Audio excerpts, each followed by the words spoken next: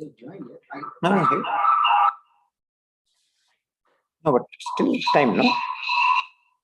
Oh, 10.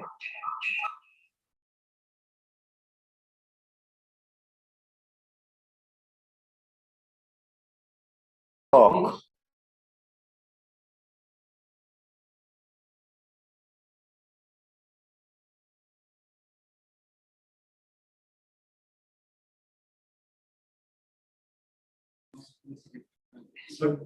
Professor Solanki, are you around? Hello, good morning. Yes, I am very much here. Oh, sorry, we couldn't see you. Yeah, now we can. Oh, great, good. Yeah. So maybe we can start. There for last 3 Waiting for it. You're saying something. Sorry, we couldn't hear you. Since last 3, 4, 5 minutes. Okay, okay. So maybe we can start. We can start. Yeah. Please go ahead. Good morning and welcome to this second and final day of the workshop. I have a privilege of inviting Professor Chetan Singh Solanki of the Department of Energy, Science and Engineering, IIT Bombay, and he will be speaking on this very enigmatic topic called energy Swaraj, because these two terms are often seen as diverse, but bringing them together is a very arduous job, and we are really looking forward to your exciting lecture. Professor Solanki.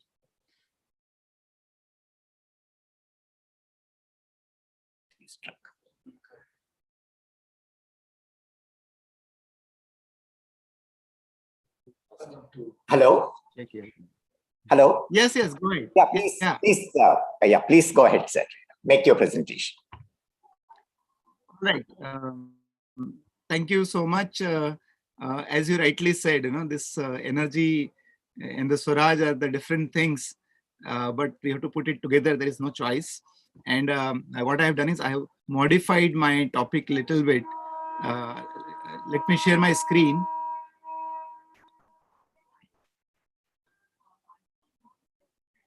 All right. So you can see my screen now? Yeah, we can. Great.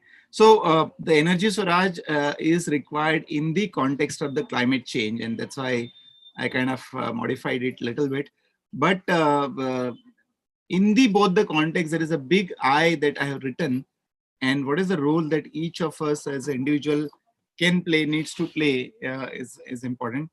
So thank you very much for inviting once again. It is my pleasure to be speaking in this conference, and post-pandemic era.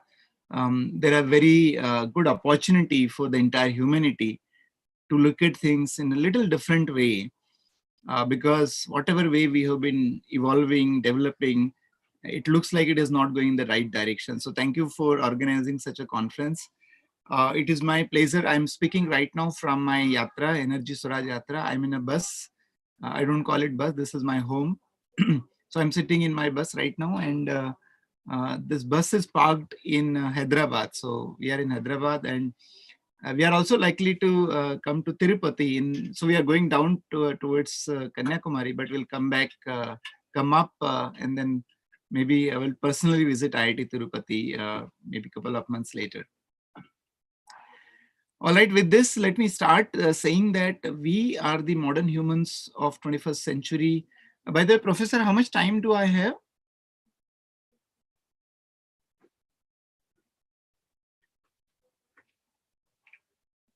No. Yeah, 1 hour for presentation.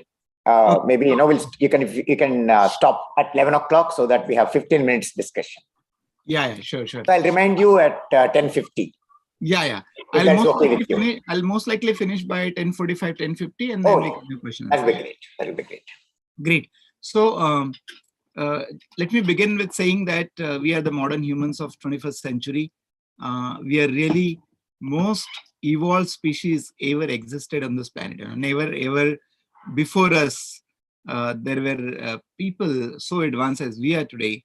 We are scientifically advanced, we are technologically advanced, we are economically advanced. We are so advanced that we can send our mission to the Mars, we can actually go to the moon. If there's a problem in somebody's heart, we can replace it.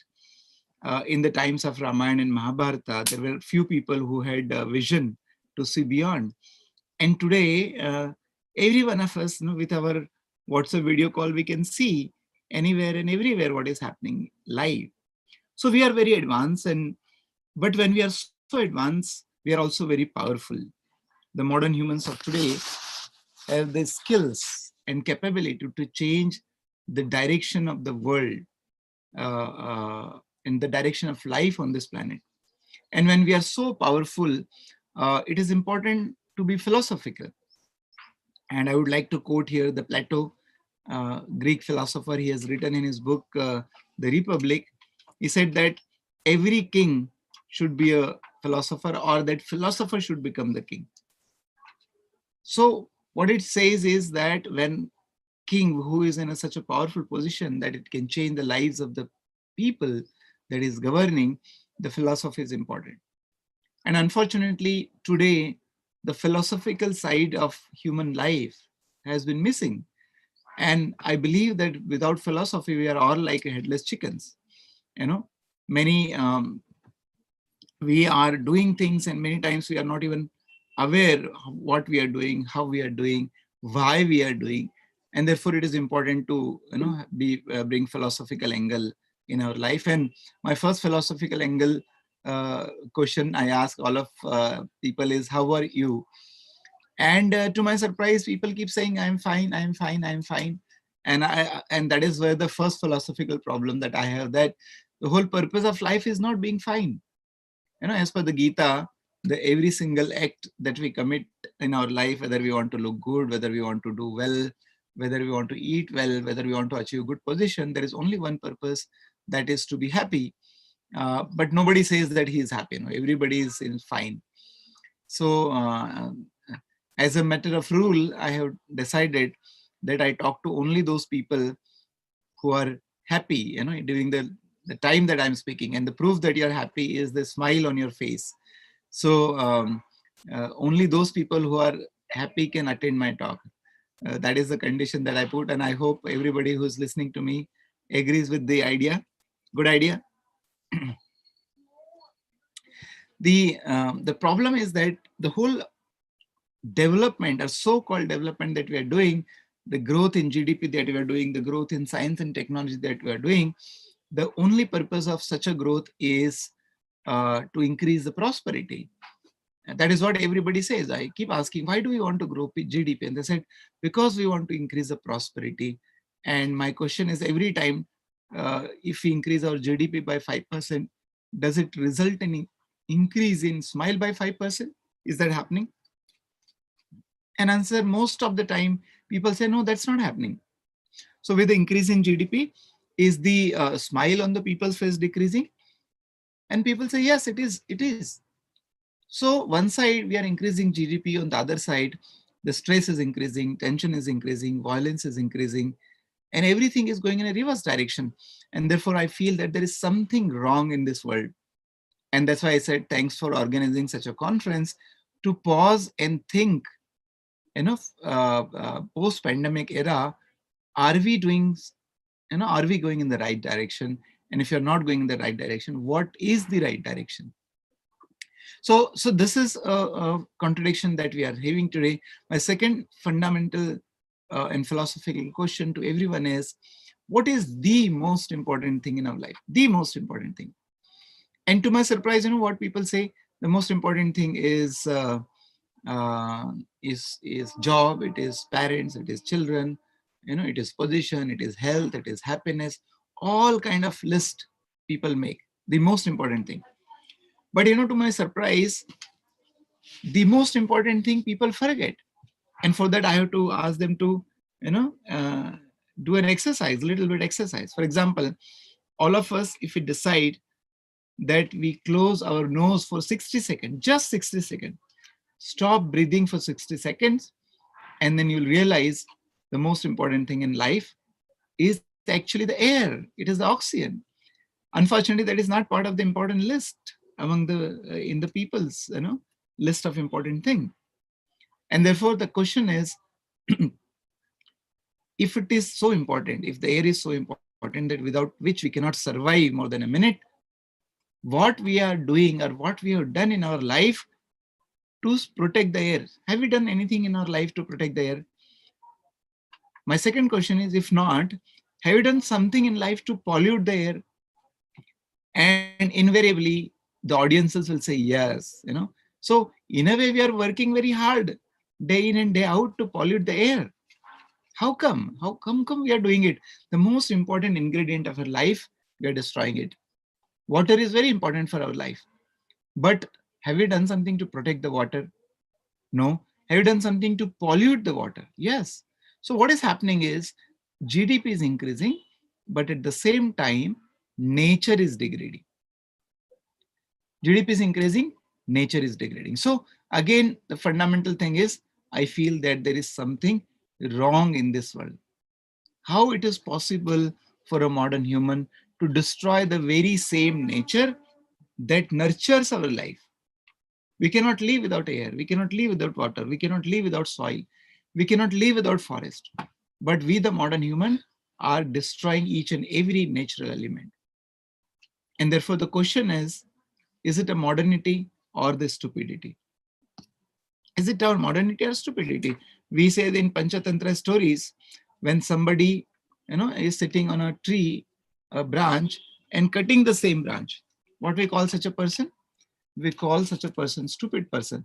So from that perspective, whatever we are doing today is a height of stupidity, that we are destroying our own very same climate. So every element of nature, whether it is air, water, soil, forest, river, everything is in a bad shape. And I'm going to throw you some numbers. For example, air quality index. Air quality index is supposed to be less than 50 for a healthy living. But whatever the data available for the countries, it shows that in many countries and many cities in India, the air quality index is above 150 level. More than 200, 300, 400, 500. In Delhi, you go, it becomes 500. So at 150 level, it already starts to become unhealthy air quality. So that is what we have done. Such a basic thing that we are breathing every time. We are not having a clean air anymore. The forest is very important for our life. Forest is considered the lungs of the planet.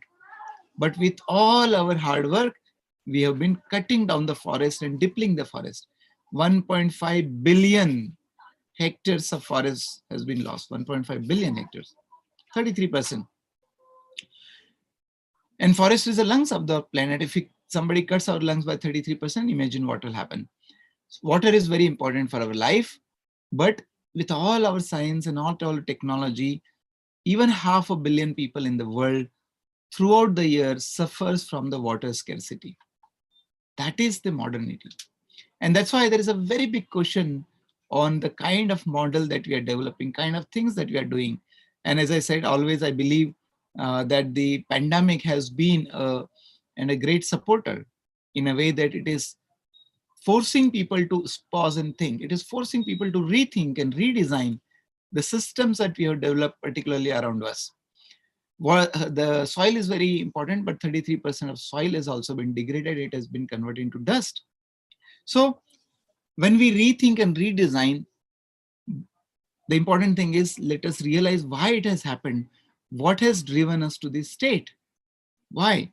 And when I was thinking, loudly about it, and what I realized, that there is only one simple reason that why we are in this state, that is the use of energy. It's because we are using energy, and particularly we are using carbon-based energy. I'll come to that. But energy is important. Energy, someone say that it is the play of the world. Everything in the world is moves by energy. Our internal energy, our own smile, our own energy, enthusiasm, energy, constructiveness, all depends on energy. So when our energy is poor, we are destructive, we are less creative, we are irritating. When our own energy is high, we are smiling, we are enthusiastic, we are energetic, we are creative. So energy plays an important role, but the external energy, that is driving our life, the external energy that is driving our lights, our fans, our computers, our mobiles, our factories, all that energy is also a very, very important aspect. And the problem is that external energy that we are using today is a bad energy. And that's why we are in trouble. I'll come to that. And again, one more point regarding the energy, that one side it is creating problem, but at the other side, it is also driving all the social and economic growth parameters in our life, everything, whatever social and economic growth parameters. So whether it is poverty, whether it is hunger, health, education, there are 17 sustainable development goals that United Nations fixed, and each of these goals has something to do with energy. In the center of each of these sustainable goals is the energy. So therefore, energy is important in our life, and it plays very important role. However, the problem is, as I said earlier, that the energy that we are using is a bad energy. Why? Because look at this graph. This is the graph of our energy consumption. Our means entire planet's energy consumption, right from 1800. So 1800 we were using mainly biomass, but come 1850, when we started to industrialize ourselves, what happened? We started using coal, and then we started using oil, then we started using gas. So by 2020, we are using coal, oil, gas, solar, hydro, nuclear, biomass, everything. But look at what has happened beyond 1950s. Till 1950, our growth of energy consumption was not much, but beyond 1950, it is almost growing exponentially. So what is the problem if it is growing exponentially? The problem is that these sources, mainly the 80 to 85% of our energy needs coming from mainly three sources: coal, oil, and gas, 80 to 85%. And these three sources are made out of carbon. So the base of this is carbon, the carbon atom. So wherever we burn carbon, we are responsible for this equation: carbon plus oxygen equal to energy plus carbon dioxide. So energy plus carbon dioxide. And to my surprise, many people are not even aware how much of carbon we are burning. We are not even aware that each one of us are responsible for burning carbon every second in our life, every second. For example, when we are burning LPG, when we are cooking food, we are burning LPG. And when we are burning LPG, we are responsible for carbon dioxide emission. When we are traveling, we are using petrol and diesel, and then we are responsible for carbon dioxide emission. When we are using electricity, we are responsible for carbon dioxide emission. When we brush our teeth every day, we are responsible for carbon dioxide emission. When we are using a chair, when we are using a furniture, when we are using, a building, walls, floor, color, everything has a footprint of carbon inside it, because every act that we have done, we have emitted carbon. And where does the carbon go, by the way? That's another question I ask, and people have no idea. And people say, of course, it goes to the atmosphere. And then I keep asking, does the atmosphere belongs to us? Does it belong to my father, your father? Does it belong to your grandfather?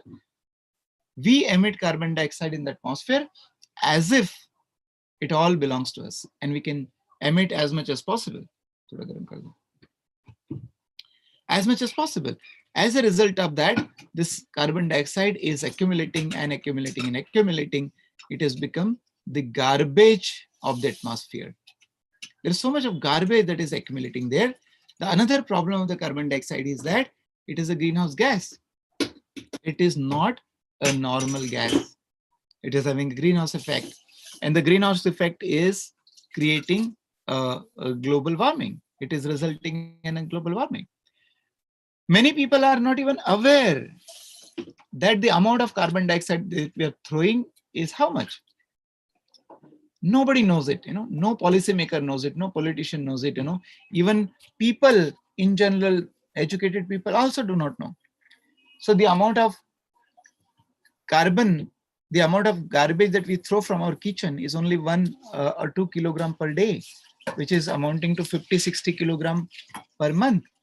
But the amount of carbon dioxide that we are throwing in the atmosphere by a middle class family is almost 400 to 600 kilograms per year. So, and another problem that the life of this carbon dioxide is 300 years. The carbon dioxide once emitted remains in the atmosphere for 300 years.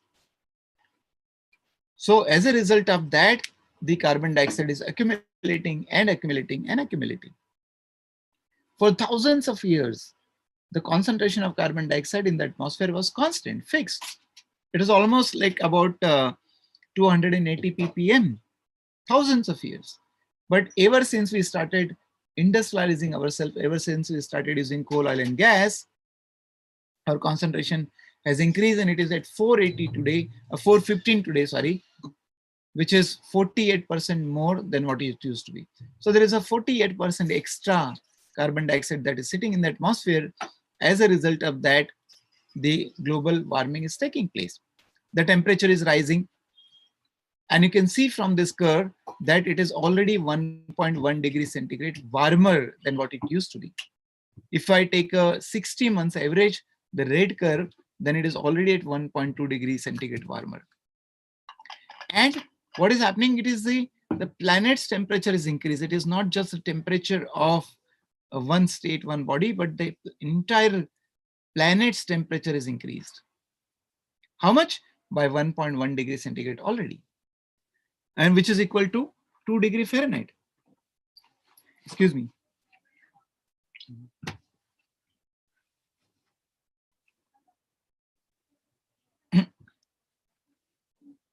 So the temperature has increased by 1.1 degrees centigrade, which is equal to 2 degrees Fahrenheit.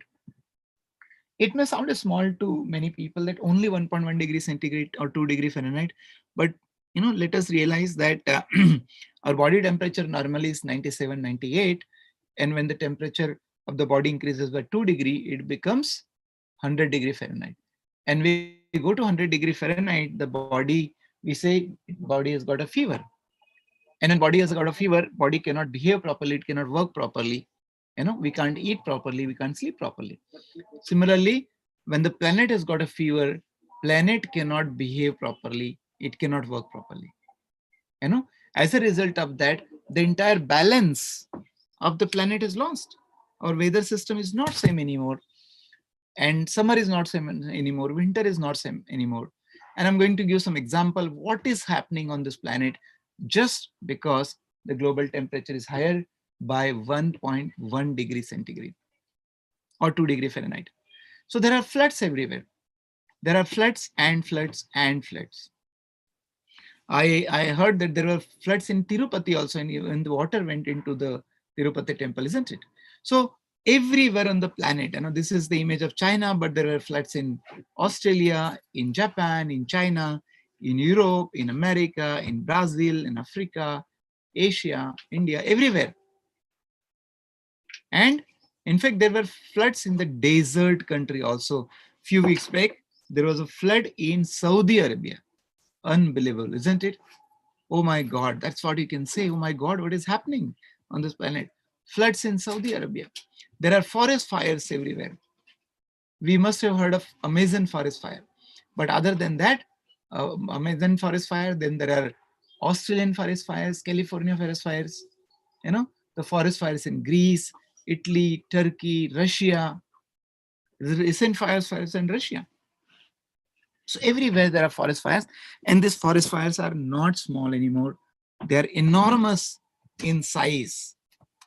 Millions and millions of forest is getting burned. And so they are enormous in size. And when so many forest areas getting burned, so many animals, billions of animals are dying. And that is part of the ecology. And therefore, we are also getting affected by it. When temperatures are increasing, ice is melting. So ice is also melting with an enormous rate. In the North Pole and South Pole, in the North Pole, for example, the ice cover used to be around about 7 to 8 million square kilometer, which has melted, and right now it is around 3.5 to 4 million square kilometer only. And this is the common image that we see every time now, how the ice are melting and is going. There was an iceberg called A68 in the Antarctic. A68 was 6,000 kilometers big iceberg. And scientists have estimated that this will melt in about 10 years time.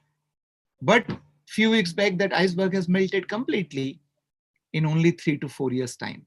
So what I'm saying is the climate change is accelerating, and the impact of the climate change is beyond the expectation, beyond the anticipation of the scientists that we have seen.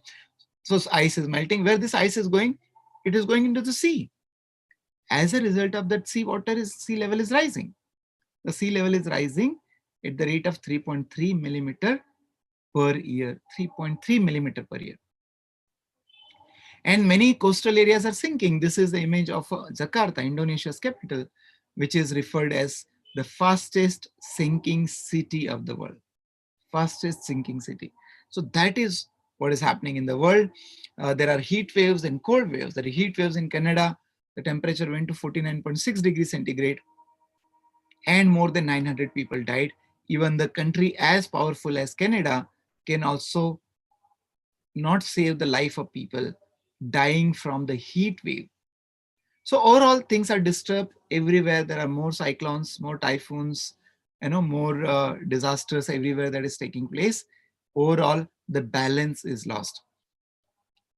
So what we do? The climate scientist tells us that we need to limit the global warming to 1.5 degrees centigrade or maximum 2 degrees centigrade.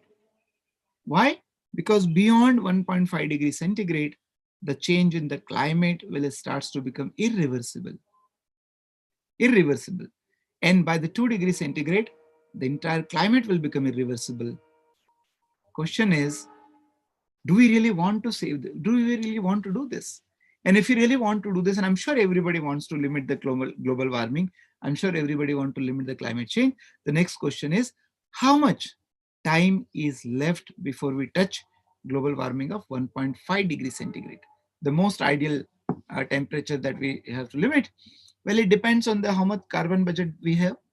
And as per the current carbon budget, we have 270 billion tons for limiting the global warming to 1.5, which means what?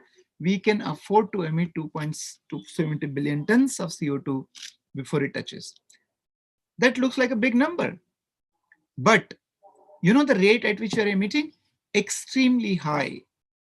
13 lakh kilogram of carbon dioxide. If you can read this number, 13 lakh kilogram of carbon dioxide is what we are emitting every single second. Every single second. And how much is 1 second? This is 1 second, just 1 second. So within this time, we are emitting 13 lakh kilogram of carbon dioxide in the atmosphere, which is really, really high rate. And therefore, the amount of time left, and if you divide these two numbers, if we divide the top number with the bottom number of the previous slide, if we divide 270 billion ton by 13.3 lakh kilogram per second, you will get something like this. So the amount of time left before we touch global warming is about 7 years and 255 days. And this is also an old number that I have taken in November. I can show you what is the current status of a global warming right now. As per the current status, the amount of time left, you can see here, the 7 years and 147 days, 19 hours, 45 minutes and 5 seconds. That is the time left before we can limit the global warming to 1.5 degrees centigrade. So it's really not much time. It's really not much time. And therefore, therefore, we have to do something drastically and immediately. The problem is that we are stuck in the contradiction. We are stuck in this contradiction that is on your screen, that one side we want a growth, but every time we try to grow, we need energy, and 85% energy comes from the coal, oil, and gas. And therefore, every time we try to grow, we also grow our climate change. So the real requirement is that we increase our energy supply for growth and decrease our energy supply for climate change. But these are contradictory to each other. And therefore, it has become a big problem. It has become a big problem from the perspective also that it is just not the change in the system, but Dalai Lama says that it is becoming a threat to the existence of human life on this planet. threat to the existence of human life. So it's not a simple problem anymore. And therefore, I keep saying anybody who solves this problem should not get just 1 or 2 Nobel Prize. He should get 8 or 10 Nobel Prizes. So we need to really solve this problem. And if you really want to solve this problem, we need drastic and immediate change in the energy use pattern. I'm not saying this. IPCC, the Intergovernmental Panel on Climate Change, which is the body of 180 countries, it says that we need drastic and immediate change in the energy use pattern. Whatever energy we are using right now, we need to make a drastic change. We need to make a immediate change. And therefore, if we really are trying to do something, if you really want to solve the problem of climate change, make sure that your actions are qualifying these 2 conditions, drastic and immediate change. And many times people keep doing small thing which does not qualify this, and therefore the solution to the climate change is not happening. The climate change is not slowing down. Why? Because we are not doing enough. For example, is the plantation of trees is a drastic change and immediate change? Answer is no. Tree, once you plant, it takes 10 years, 15 years, 20 years of time before it grows. When it absorbs 1.5 or ton of carbon dioxide, that is not enough. Planting a tree every day is not enough. Switching off your tap while brushing your teeth is not enough. Saving plastic is not enough. So therefore I believe that 99% people do not even realize what is required to mitigate the climate change. 99% people. And those 1% people who know what needs to be done, 99% of them are not doing enough action. And that's why I believe that we need to take a measure beyond our normal condition. Kiran? So what is required is, I believe that we need to switch 100% on solar energy. How? By surrendering electricity connection. We need to switch 100% on solar energy by surrendering our electricity connection. And that is what is required. Now, we do not even understand this, how do we go there? And therefore, I believe that there are some fundamental rules that govern the human life on this planet. And we need to follow these rules if at all we want to survive and sustain human life on this planet. I'm repeating, these are fundamental rules. If at all we want to ensure that the human life survives on this planet, we need to follow this fundamental rule. It is based on the Gandhian philosophy. And as per the Gandhian philosophy, Gandhiji said, the world has enough for everyone's need, not for anyone's greed.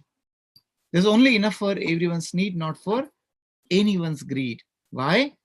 Why did Gandhiji say this? 100 years back, when there was no climate change, there was no industry, because whole planet is a constant body. The size of the planet is fixed. Amount of water is fixed. Amount of soil is fixed. Everything is fixed on the planet. But it is the arrogance of modern humans that we are trying to produce more in consumer. Our rate of production should increase. Our rate of consumption should increase. That is fundamentally not possible. Absolutely not possible. Why? Everything is finite on this planet. And therefore, the first fundamental law of existence is, in an ecosystem of finite resources, there has to be finite consumption only. There has to be finite consumption when everything is finite on this planet. Unfortunately, humans are not doing that. We have to limit on the consumption. We have to limit on the consumption of water, soil, minerals, everything that we are consuming. If you're not going to do that, as I said, this is fundamental, which means what? Irrespective of how much science you grow, irrespective of how much technology you grow, human life cannot survive on this planet. Your consumption has to be limited. Second thing Gandhiji said, not the mass production, we need production by masses. Why? Why did he say that? Again, what happened? Why did he say that? I think one simple reason is that every time you do the mass production, it always results in unequal distribution. Unequal distribution. And whenever there's unequal distribution, there'll be inequity in the society. Inequity in society will result in the violence in the society. And that is what is happening. As the science is growing, technology is growing, economy is growing, brotherhood is not growing, love among people is not growing, but the violence is growing. And right now we are speaking, you know what is happening in Ukraine, right? So the growing imbalance is the result of our model of centralized production.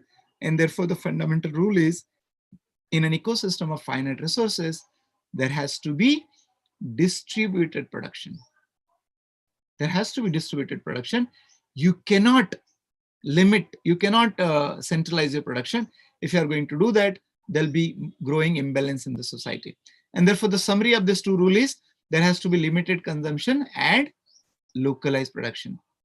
Everything that you want to consume, whether you want to eat food, limit your consumption, localize your production. You want to use water, limit your consumption, localize your production. You want to wear clothes, limit your consumption and localize your production. These are the fundamentals. And if you apply this to energy, it becomes energy Swaraj. If we can limit our consumption of energy, if we avoid the wastage of energy, we avoid the overuse of energy, we avoid the misuse of energy, then we generate our energy needs locally, then it becomes energy Swaraj. So in a way, energy Swaraj is a disciplined use of energy, generating and consuming it locally is energy Swaraj. And if you really want to adapt to energy Swaraj, and I believe that that's the problem of the climate change, if you want to solve it, we have to remove the cause of the climate change. And the cause of the climate change is carbon-based fuel. We have to let go the carbon-based fuels. We have to stop using petrol, diesel, kerosene, LPG, CNG. We have to stop as soon as possible, because the time left before we touch 1.5 degrees is only 7 years and 150 days with the current rate of emission. So what is going to be the choice? There is no other choice than going on the renewable energy, and particularly solar energy, because of its simplicity. But even in adopting solar energy, you need to follow these fundamental rules. And I made a 3-step approach for adopting to energy Swaraj, for converting our lives and running our life on energy Swaraj. 3-step approach. Number 1, we need to avoid the use of energy as much as possible, even if it is solar energy. We should avoid using solar energy also. I am professor of solar energy. I written books on solar energy. I am brand ambassador for the government on solar energy. But what do I say? I say, first thing you should do is avoid the use of solar energy also. Why? Because there is no manufacturing in the world which does not have negative impact on the environment. Everything, even manufacturing of solar panel, it requires silicon, solar cells. You need to make modules, then you need to have glass, and then aluminum frame, the wires and structures and electronics and battery. And therefore the best thing you should do is avoid the use of solar energy. Manufacturing all this component requires energy, chemicals, minerals. Decomposing this, recycling this, again going to need energy, and again going to use chemicals. Therefore the best thing is avoid the use of energy. And what can be avoided? When I go around, as I travel across the country, I go a lot of lectures, and I see that everywhere people are misusing, overusing, and inefficiently using energy. All three is happening. If you avoid our misuse, overuse, and inefficient use, I guarantee you that your electricity needs will be cut down by at least 40 to 60%. So what can be avoided? When I look at my home, what can be avoided? Number 1, I saw the fridge can be avoided, geyser can be avoided, AC can be avoided, microwave can be avoided. We can live without these appliances. And last 3-4 years, we are not using any of this. There is no fridge in my home. There is no geyser in my home. There is no air conditioner in my home. There's no microwave. Why? Because prevention is always better than cure. It is better to avoid. And I'm sure within IIT systems also, in our classrooms, I'm sure there's a lot of light that is being used. Why can't we use natural light as much as possible? Why can't we use efficient appliances? I'm in IIT Bombay. Let me give an example. There used to be about 10 years back, our total connected load was 6.5 megawatt. When I was involved in installing a solar panel on the rooftop, when I saw recently, the load has become 27 megawatt. Can IITs, institutions like IITs with so much of advancement of science and technology, why we are not thinking beyond the technology? And as you rightly said, as a title of this conference, how should we behave in the post-pandemic era? And the post-pandemic era, you should definitely cut down on your energy needs drastically, not small change.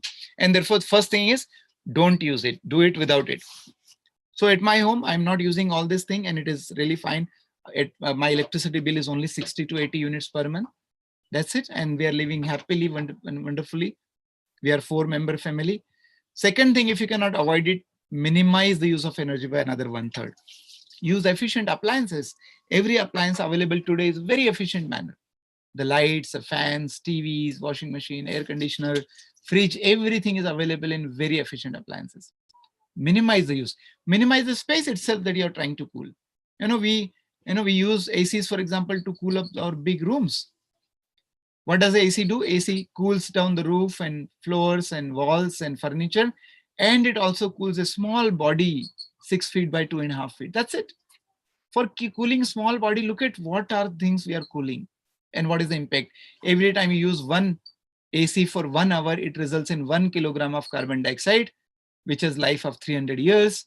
So your 1 hour of comfort for sitting in AC is 300 years of discomfort for someone. 300 years. So you see what a disaster that we cause on this planet, every single act. So minimize by another 1/3. If you cannot minimize, the last step is generate only 1/3. Generate only 1/3. Where should you generate 1/3? Locally. Generate your energy needs 1/3, that too locally, on your own rooftop. So all the buildings of IIT Tirupati should be self-powered. Generate and consume your own electricity need on your rooftop without any grid connection. Then in real sense, it is sustainable way of generating and consuming energy. Then only it is energy Swaraj. Then only it is energy independence. So what we need to follow? We need to follow this AMG rule. A means avoid, M means minimize, and G means generate. Follow AMG rule. How much? 1/3, 1/3, 1/3. That is what we should do. And if we do not follow AMG rule, we have to say OMG, oh my God, solar energy is expensive. Oh my God, rooftop space is not enough. Oh my God, policy is not there, subsidy is not there. All kind of things will come. So let us follow AMG in order to avoid saying OMG. And that is the whole purpose of my yatra. And that's the whole idea of Energy Swaraj, is to generate and fulfill our energy locally. And in 2018-19, there was a big global competition organized by IEEE. And I have taken part with this whole idea of Energy Swaraj. And there were 459 teams all over the world. There were 6 rounds of competition.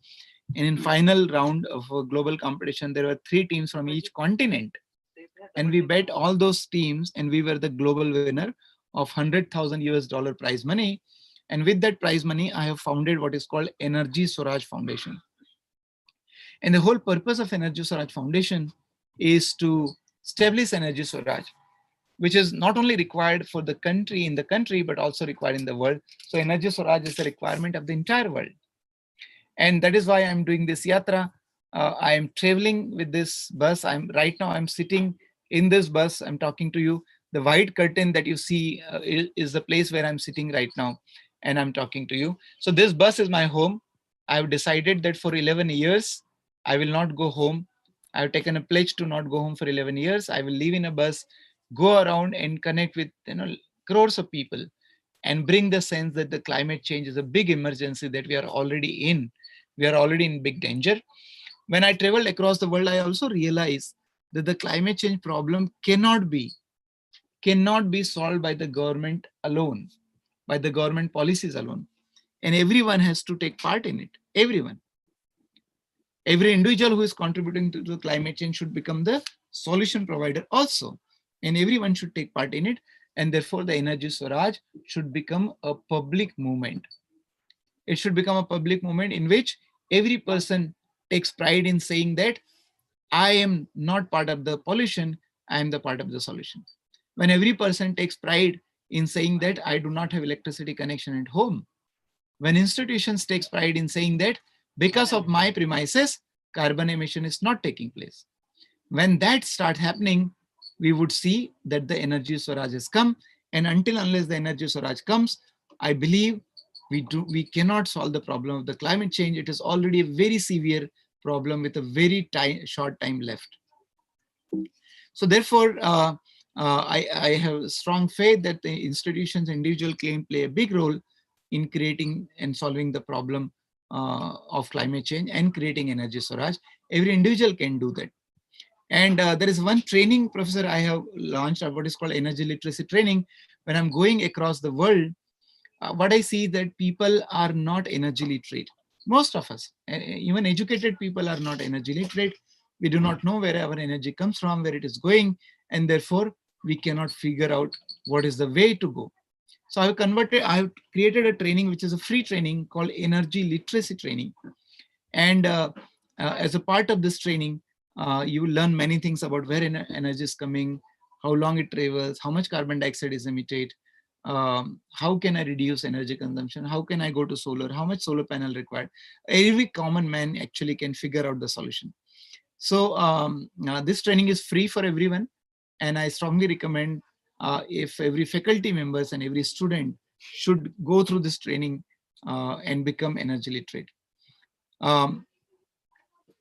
There is also energy concept of Energy Swaraj Club that you can encourage your student to start Energy Swaraj Club in IIT and start doing the activities related to the climate change. And that will be announced soon by the foundation. So there are many ways. People keep asking, how can I be part of this movement? And how can I be part of Energy Swaraj movement? There are many ways. One way is that you can become our member and support us. People can become energy literate and help us. People can surrender electricity connection and go 100% in solar. People can skill themselves and start their own business. There's a conference that is going to happen in Delhi in November called Action for Restoring Environment. We are going to call many leaders from all spheres of life, big leaders, and we are also going to announce Energy Swaraj Award. So because of all this thing, this way you can actually take part in the Energy Swaraj movement. There is also Energy Swaraj movement and Yatra app. People can download this app and become part of the Yatra. I would encourage students from IIT Tirupati to become the volunteers. You can also join my Yatra. You can also come and live in bus for some time, at least 1 week, 2 weeks time. You will get to learn many things. You will see the world in a different perspective. So at the end, I would like to say that thank you very much for giving this opportunity. But let me summarize that the climate is not changing. Climate has changed. We, each individual, has contributed in the climate change. And because we are all user of energy, and we, each individual, have to take part in the mitigation of climate change. If we do not do that, by the end of this century, the global temperature will rise to 3 degrees or up to 6 degrees centigrade. If within 1.1 degree centigrade, there is so much of chaos in the world. Imagine if the global temperature rises to 3 degrees centigrade or 6 degrees centigrade. There is a big question mark whether human life will survive on this planet or not. If it is going to survive, how many people are going to survive? And if they are going to survive, in what shape they will be living, how they are going to live their life by the end of century, which is 78 years from now. So if not 78 years, maybe 80 years, maybe 100 years, maybe 120 years, maybe 125 years, 50 years. And therefore, there's a big question on the existence of the human life. And we say that once upon a time, there were dinosaurs on this planet. They are not there anymore. They do not exist. And therefore, it may happen 3,000 years later, 5,000 years later, that some new species will appear on this planet, and they will say, once upon a time, there were humans on this planet. Oh my God. I hope we do not have to say this, and before it is too late, we all are going to take appropriate action to solve the problem of the climate change and leave behind a world which is better and beautiful for our future generation. So once again, thank you very much. This is a wonderful conference, Professor, that you are organizing. And I think it is a need of our that we take a pause and think, how can we live? How should we live in this post-pandemic era? Let us rethink and redesign our energy systems and solution. Let us adopt to Energy Swaraj and create a better and beautiful world. Once again, thank you very much for inviting me here. Thanks a lot. I'll be happy to take questions. Yeah, thank you very much, Professor Chetan Singh Solanki, for this very exciting presentation. I would like to look at this presentation as falling into three broad categories. One is the theoretical part that you have very clearly elucidated with data. And what attracted me most is not only the data, but also the putting the data into temporality. That is not that it is changing, it's changed. I think that is a very good aphorism that I find, is very catchy. We still think that, climate change, I think the tense of the climate change needs to be very forcefully, pinned down, and you have done it wonderfully. See, so that there is a theoretical part to it. There is also at the end, very briefly, but very strongly, you presented the example of your own travel, that you decided to, not go back to your home for more than a decade. I think it's a very example. I think there is something, exemplary about it.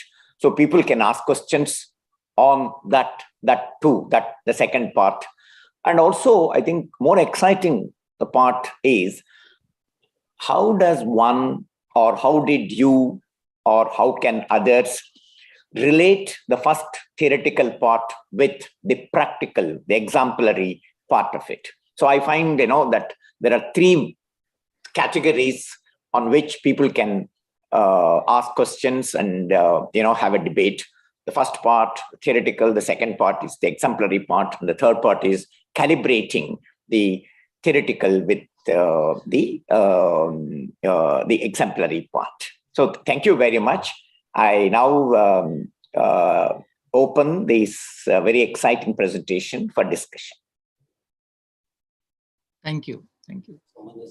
Yeah, please. Yeah, sir, I would like to first of all begin by congratulating you on such a complimenting you on such a fascinating topic.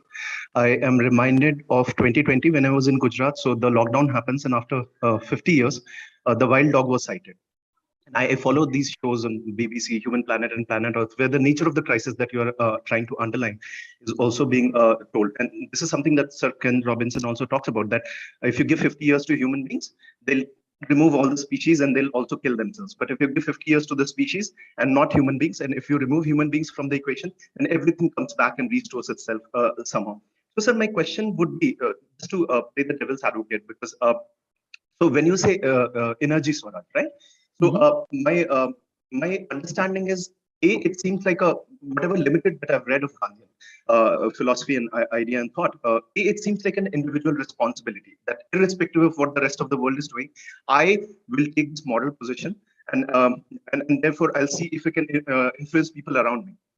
But if I go back to, let's say, the idea of satyagraha and action violence that took place, right?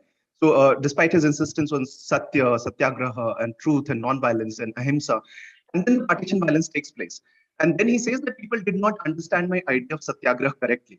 So how do we, so in the academic circles, it's all well and good to talk about these things, but how do we go about disseminating this thought process, this chetna, this awareness to the Aam Aadmi who's preoccupied with 2 square meals, just a roof, for his and his family? So that's one.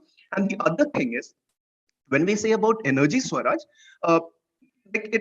I can relate to, let's say, the capitalist impulse as opposed to the communist impulse, right? So power is fundamentally corrupting, power is fundamentally corrosive. So when we talk about redistribution of resources, we've seen how in 20th century communist regimes have played out. So I feel that how do, and very importantly, how does this responsibility fall? Let's say first world thinks ki ye third world ki responsibility hai to take care of the planet, and they've colonized us for 200 years and without any compensation or apology or whatever. So how do we talk about sharing of responsibility in terms of human civilization? Thank you, sir. Well, thank you, Dr. Shailendra, for wonderfully putting this question, and again bringing this broad perspective about how do we go about it. I mean, having realized that there is a problem, how do we go about it, and whether the energy Swaraj, which may sound a great idea in the academic circle, whether in practical life people are going to adopt it. So wonderful. Thank you very much for putting it. Well, I mean, with whatever the wisdom that I have, whatever travel that I have done in the world, whatever the current situation of climate change that I see today, one thing is very clear that how do we share the responsibility? If you go by the logic that somebody else in Europe and US has contributed so much to the climate change, we have not done so much, and therefore we should also get an opportunity. I think this logic will never kind of end, and as a result of that, we will be losing the opportunity that we have today to solve the problem. And therefore, it is very clear that we cannot go by this logic. However, the countries like developing countries will always put this in argument. I believe that is not the best argument. And therefore, I believe that the only way that we can solve this is the way where individuals take the responsibility. It is also absolutely true that we are so much busy, we are so much spoiled by the so-called idea of economic growth, by the so-called idea of accumulating more wealth and more resources, that we don't see anything else. And in fact, I've written a poem that it is only the one-dimensional growth of economy that has created the problem, but in reality, the life is of multi-dimension. There is a economy to it, there is education in it, there is a a spirituality in it, there is a morality in it. There's a lot of dimensions of human life, but we all only grow in one direction, and as a result of that, we are falling apart. So I believe that unless the individual takes a responsibility, and now who can be that individual? And when I started thinking for myself that as a professor from IIT Bombay, with the background in solar energy and idea of climate change, probably I can do something, but a poor person cannot do anything. So let the charity begin from home. Let us be the change that you want to see in the world. That is what famously Gandhiji said. And that's why I believe that I understand that 100% people cannot adopt to energy Swaraj. They do not have money to do that. But there are 20% people who could do that, 30% people who could do that. And this is how the technology percolates in the society. The famous diffusion theory points out to this, that when the mobile phone comes, there are few people who actually try out with the mobile. They take the risk of adopting it, even at a very high cost. And then slowly it gets percolated in the society. I believe that energy independence today is the need of the hour.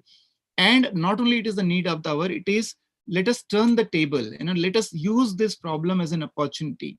And I keep saying that energy Swaraj is just not a solution to energy. It is just not a solution to climate change. It is also a solution to the employment creation. When we are going to independent, each one of us become independent in energy generation consumption, we are going to need millions of people to install, to repair, to maintain. That creates a lot of job. When we create local job and when money circulates in a local economy, the local economy becomes stronger. When we become independent, we don't have to import energy from outside. India is a very energy poor country. When 50% of our foreign exchange is spent in importing energy. So we will become energy secure. We will save foreign exchange, and also will save climate change. So energy Swaraj, to my view, it has to be adopted right now. It has to be adopted by every individual, of course, by the government also, and it should be looked as an opportunity in the post-pandemic era, which has made people a little bit softer to think about the life and the fragility of the life. And in this softness, it is better to bring this idea and create opportunities for employment, for job creation, women empowerment, economic strengthening, energy security, energy independence, and of course the climate change. So I don't see, Dr. Shailendra, it's a problem in a manner, but I see this in a wonderful opportunity for everyone to grab and create a better world. Thank you, sir. We have one more question from Chandra. Chandra, can you hear us? Yeah, I'm able to hear you. Am I audible? Please go ahead. Yeah, yes, you are. Please go ahead. So thanks, Professor Solanki, for the nice talk. So I have a few questions. Since you have mentioned about the diffusion of technology, takes some time, it can be diffused across the society. Let me tell you that, okay, government has started the policy like insurance, agricultural insurance, sometime in way back 1960s and 70s. So if you look at the data in 2019, the national representative sample, less than 10% of the farmers is having insured their crops. Okay, when the government started, say 30, 40 or 50 years before that policy was implemented, even after the Pradhan Mantri Fasal Bima Yojana launched in 2016, providing the farmers to adopt insurance at a very low premium rate. Okay, in 2013-14, the NSSO tells that it's around 7%, but now in 2019, data shows that it's only less than 10%. So there is not a big jump because of a policy changes. There, we should think of something differently. Okay, that okay, how I'm not telling that okay, we should not go for the solar energy. So I'm not disagree with that. I'm agree that okay, how people should adopt this technology, how people change their behavior towards these technologies, because we are always looking at the supply side of it. Okay, the things are available. Okay, so you should take it. So it doesn't happen. Okay, when the things are available for last 50 years, it does not materialized. Even I can think of second thing that, so why people will adopt the solar technology? Well, Question I is think, that, sorry to interrupt, let me quickly answer one for very simple reason that the price that you're paying for the coal-based electricity is not the real price. That's a very artificial price.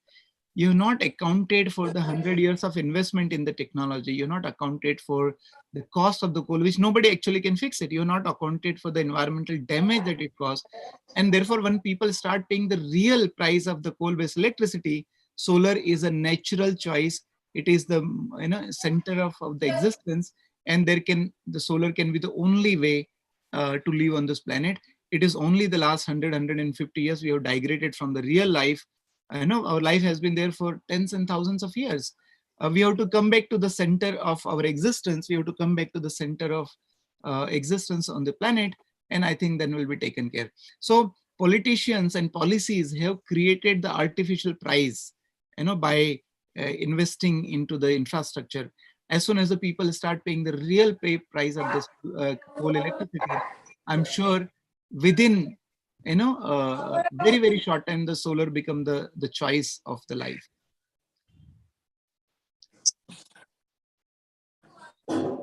no, I do agree with that. Once you told that okay, real price, okay, once you put that okay, suppose real price people should pay.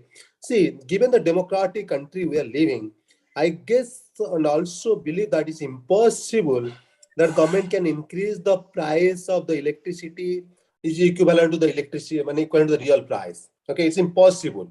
Okay, so although I agree with that, but it's impossible. Democratic countries that we are living because of the vote bank.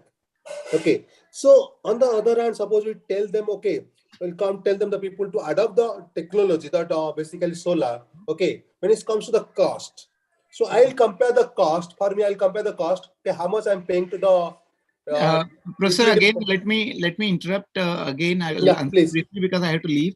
Number one, I never said that the government should solve the problem, because it is very clear that governments all over the world, they are elected for 4 years and 5 years term. They have very short, small amount of money, and I work very closely with the central government.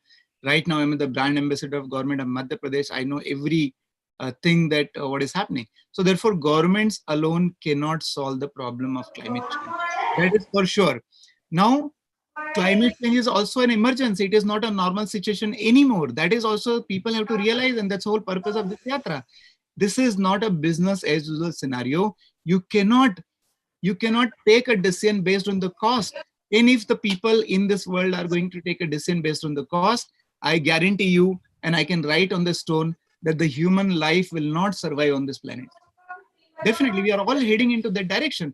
It is emergency, it is in a crisis. It cannot be taken based on the cost priority. When somebody gets an heart attack, it is an emergency situation, and person who gets an heart attack, he does not make an economic decision whether to go to a doctor and invest or not. He immediately rushes to a hospital.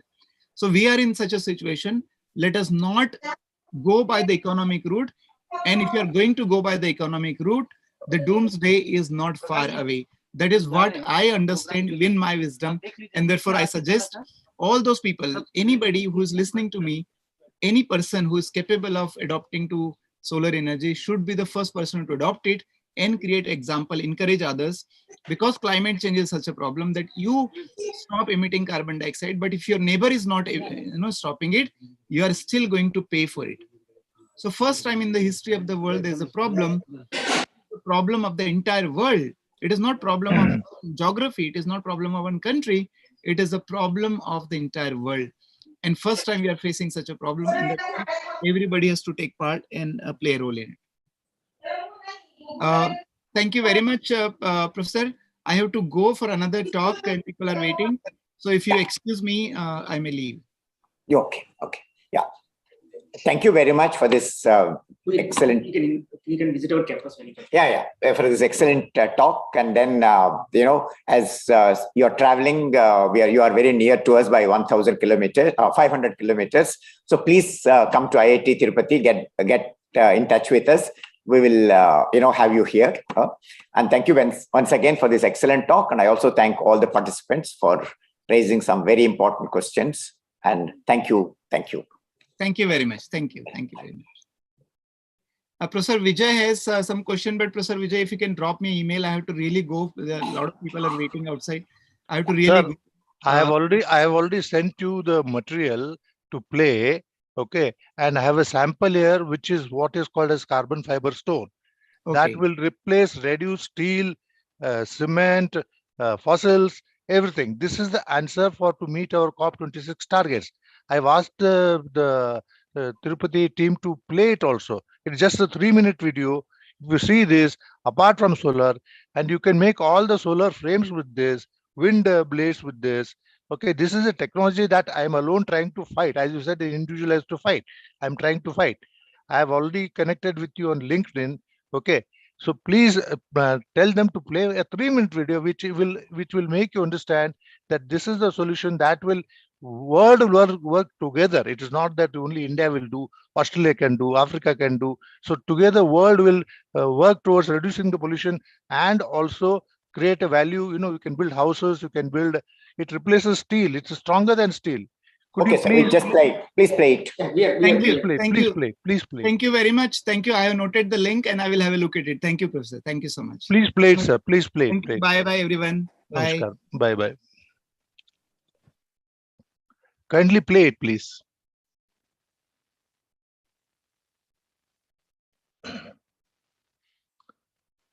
Please kindly play. This is a 3 minute. It's my humble request. Rahul. Yeah. Rahul. Yeah. So what's the time for the next talk to be started? Yeah, we'll share it in the email. Yeah, because we're running as we out have of told time. you, sir, we'll share it with the email. Email and then email Yeah, we'll because share we are the sticking to email, our sir. schedule. Because you have tight We are schedule, not. sir. Sorry. Yeah. I am quite disappointed, sir. Always time is a constraint when you have to just do it for 3 minutes. Please play it for the audience. Sir, we'll share because we have tight schedule and lots of Okay. speakers. Thank you very much. You have to respect the time, sir. Please. Okay. Climate is not You could have important. known this Time earlier, is you could have important. scheduled it. I did it yesterday also.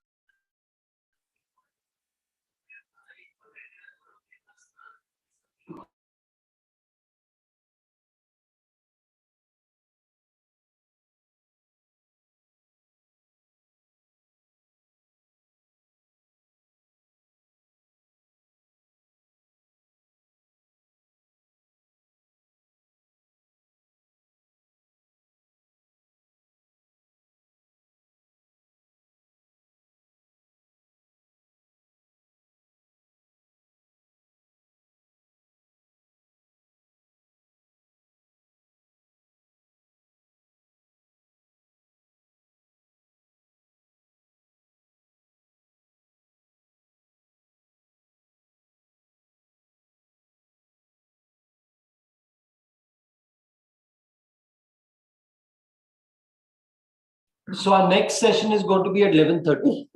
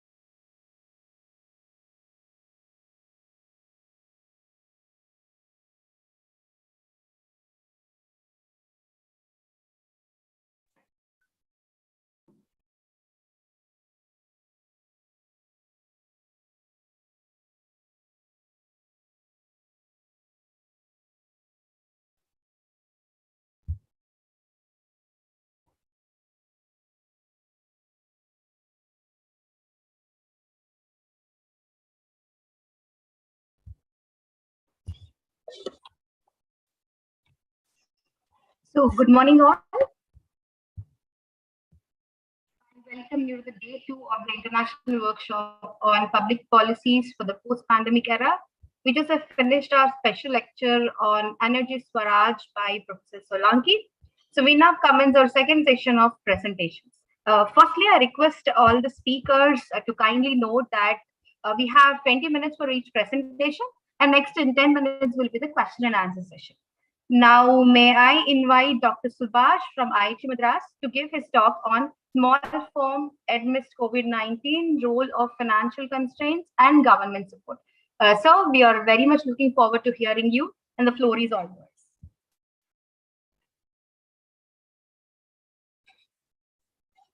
So, you're muted, sir.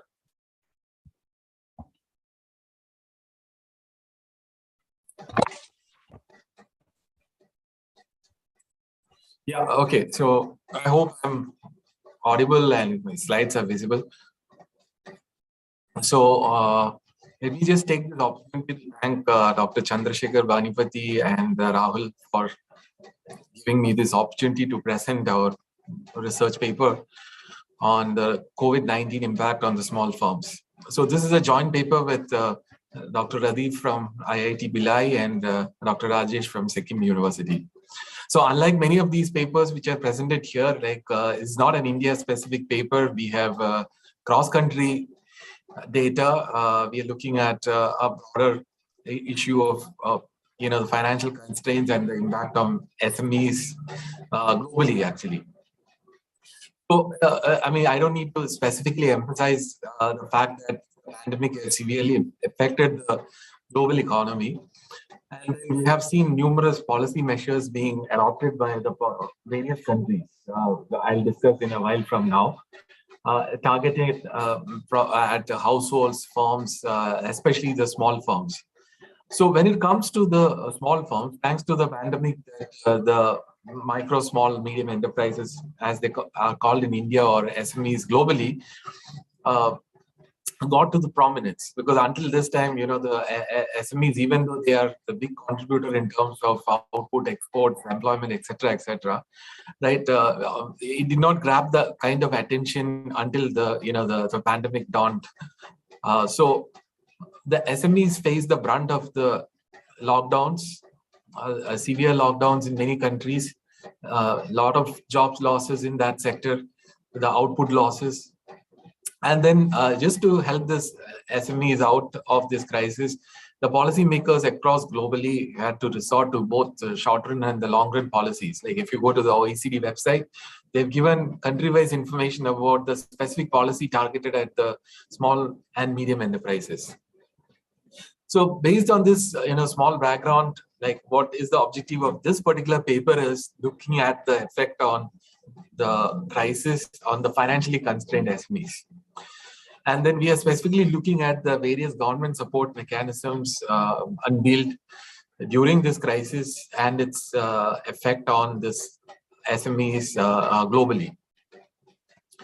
So previous studies, I mean, there are a lot of studies on the SMEs, especially on the financial constraints, and a lot of cross-country studies, country-specific studies. All of them have unambiguously shown that probably the biggest constraining factor for the small and medium enterprises is the access to finance.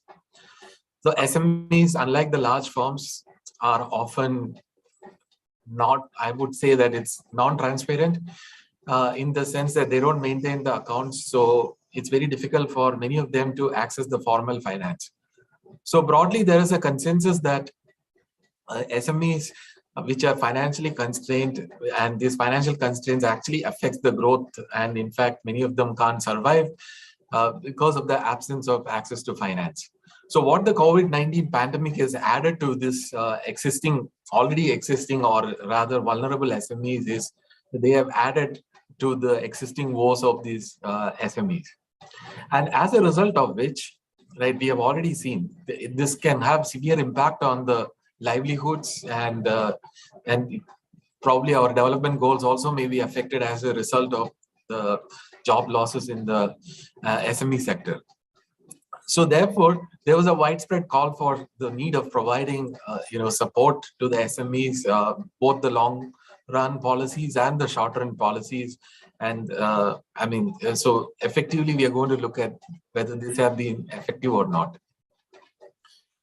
An important question is basically what we pose in this paper is whether these support measures have really succeeded in targeting the really needed farms who are really vulnerable because of this COVID shock. And also another question which we try to address is basically the resizing of the workforce, right? Whether we have often heard about the layoffs and whether this is this has got to do with the fact that whether it's the female or the male workers which are more affected as a result of this. That's an additional question which we try to address in this particular paper.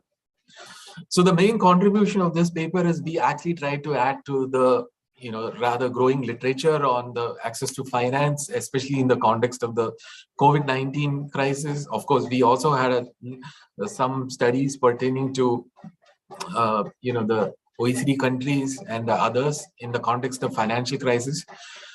So we are going a little ahead and adding to the COVID-19 crisis on SMEs.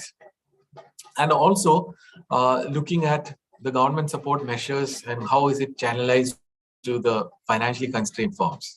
And then we also add to another kind of literature on the employee layoffs during the crisis and whether the firms have resorted to the resizing of the workforce in response to the pandemic.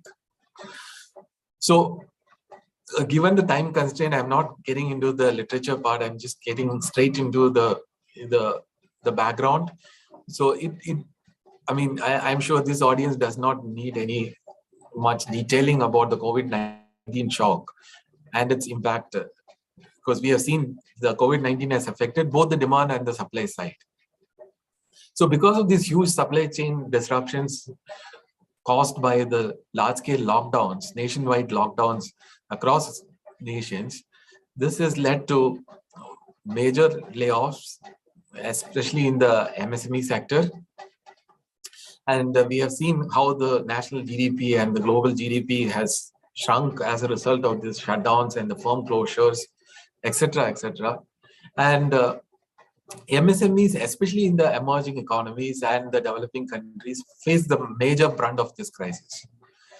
So a study by Cao and Luang has shown that this prolonged lockdowns has created exit by MSMEs, especially those who are financially constrained and those who are not able to access the formal funds, and those who are relying only on the informal sources. It led to the mass exit of such firms. So when we look at the policy measures, like broadly, the policy measures adopted by the various governments included the short-run measures and the long-run measures. So short-run measures included, you had this income and profit tax deferrals, which was uniform in many countries. Then we had the loan guarantees, including India. We had this loan guarantees, direct lending, and the wage subsidies. And the long-run measures, many governments also came out with the long-run measures of enabling these firms to find alternative marketing. There's a big push towards digitalization and the teleworking, and then some of the policymakers have even formulated policy to enable these firms to innovate and enable them to involve in training of their workers. So the major data source which we use for this particular study is basically based on the World Bank COVID-19 follow-up enterprise survey.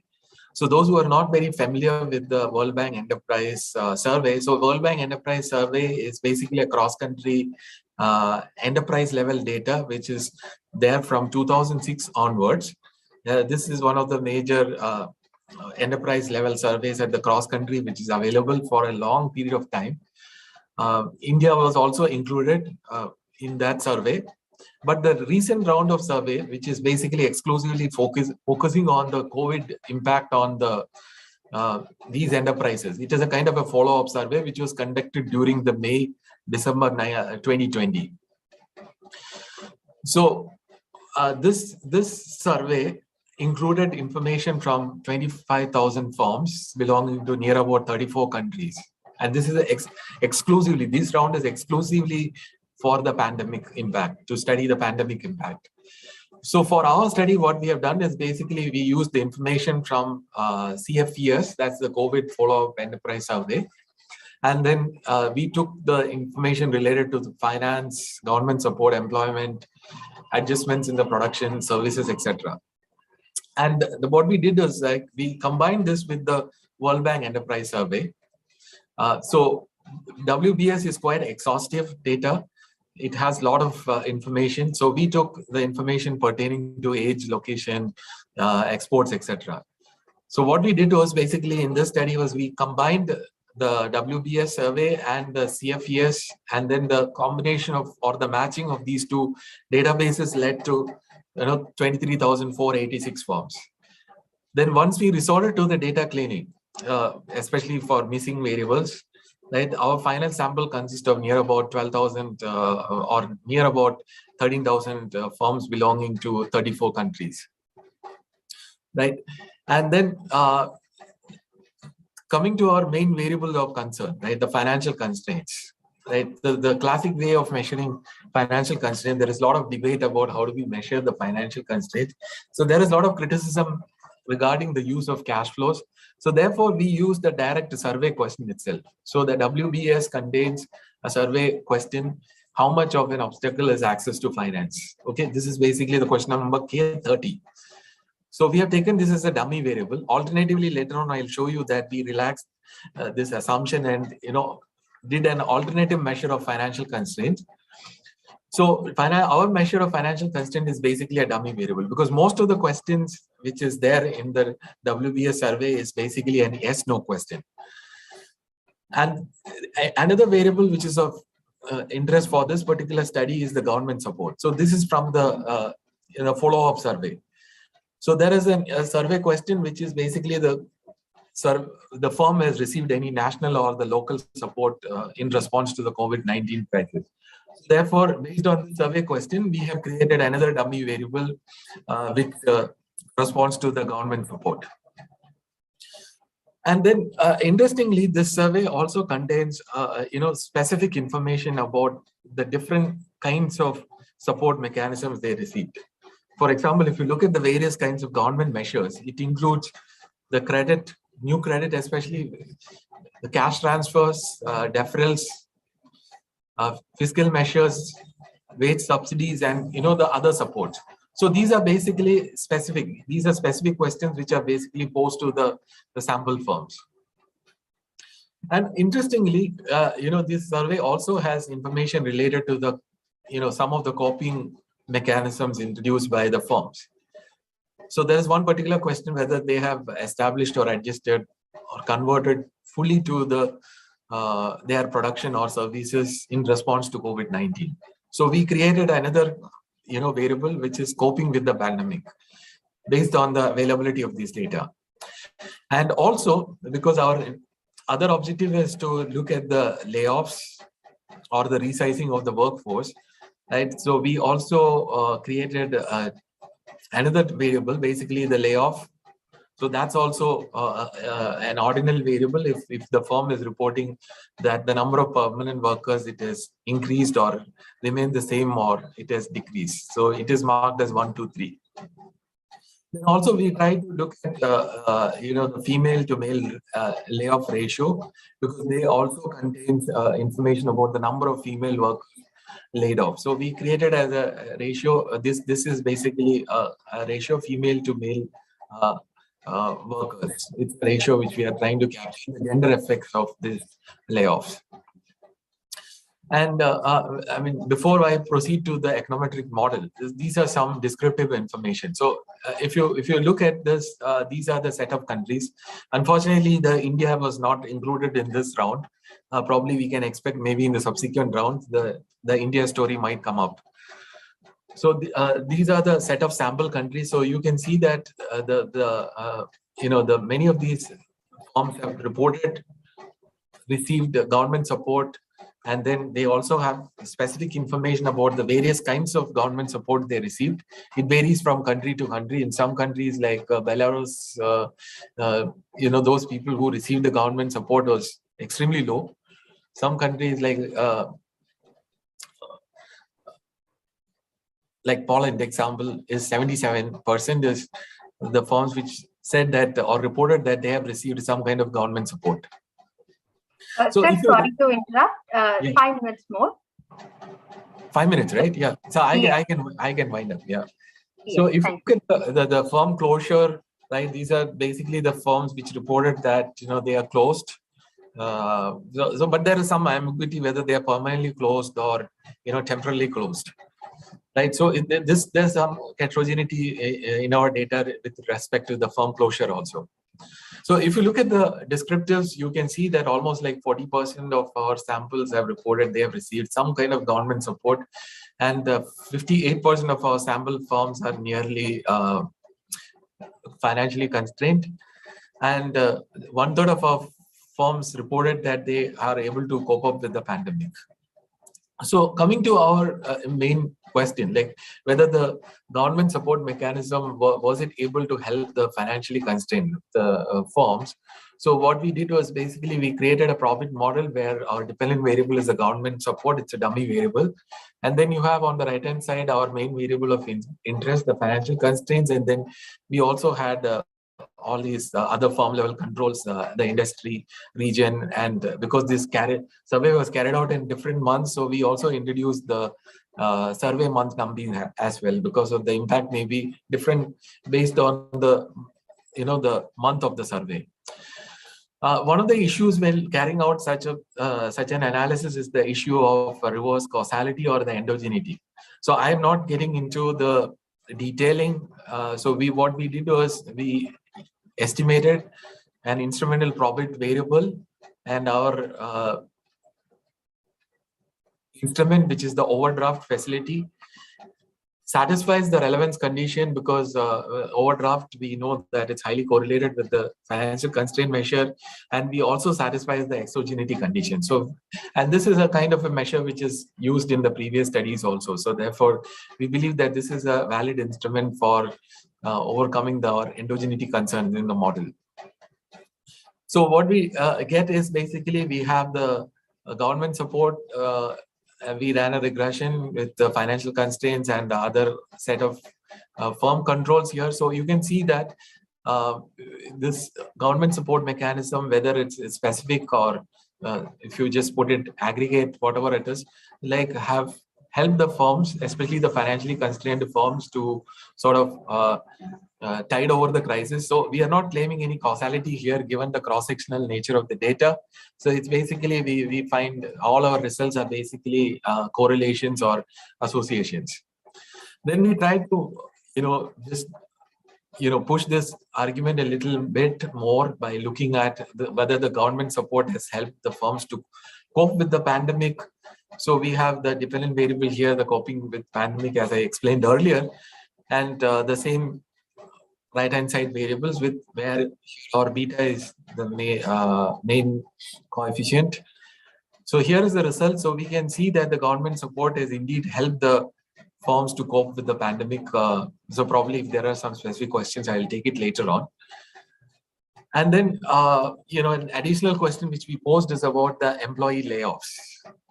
So whether the financially constrained firms or the financial constraints has a impact on the employee layoffs. Where we actually had two set of analysis. One is basically the layoffs, and then we wanted to see whether there was any gender effect. So if you look at the permanent layoffs, of course, the financially constrained firms, you can see there's a positive association here. But then in terms of the gender effect, right, unfortunately, we are getting a kind of a conflicting result. So it's very difficult to interpret this result. So we probably will have to work a little more on this particular result. So additionally, we did some robustness check by introducing a new measure of financial constraint. And then we did an alternative estimation technique which overcomes the endogeneity issue. And also, we divided our sample into essential and the non-essential goods categories and just wanted to see whether this impact varies. And due to the paucity of time constraint, let me just quickly show you the results. So this result is actually supporting our the main results itself. So just to conclude, so we wanted to explore the government support was targeted at the financially vulnerable firms, and we wanted to look at the relationship between the employee layoffs and the financial constraints. So using this 34-country cross-country data, we find that the government supports are probably more inclusive, and based on our results, what we conclude is they targeted mostly the financially constrained firms. So we could actually take care of the endogeneity constraints and using alternative measures of financial constraints and alternative estimation methods. Okay, so probably I'll stop here, and thank you for your patience. Thank you so I hope much. I have done 20 minutes only, right? I did not exceed. Yes, of course, yes. Thank you very much, sir, for such an insightful talk. And the research is quite interesting and informative, as it has provided the global perspective of the impact of the financial constraints that are faced by SMEs. So now I open the floor to the questions.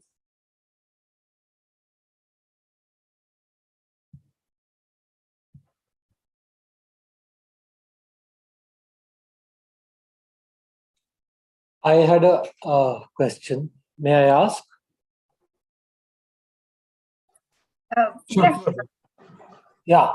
No, so my question is more about the premise. So here you have this major shock, and I'm saying, why in so many of these cases are we seeing layoffs? I mean, shouldn't theory tell us that, transitory shock, especially if they're not expecting the shock to continue for a long time, they should be able to absorb it if they're solvent, if they expect their profit streams to be constant in the years to come. So why is it that you have this shock and suddenly there is so many layoffs, so much drastic thing that is happening? So just maybe something on the premise, the theoretical premise of what you have found. Yeah, because see, we are actually looking at the SME sector, and these SMEs are probably different from the large firms in terms of the way you are looking at theoretically, because they don't have that constant stream of cash flows. They are mostly reliant on the suppliers. I mean, they're basically suppliers, so their payment mechanism is slightly different. So when the large firms are impacted, therefore the small firms are also impacted. So they don't have the mechanism to keep the employees there, especially they don't have that kind of the bulk deep pockets. So that actually makes them to lay off the workers, unlike the large firms. So basically, it's already there. Many of them actually suffer from having lack of access to the formal finance, even without this COVID shock itself. So with this shock, I mean, these firms are too vulnerable. And these are very extremely small firms. Okay, thank you. Yeah, there is one more hand raised up. It's by Seema Kumar from UNICEF. Yes, hi, good afternoon, everyone. And thank you so much for this very interesting presentation. I was curious to understand whether there is any indication, and in the context of India, are there any geographical patterns with regard to these SMEs and the layoffs? And does it also show as a result in migration and out migration pockets? And when I was listening to this, I was thinking more from a social development landscape, and that's why this question. Thank you. Yeah, thank you, Seema. Unfortunately, right, this round of when the WB has launched the survey, the India thing was actually left out. Okay, so we expect that story probably sometime sooner, but then I can probably relate to another small study which we did in Tamil Nadu Forex. We did in May 2020 during the first lockdown itself. So we covered nearly about 1,200 firms, cutting across all the 38 districts of Tamil Nadu. So we had a question that time.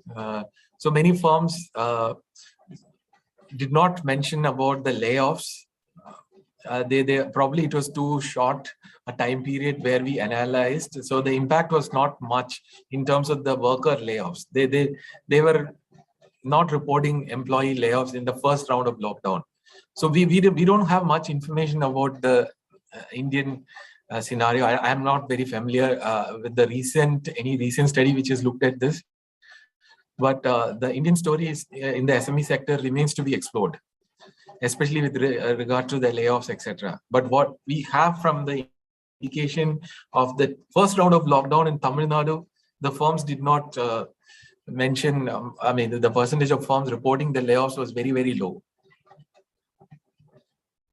Sure, thank you so much. Yeah, maybe during the initial months, they were not sure about the situation. So yeah, thanks a lot.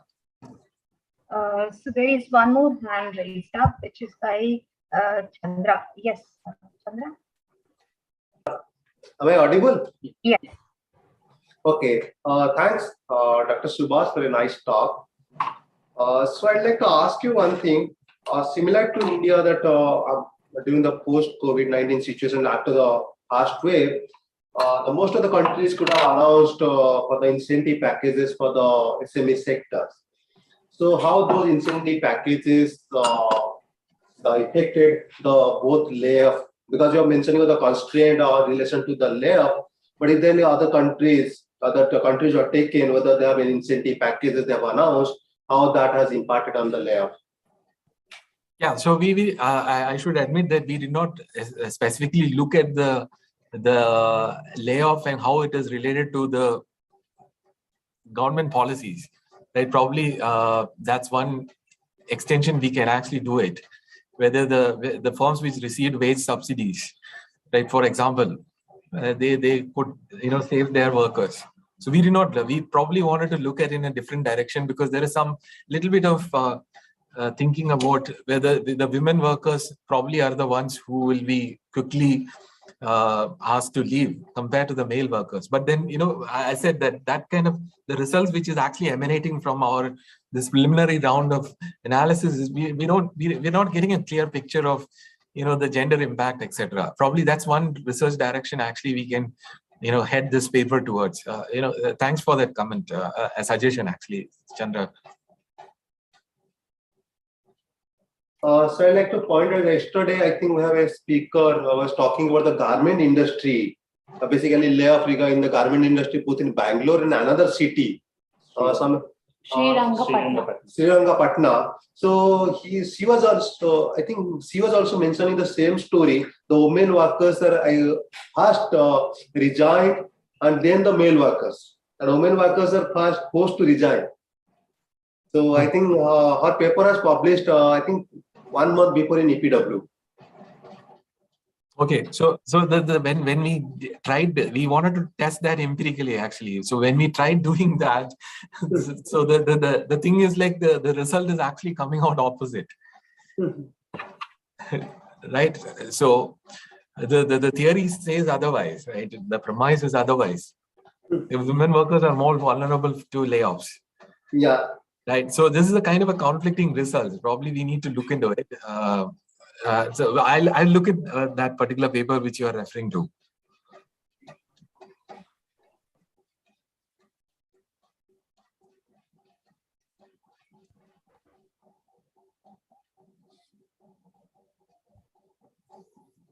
So, your hand is still raised up? Yeah, I am done. No, it's Chandra's hand actually. Yeah. Yes. Yes. So thank you very much, sir. So we at IIT Tirupati is looking forward to have such more conversations with you. Thank you. So yes. So now may I invite Professor Sambit Malik from IIT Guwahati to give a talk on reassembling the technology, social and policy interface. So the floor is all yours. Yeah. So, thank you, Professor Kshatriya. Am I audible? Yes, you are. Yes. Okay, thank you so much. I must thank Dr. Bharat Kumar and Dr. Rahul Abhijit Sirohi, and also Dr. Chandrasekhar Bainipati for inviting me to share my thoughts on public policy, but public policy, as I see it, cannot be examined in an isolated manner. Obviously, I'm not going to make some numerical figures or something, but based on my research, my teaching for the last 14, 15 years or so, I'm going to make some maybe critical reflections on the technology policy society interface, and perhaps some kind of a reassembling is required, and maybe we'll see how the conversation goes. What I feel is that, I mean, if you look at historical sociology or philosophical anthropology, political economy as such, the way we look at from these vantage points, that technology is the medium through which human beings have been interacting with nature. When I say nature, it includes both natural as well as social phenomena. Thereby, I tend to widen or broaden the scope and ambit of nature. And the way we use science, perhaps a part of Indian intelligence here, they tend to put science. I'm in a lecture now. Yeah, sorry. They tend to put science on a higher pedestal vis-a-vis non-sciences. And the way Indian socio-cultural milieu has been designed, there is a huge hiatus between building scientific institutions and building scientific temper in the country. Okay. Thereby, we tend to look at only perhaps scientific institutions and by ignoring scientific temper. Okay. In the present political dispensation and so on.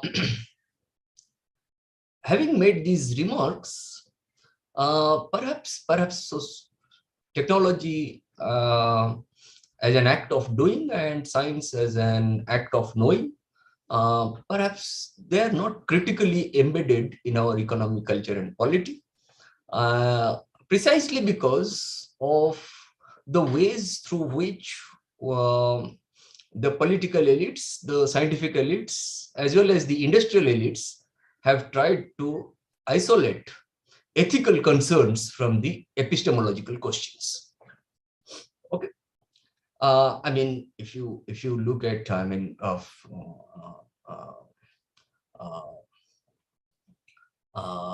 philosophy in its pre-19th century incarnation, the way it was divided into natural philosophy and moral philosophy, and or epistemology and ethics.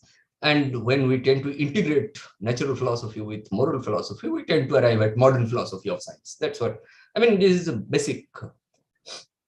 And when we tend to isolate ethical concerns from these epistemological questions, then then we run into a crisis.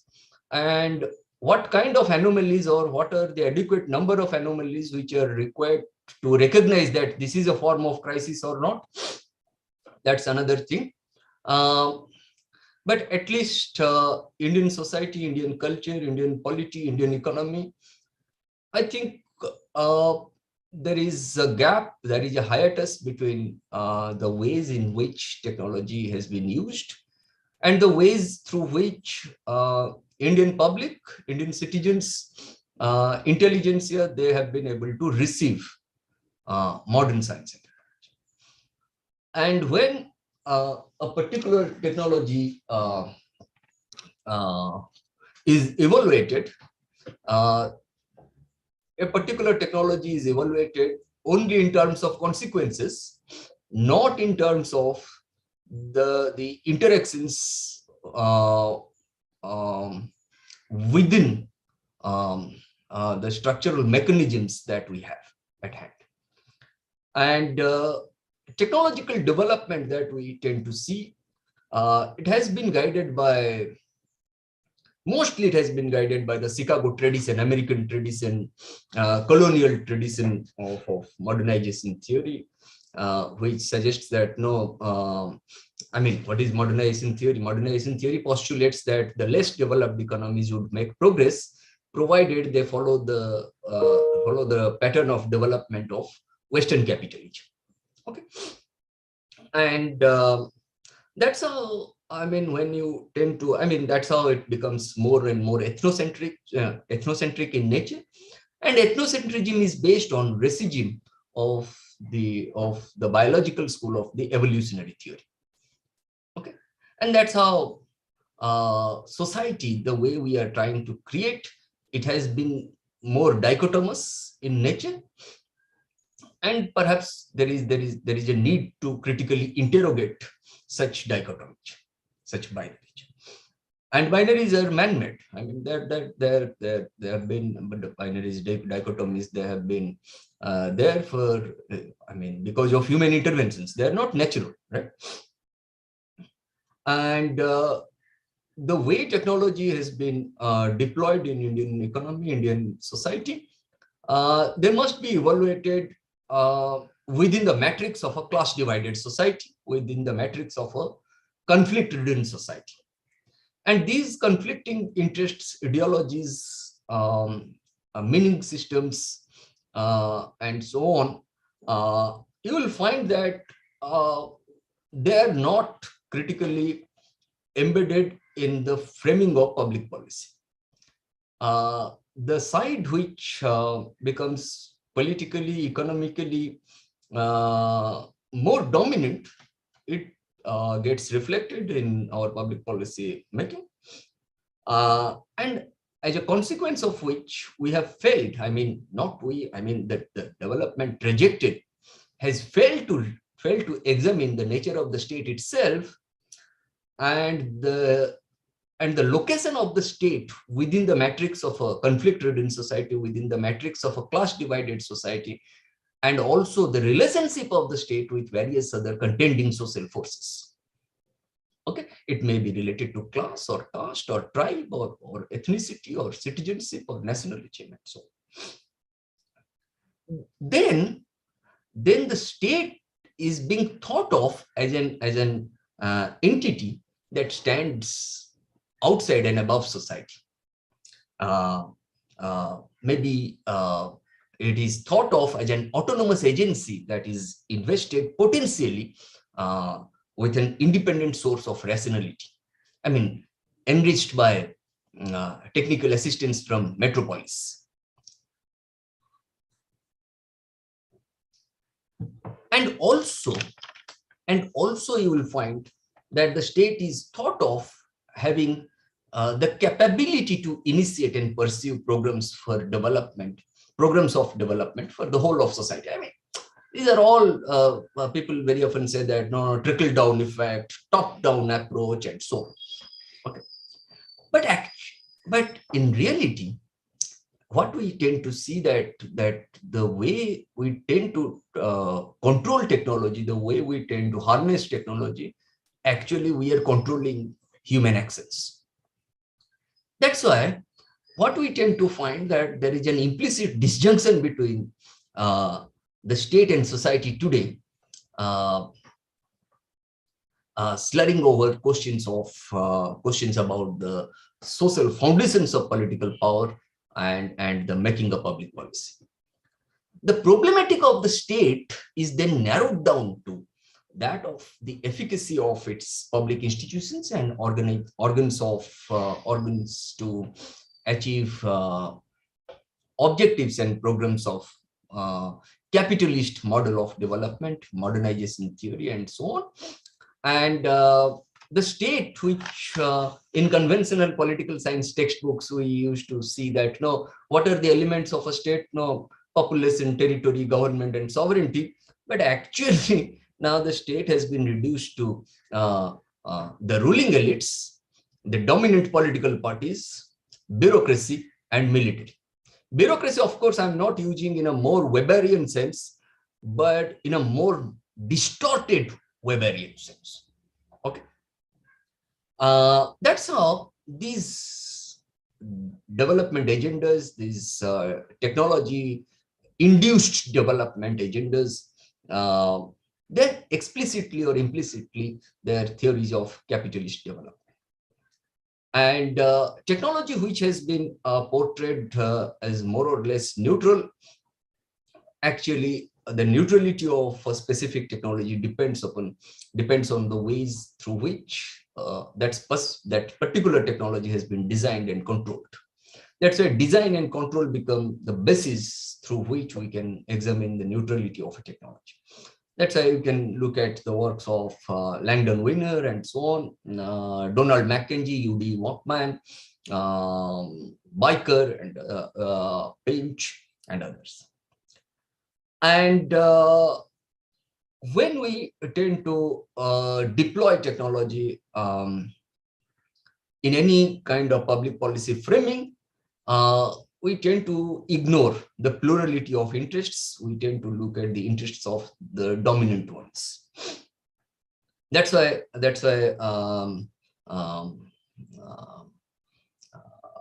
I said initially that there is a hiatus between building scientific institutions and building scientific temper in the country today. I mean, which has deterring effects on critical thinking, the ideas of cognitive justice, cognitive empathy, and so on.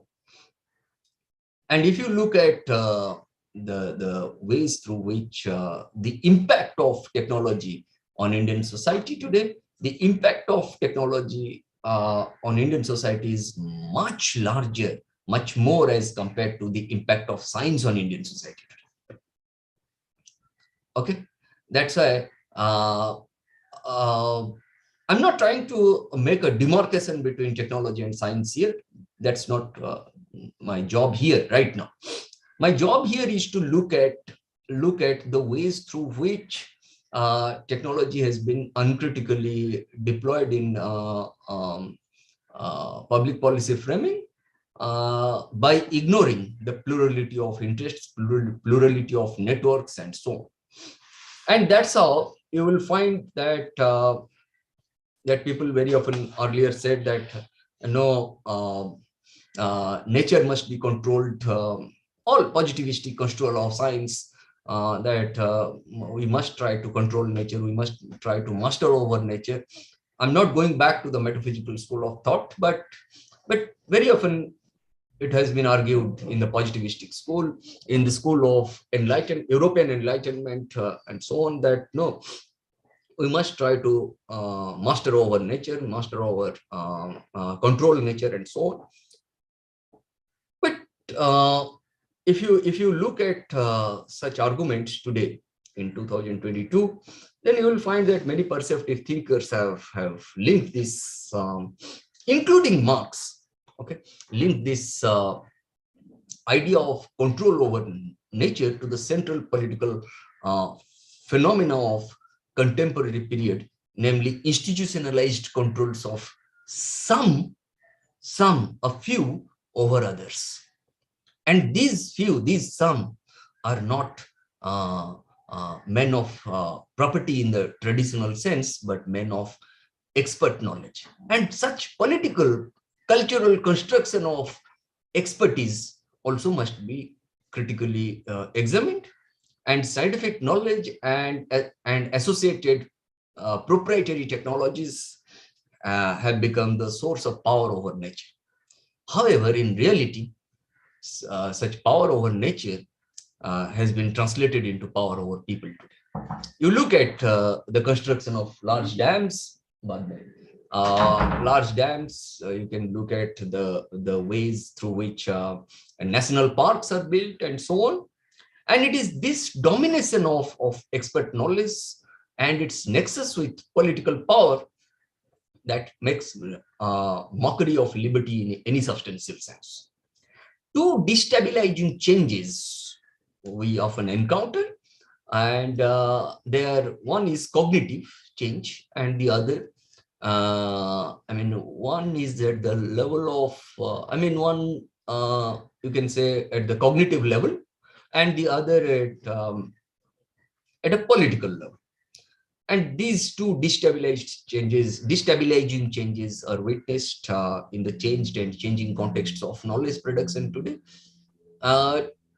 Technology science, which were considered curiosity-driven research, have turned out to be a part of contract obligation. Professor, 5 minutes. Yeah, 5 minutes? Yes, more, 5 minutes. Yeah, oh, okay. Thank you so much, Professor Kshatriya. And when I say cognitive level and political level, changes at the cognitive level indicate that the shift occurs from the monovalent to the polyvalent knowledge, subsequently the triple helix model. Now, if questions come up, then I'll definitely address these questions. And triple helix model perhaps also has superseded both traditional disciplinary boundaries and triple helix model. I mean that government, academia, industry, private R&D institutions, networking, perhaps they have also not taken the interests of the public into consideration. And changes at the political level indicate that the shift is towards a fracturing of the authority of nation states with consequent pressures to rethink the forms of democratic governance. Now, in the context of framing of public policy, the way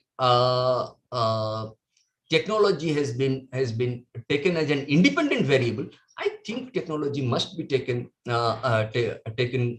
into consideration with some amount of critical interrogation. Thank you. Thanks to all of you. Yeah.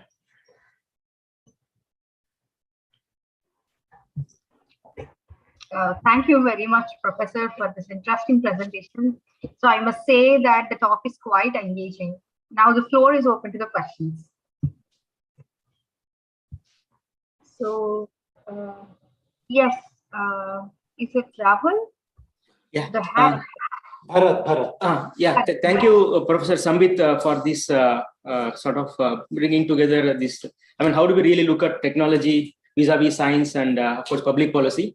I mean, I was thinking to seek some elaboration from you regarding the diverse of technology from science. I mean, how is it the case that technology and unscience, is they coexist, whether it is an Indian problem or then, I mean, as you are talking, scientific temper is sort of doesn't accompany the growth of technology. So on these lines, could you elaborate, I mean, in what way it really reshapes, in a way how this scientific temper can sort of has to be brought back, and what are the implications? Yeah, thank you, Professor Kumar. Yeah. Is there any other question, or should I go ahead? Right now, as of now, the one hand is raised, so you may answer the question. Okay. No, thank you very much. I mean, technology and unscience, what Professor Kumar is saying, but maybe technology and anti-science can go together at times. And very interestingly, you will find, if you look at the grand iteration by Joseph Needham, that why Chinese and Indian civilizations, they did not grow. I mean, civilizations, I mean, in terms of technology and science, they did not grow after 12th century AD as compared to their European counterparts. A probable answer that they provided, I mean, he provided, Joseph Needham, that perhaps there was no change in the mode of production and so on. It was more of a Marxist analysis that Needham made. the more you will find that religion, I mean, not religion as such, but the kind of superstitions that the state entertains, and it is uncritically embedded in the young minds, then you will find that this kind of problem will be there. And obviously there are certain, it is not simply only Indian problem. If you go to Pakistan or Bangladesh, you will find the same kind of problem. Okay. Maybe that unscience or anti-science, that I had a discussion with Professor Bijoy Borua long back in IIT Ropar. Then he's told me that that perhaps technology tries to fill the gap which has been created by scientific temper. That then you entertain all sorts of anti. But when I say anti-science, I don't mean non-science. Non-science is different from anti-science. Yeah. Thank you. So there is one more question from one of our PhD students. Suresh, you may now ask the question. Sir, am I audible? Yeah. So when we are seeing the linkage between society, technology, and policy. So, for example, technology is actually helping growth and development. That's fine.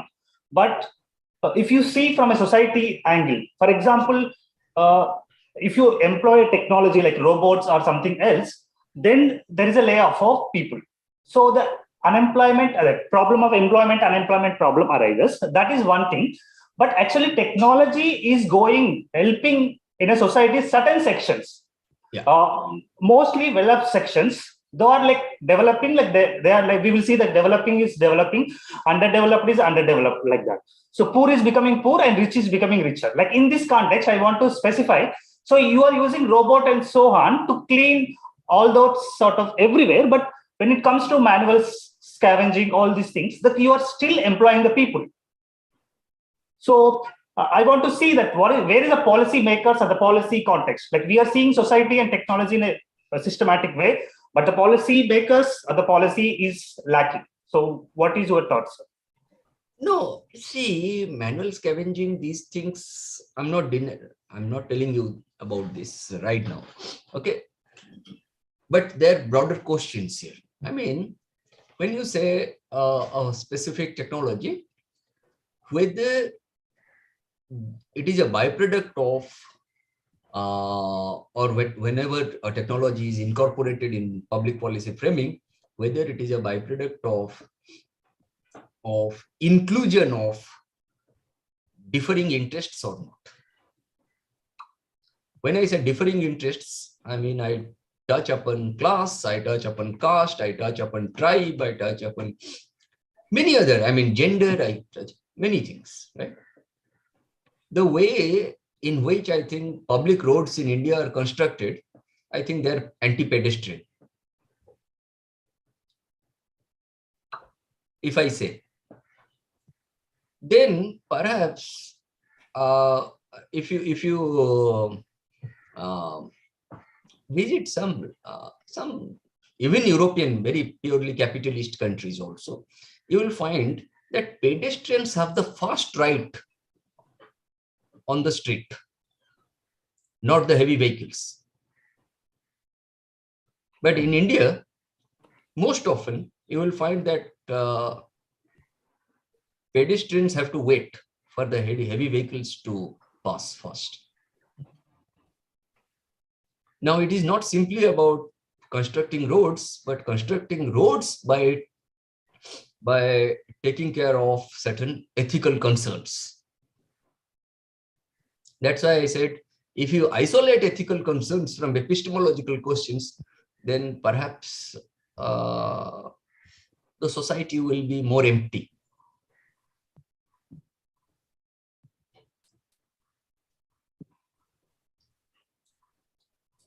Yeah. Suresh, any further questions? No, ma'am. Fine. Yes. So if there are no other questions, And on behalf of IIT Tirupati, I thank you, Professor, once again for collaborating coming to our workshop. Okay, thank you so much. Thanks, Bharat. Thanks, Rahul. Yeah, Rahul, I'm meeting you after a long time. Okay. Yes, that's true. I was just telling Bharat that it's more than a decade. More than a decade. Yeah. Yes.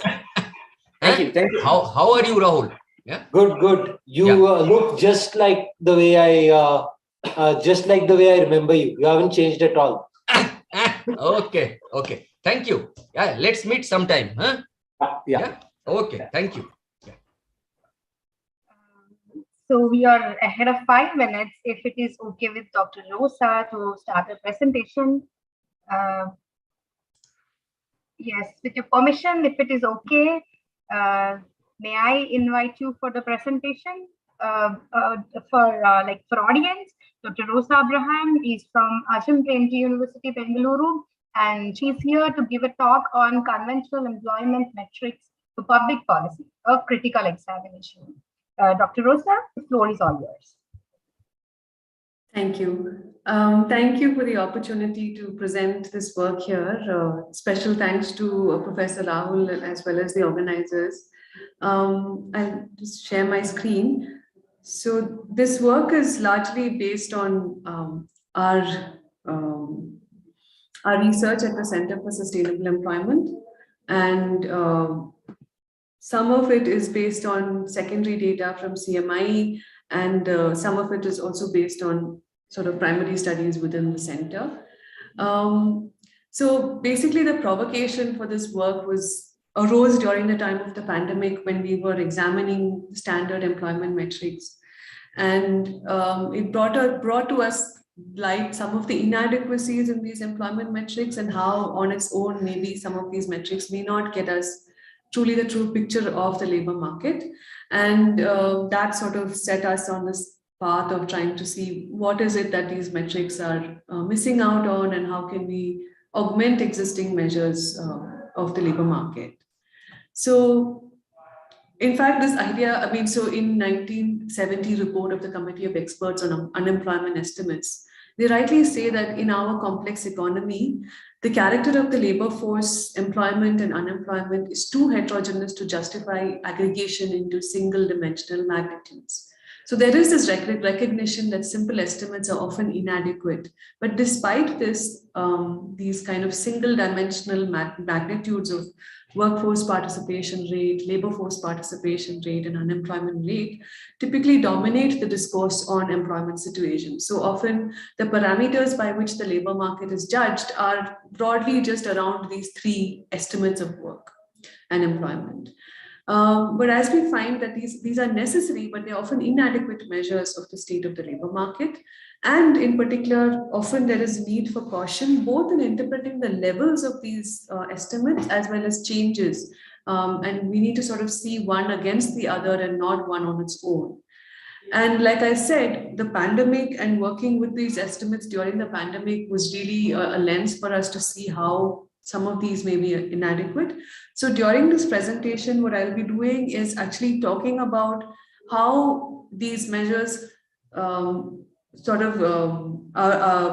us into thinking that maybe they are inadequate during the pandemic. But then I also zoom out to argue that, well, even in normal times, these measures may not adequately capture the state of the labor market. So and I sort of use three empirical situations to highlight this aspect. So this is a sort of simple tracking of employment during the pandemic, and this is basically the employment rate or the workforce participation rate of men and women. And this data comes from the CMI's Consumer Pyramid Household Surveys, and I'm happy to talk more about what this data is and how they collect it. But for this, in the question answer session, but for right now, what this states here is the sort of orange line is the workforce participation rate of men measured against this axis. And the yellow line is the workforce participation rate of women measured on this axis. So typically men pre-pandemic in Jan 2019, it was around 70% workforce participation rate. So this is to say that 70% of working age population men were employed. And by the end of 2021, which is when we have the last available data from CMI, it was almost at the pre-pandemic level. It has fallen somewhat, but it has, it's recovered drastically from the drastic fall it experienced during the first lockdown, as well as some of the fall in the second lockdown. It's more or less back to the pre-pandemic level. For women too, it was pre-pandemic, it was around 10%, and now it's at around 8%. Again, sort of suggesting that this is more or less back to pre-pandemic level. So what we see is, just by looking at the employment rate, what we have is, well, our economy is sort of reset and our employment is back to what it was pre-pandemic. And in that sense, the labor market seems to be back on track. Now, but however, when we actually now separate this employment and look at the different kinds of employment arrangements, we see that there's massive flux that has happened, which a simple employment rate on its own often hides.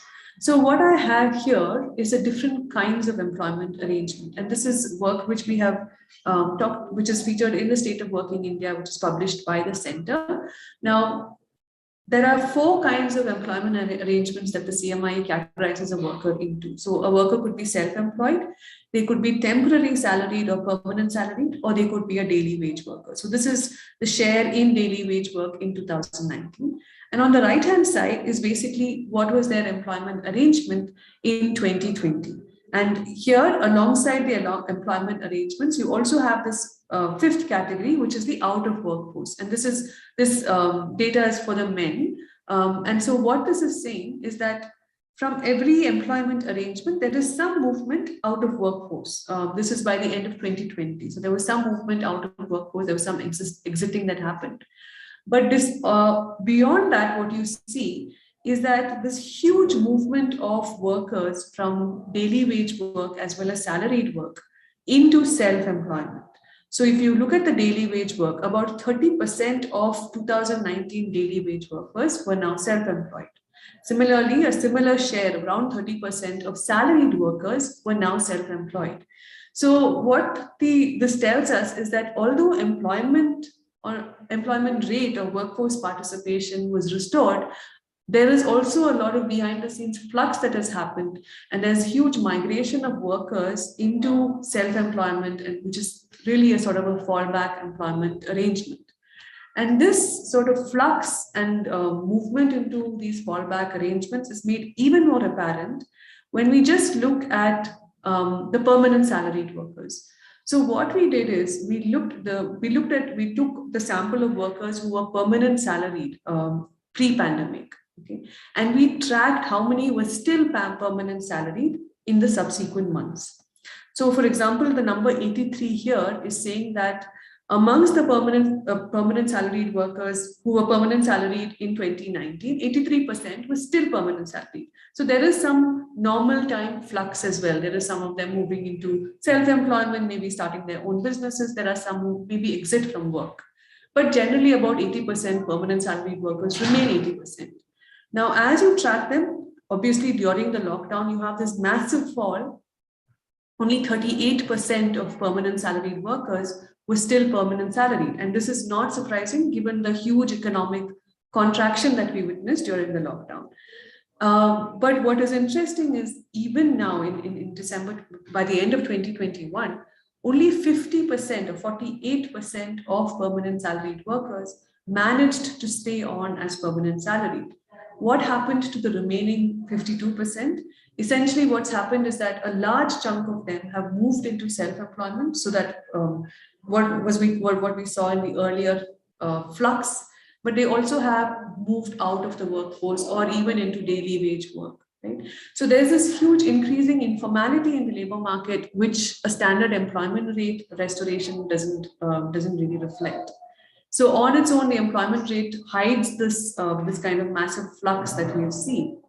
So the average earnings of the self-employed worker has fell from 8,046 per month to 5,140. So within the self-employment, so you see this huge movement into informality, and even the informality in itself has become far more precarious. So the average earnings for this informal work is now further fallen, and you have this driving of the formal workforce into this more informal and more precarious informal sector. And further, what we also find when we overlay the income, we track the income of households over this period, is that even now, by July 2021, which is when we have the last available data, household earnings were still only at 80% of what it was pre-pandemic. So household earnings has also not recovered.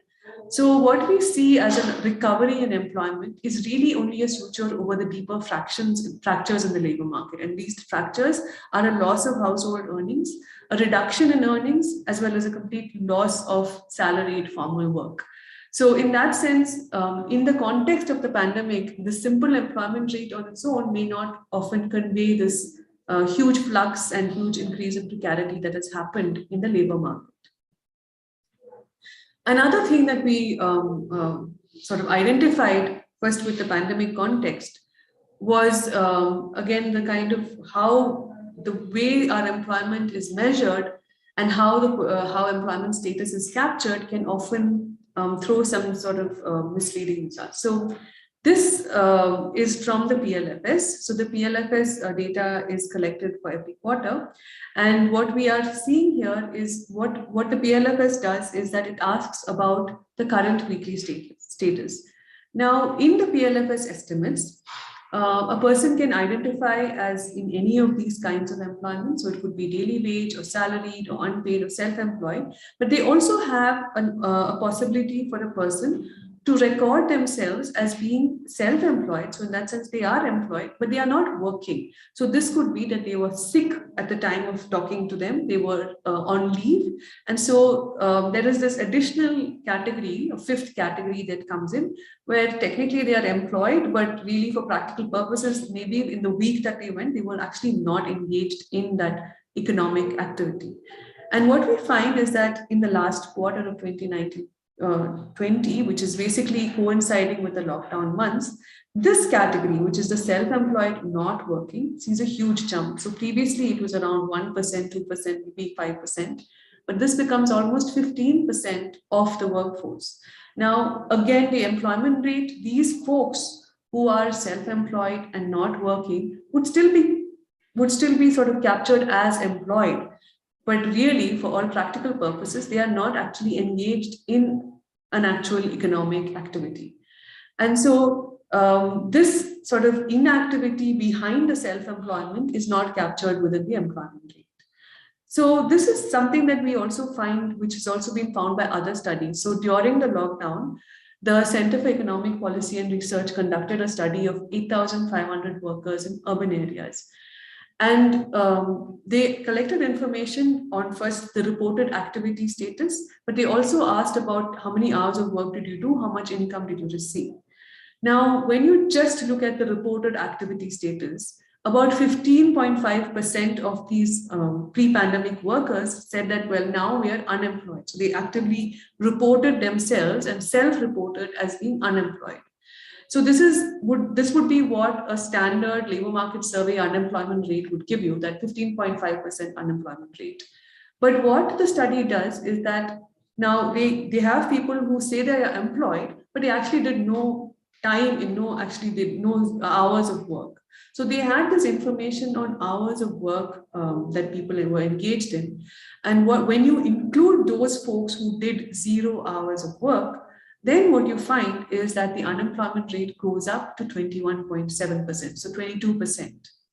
And then further, they had one more level of augmenting the unemployment rate, where they also accounted for whether people received an income or did they have any earnings during this period.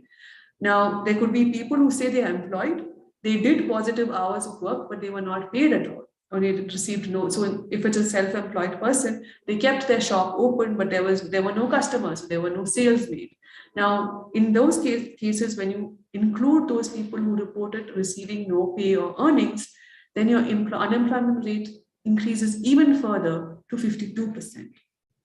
So the moment you overlay the economic or sort of the self-reported activity status and augment this with information on actually the time that they spent working and the returns from that work, which is the income that they earned, then you have a much higher rate of unemployment, again, which is not often reflected in your standard measure of unemployment.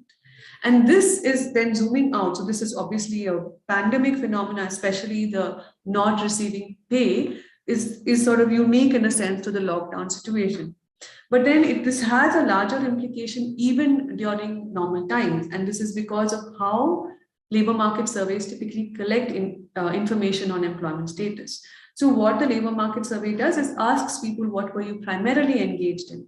But when you are asking and sort of invoking the self-reported status, often the status is conflated with their own social identity. So the economic identity, which the labor market survey tries to get from respondents, is often conflated with their own social identity. So if you ask a farmer, somebody who's typically engaged in farming, what did you do in the last week? What is your activity status in the last week? They are likely to identify themselves as farmers, but it could be that they didn't engage in farm work or they received no income. So in that sense, they are not actively and technically engaged in an economic activity, but their social identity as a farmer often oversees or supersedes any other economic identity, and they're likely to report as farmers. This is also something that we see particularly for women. So women's social identity is often one of being a housewife or engaged in some kind of household work. And they tend not to report as working. But we also have a lot of other surveys which show that when you ask women very pointed questions of whether they engaged in an economic activity that contributed to the income of the household, then they actually report that, yeah, I did. Maybe I sold some produce or took care of the livestock. And then they are actually, in a sense, economically active.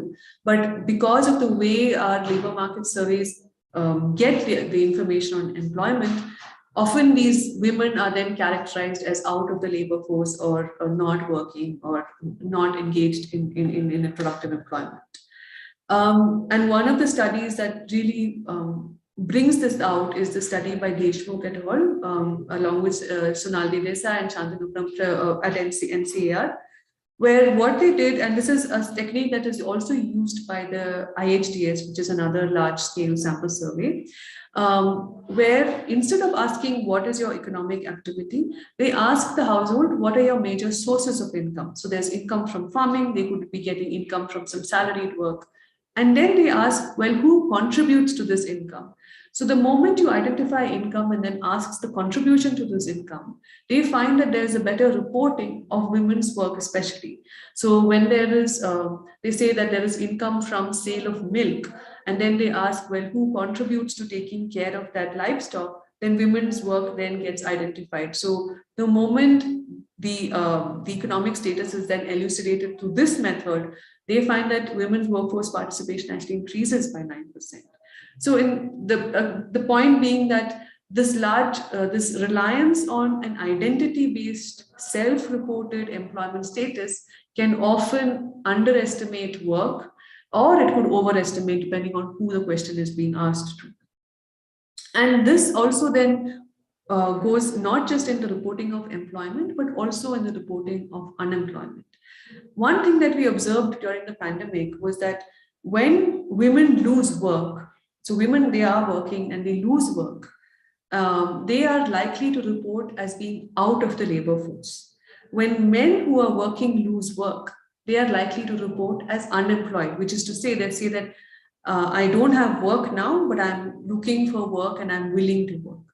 For women, then it was actually that they're saying that I'm not working, and they don't actually report themselves as unemployment.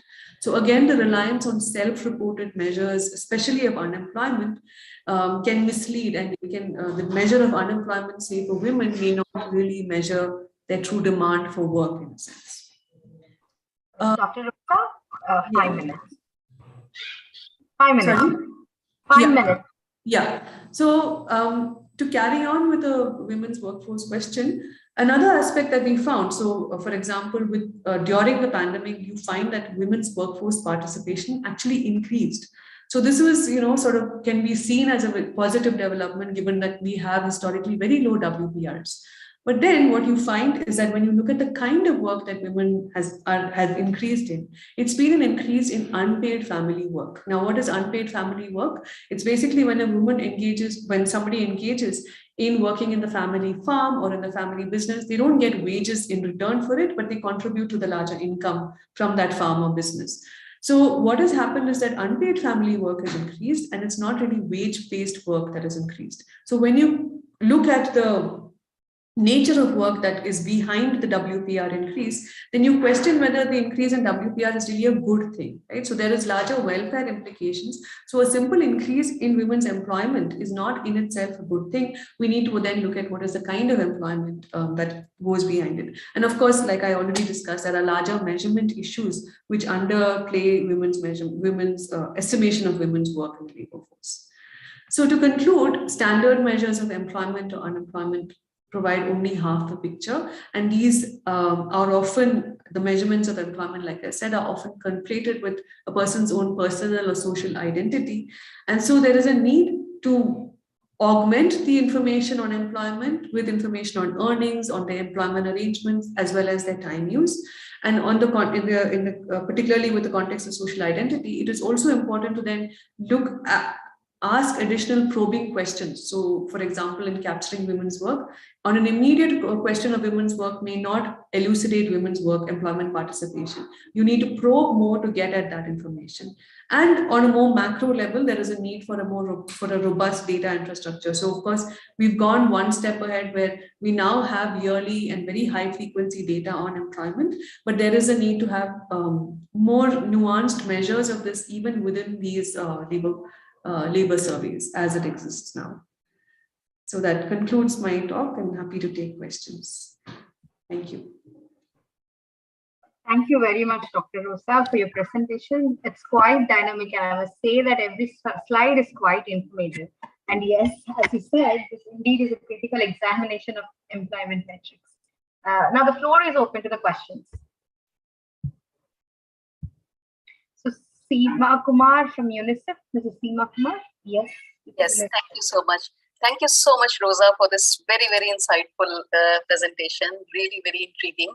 I just wanted to go back to your slide. I think it was slide number 7 or 8, where you were talking about women's workforce participation in workforce, and that it has increased there was a table, I think, there, just before this one. So I was just very curious to know and trying to apply a bit of gender lens here and want to understand, does this indicate that, yes, this is the one, and where you are saying that there is an increase in the unpaid family worker, right? And this was for women. So does this indicate that men who were also at home during the lockdown phase were not contributing and the load shifted to women more? Just curious to unpack it a bit more. Thank you. Yeah, thank you. Thank you for the question. So one thing to clarify is that the unpaid family work here does not refer to care work. It's not the sort of work of social reproduction or work of taking care of children or kitchen. It's actually, in a sense, economic work. So it is contributing to household income through engaging in the farm or business. To the question on, is this happening because men have not, the burden has shifted? I don't think that is the case, because I think what has happened is that there is a need, it is sort of a distress-led employment, where women who may not have participated before are now forced to enter. But again, because of limited employment opportunities, they are now trying to participate in existing self-employment. So either going and working in the farm or working in the business. And the thing that is worrying here is that the increase in unpaid family work is not alongside an increase in self-employment for men or women. So it's that there is already a farm or there is already a business that the household typically engages in, and now women are also now participating in this activity. Unless, so this, we don't have enough information at this point, unless that, the business grew or the farm grew in such a way that they needed more hands to help out. And so then women's participation there is a remunerative and marginally more productive participation, then of course, then it's a good thing. But we don't have enough evidence to say that that has indeed happened. And it is unlikely that in a pandemic, and especially a lockdown quarter, that would have happened. Really, this is indicative that there is an existing business of farm which may or may not have flourished during this time. And now women are led potentially out of distress to now participate in it, to some way augment their incomes. So that's why the point of whether this increase in WPR is that really welfare improving is questionable. Thank you. Understood. Thanks a lot. Any further questions from the audience? Yes, it's from Dr. Bharat. I wanted to ask a question. Yes, please. Yeah, actually, there's one sort of one clarificatory kind of question. So did you have, here you've presented basically the identity that you're trying to look at is of gender. Did you get a chance to sort of look at what happened if you disaggregated by caste? The second kind of question that I want, what would be interesting to see is how even this impact between men and women or within women, whether it differed according to caste. So that would be something really interesting. And second, this is a general question. We've always at least in social science, or let me say in economics, we've held to this view that you have capital, you have labor. Labor might be divided every now and again, but it eventually comes together through unions, through collective action, and so on and so forth, and presses for its rights. And then capital reacts and whatever, that's how the world works. But the picture that you've drawn for us is something very, very different from this rosy sort of scenario. You've got the segmented labor markets, which are getting even more messier, and the kind of work that women are doing during the pandemic, that has really, really changed. So what are the larger social and political implications that this has for collective action, for bargaining, and things like that? Yeah. Thanks. So on the caste question, so on caste on its own, we did look at that, and it's really interesting also because it kind of furthers the point that I've been making, that when you look at caste and you look at the sort of marginalized communities, SCSTs, you find that the employment has restored very fast. But then what has happened is that that is because these workers are typically engaged in daily wage work and self-employment. And that is the kind of work that if you lose employment during the pandemic, you're able to come back in. So there's an ease of entry, but alongside that, there's an ease of exit. So you're likely to be fired very fast, but there's also an ease of entry. So if you look at a very simple employment rate measure, you would think that the marginalized caste groups have done better, but really it's because of the nature of work that they engage in. And the earnings is where the story comes in, that they have had to take a hit because there's been a huge loss of earnings. So even though they are back at work, there's been a loss in their pay rates, their wage rates or self-employed earnings. Now on the gender and caste, that was what, it was again very interesting. So how did gender interact with caste?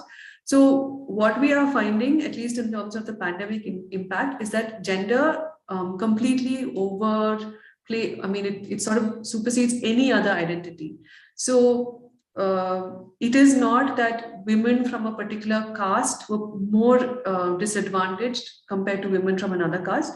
They were all equally disadvantaged. So their caste identity in the labor market did not in any way give them an advantage or disadvantage.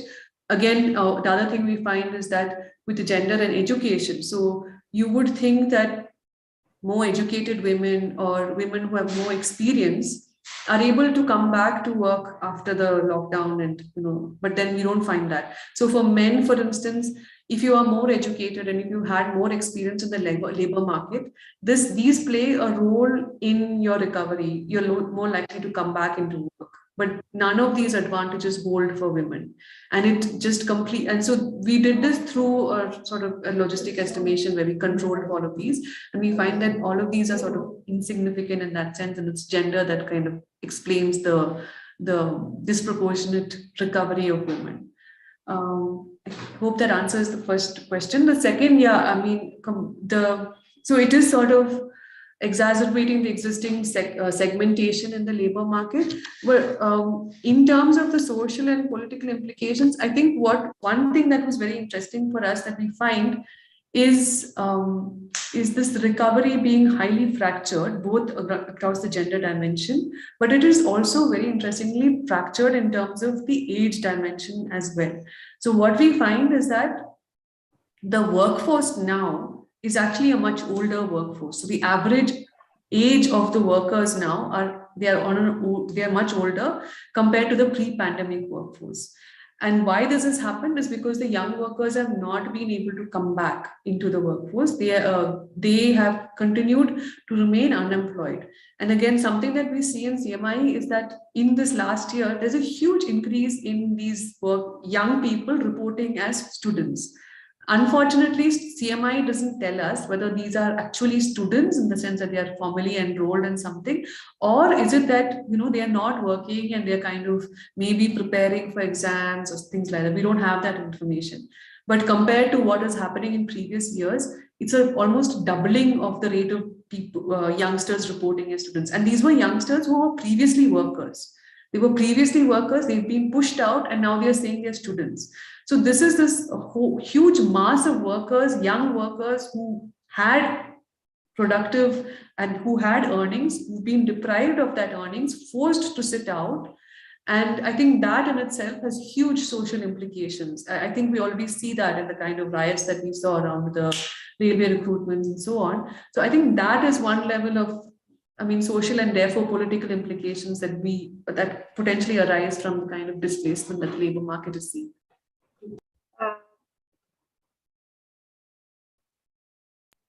Yeah, just one last question. It's from Seema Kumar. She asks, any data how women members of the self-help groups were impacted, and government has these livelihood missions across the states which have self-help groups focus on economic activities. Yeah, unfortunately, none of the secondary data that we worked with had this, and even our surveys that we've done, we've not been able to look at this question. But just based on secondary reading, it seems to, so there were, like you said, at least in the pandemic context, there was some response from self-help groups. So like groups like Kudambashri trying to produce masks and make meals, and that kind of buffered women's employment to some extent. But I think into the longer term, when you talk about self-help groups and self-employment for women, I think there are larger issues to consider here, because the moment, there is a huge kind of larger ecosystem that needs to be built into place if a self-help group has to be successful.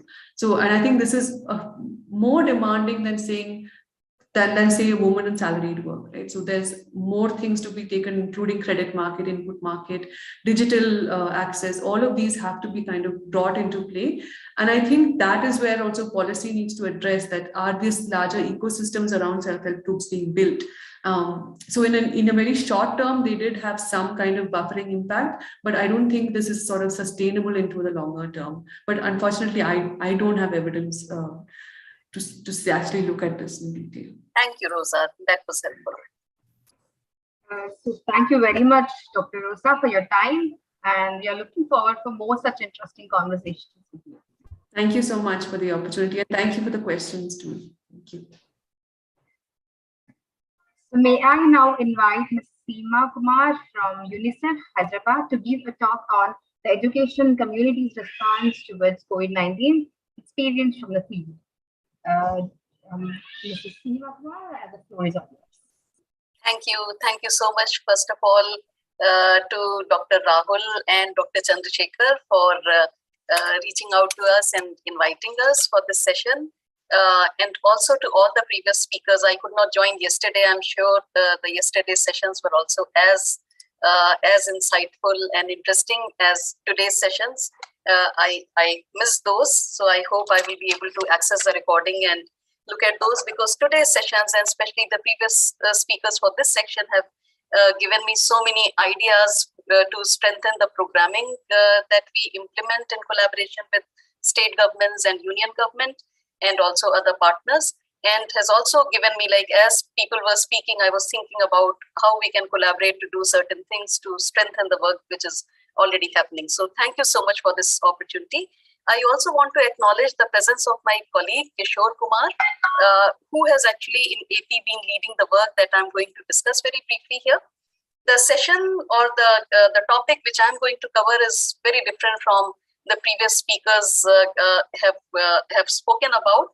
At the same time, what we discussed in the previous sessions actually provides a very good backdrop for the topic that I'm going to cover today. So if I think I can share the screen. Is that right? Yes, I can. So I have a couple of slides here, and it's a simple presentation on the work that has happened and some of the challenges. And can someone confirm, are the slides visible? Yes, they are, and we can hear you. Okay, great. Thank you so much. So this is basically, as the topic was agreed with the organizers, we are going to talk about the response of the education community towards COVID-19, and we will try and bring some experiences from the field. As UNICEF, which is based out of Hyderabad here, we cover 3 states, Andhra Pradesh, Karnataka and Telangana, but of course UNICEF has its India country office in Delhi, from where we are present in 16 states, plus some remote programming in northeastern states and Jammu and Kashmir also. So basically from this office, we have been supporting the state governments and other partners on various interventions related to health, nutrition, water, sanitation and hygiene, child protection issues, education issues, education, social policy, and also disaster risk reduction. I belong to the section which is known as social and behavior change. So basically my role is in working out strategies and working with the partners and rolling out strategies for social and behavior change. And as I said, some of the insights which I've received today from the previous speakers are really going to guide the work. And so these are some of the sectors or programs that UNICEF Hyderabad office is working in across the 3 states. And for the past 2 years, we have been very intensively engaged with the state governments and other partners on risk communication and community engagement in response to COVID crisis. So I will just quickly move to the next slide and share briefly the structure, how I have organized the topic today. So we will basically, just to understand, when we talk about education community, who all we are talking about, which all stakeholders, and then how the education community and of course other stakeholders were impacted during various phases of COVID that we all witnessed and their corresponding waves. What have been some of the challenges for the community as a whole, and what has been response? Adequate, inadequate, but at least there was some response, and then of course there is a lot more to be done, a lot more remains to be completed. So this is how I've tried to organize my thoughts today. And moving on, so when we talk about education community, and as UNICEF also, when we work on this topic, and my work, our work particularly in the past 2 years have been on working with education community for to minimize the impact of COVID. So we include management, we include academic staff, it includes administrative staff, it would include ancillary and support staff, including, let's say, the transport, if we are talking about schools in the urban setting, students in the residential schools, as well as those who are day scholars, parents certainly, and most importantly, and then finally the policy makers, other influencers, other organizations such as UNICEF and Azim Premji and similar organizations, and other enablers which contribute to the work of the education community as a whole. So this is the ecosystem in which we have been operating for risk communication and community engagement. And then of course we have a robust program on education, especially on primary and secondary education, that another colleague of mine deals with. And that goes on, where we talk about teachers training or curriculum development or policy level issues, strengthening, monitoring, all of those things are fitted there. So going to the next slide, and we all have seen some of these phases of COVID. The onset started, I think India had the first case in January, and then WHO declared this as a pandemic in March, and the action really started in our country around that time. And that was the time when we were in the pre-lockdown phase, and governments were still trying to see, and it was primarily initially a health agenda, and health department and the ministry, they were trying to see what kind of response is required.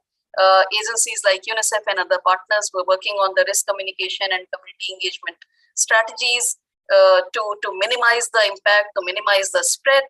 And then we, of course, got into the lockdown phase, and which had several phases within it. I think the major one that started in the last week of March and continued till early June, and then of course unlock started in different shapes and forms. So educational institutions remained shut, but economic activity was slowly was allowed to come back into action.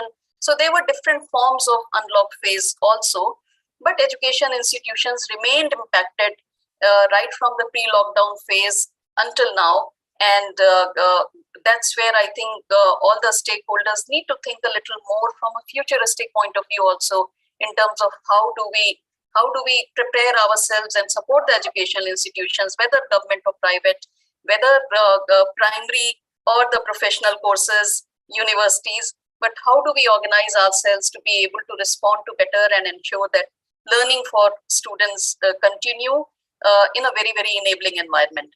So there was like constantly the challenges for education community were shifting constantly. Sometimes management and teachers, they were themselves impacted and they were not able to be in the school. They had to very quickly adapt to digital content. There were psychosocial issues which are emerging. So there was a plethora of issues, and these were also like shifting for different stakeholders during the different phases of the lockdown. And governments, of course, and UNICEF and other partners came together to respond to the crisis. Moving on to some of the challenges which we collected. Of course, there's a lot of data available. I have not gone into the data and research paper and numbers here, but some of the challenges which we summed up were that yes, despite the enormous efforts by the governments, school closures did have and continue to have an impact on students' learning, their health and nutrition also, because quite a few programs, for example, the program of school health program of the National Health Mission, which is directly linked to schools as institutions, that is a delivery platform for the program. Or there is another program called RKSK, which again uses school as one of the delivery platforms.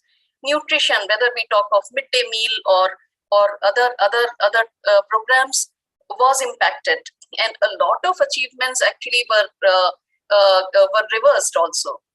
Well-being, overall well-being at critical development stages. So as UNICEF, we work on early childhood development, for which we work with the Anganwadi centers across the states.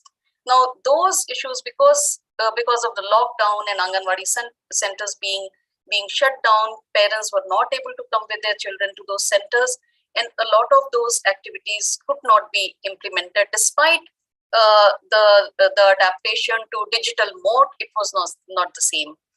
Then this also had serious repercussions for every child, their family. We heard about the economic issues, the income issues, the livelihood issues.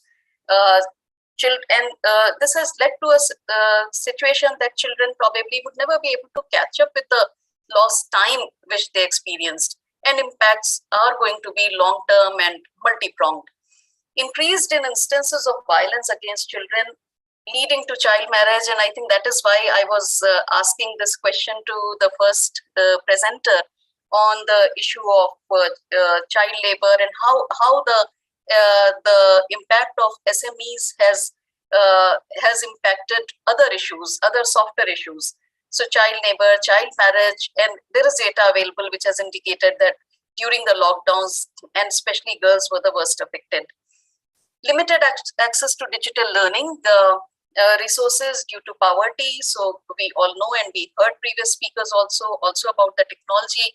So there was a huge digital divide, and resulting in inequitable access to digital learning, low digital awareness of parents, and lack of technology and internet facilities. And there are a lot of surveys and data available to substantiate this.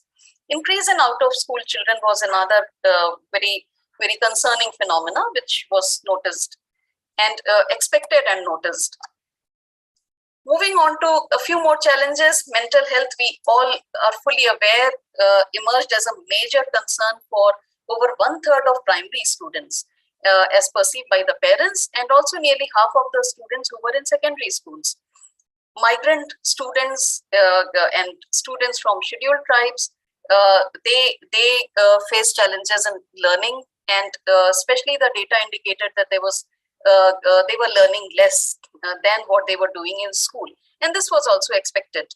Only about 60% students reported using remote learning resources, and among those, nearly 80% reported to be learning less or significantly less than what they were doing in school. Due to disruptions, as I mentioned earlier, in midday meal, micronutrient supplementation programs, deworming programs, all the slow progress that was being made for anemia prevention or anemia reduction has again been reversed, and we really need to fast track the programs to see to it that we are able to meet up with the lost time and the lost future. Prolonged closures not only affected the skills that the students acquire, but also eventually their productivity as future workers. So it is really a long-term impact. Just to again substantiate some of the points that I made earlier, about 38% children could access schools out of 225 million in 17 states. So that is a really huge number. Only about 38% had, and this is for data during the initial phases of the lockdown. Only about 28% children in the age group of 3 to 5 years were able to access Anganwadi Center for learning. So these have been huge gaps, and as UNICEF, we are really concerned about how do we fast track programming, how do we, what kind of technological solutions we develop, what kind of support we extend, technical support we extend to the state governments and other partners to really meet up with these gaps. There was a total of 180 days of school loss on an average in the year 2020 itself. And then, of course, year 2021, we saw much more dangerous wave, much more critical times. And that also led to, but I'm referring to the data currently from 2020, year 2020. Moving on to some of the response, and I do want to really acknowledge and express my gratitude and respect to the entire education community, different stakeholders within the community for the way they really dealt with the crisis. And we were trying to look at the response in two shapes. One was how the community responded for the students, for their learning, for their well-being, what actions were taken. And then how the community came together, including the students, including the parents, to support the COVID response, to support activities for the response for the crisis. So if we look at the activities or the interventions for students, of course, very rapid digitization of lessons. The fact remains that it was not accessible to all the children, so there were an equity issue. But yes, that was the only way out at that time, and that happened. Then slowly, it also led to hybrid mode of learning. So there were more lessons, and there were more designs tried and applied. There were flexibility introduced in the academic calendars. Teachers were available and accessible on phone and WhatsApp. So that was again some respite. there was decentralization. There were quite a few models also, and very heartening models that emerged during this time, where we saw decentralization and community-based models for learning from various states. I think almost every state in India had a few of such case studies and interesting models, which also give us some insights for the future on how we can involve community, parents, community, and the students in a better manner in decentralized modes of learning. For the larger community, how the education community came together is first and foremost because this was one area of work where we were really very closely engaging with the education community was promotion of COVID appropriate behaviors. So every stakeholder within that community as a change agent for promotion of COVID appropriate behavior was one very, very critical platform for us. And through this community, we were able to reach out to large number of people with the desired messages, with the recommended solutions for this. And these included, of course, the typical behaviors, but then also in case of mild symptoms, how can you isolate at home? How do you monitor your symptoms? What to do, where to reach, and what to do in terms of if your symptoms are turning from milder to worse. Then also there was very heartening response and support from this community for support to the migrants. And I am referring to some of the youth networks such as the NSS, NYKS, Nehru Yuva Kendra Sangathan, and also the NCC. These three networks really came forward and we were able to engage with them very closely in terms of their training, sharing communication messages with them, forming WhatsApp groups for further dissemination, their active involvement of social media, as well as outreach. So in their own respective areas, these young people, they were able to reach out to, and I'm sure some of those belong to institutions, prestigious institutions like IIT and others. We collaborated with Rajiv Gandhi University of Health Sciences in Karnataka, and they had their medical interns, their nursing students, their pharmacology students across the state who were involved in this. Similarly, we collaborated with the NSS here in Andhra Pradesh, Andhra University, and their students are reaching out to people like the coolies at the station, a fruit vendor in the market in an urban slum. They are reaching out to religious leaders at the religious sites. So really tremendous outreach, going to tribal hamlets, going to work sites. And when I say work sites, these are like very, very informal sector work sites with 4 or 5 people, a welding shop or a electric shop, those kind of places they were visiting. So there was a very systematic process that was adopted to this. So not randomly going to these places, but proper mapping, proper training, protection of these volunteers, these youth members who were involved in this in terms of they ensuring that they themselves are safe, they have the safety kit, they have the hygiene, proper hygiene kit with them. They get a chance for vaccination. So some of those things, it all happened in collaboration with the government. So government, the academic institutions, UNICEF and CSO partners, they all came together and that mapping happened, and then the areas were assigned, keeping in mind, taking into consideration the distance. So based on the educational institutions and the residences of these students, this exercise was conducted. So they were able to support the migrant workers, a lot of relief work that they were able to engage themselves in. They were able to support the district administration in contact tracing, which was very, very sorry to interrupt, Ms. Seema Kumar.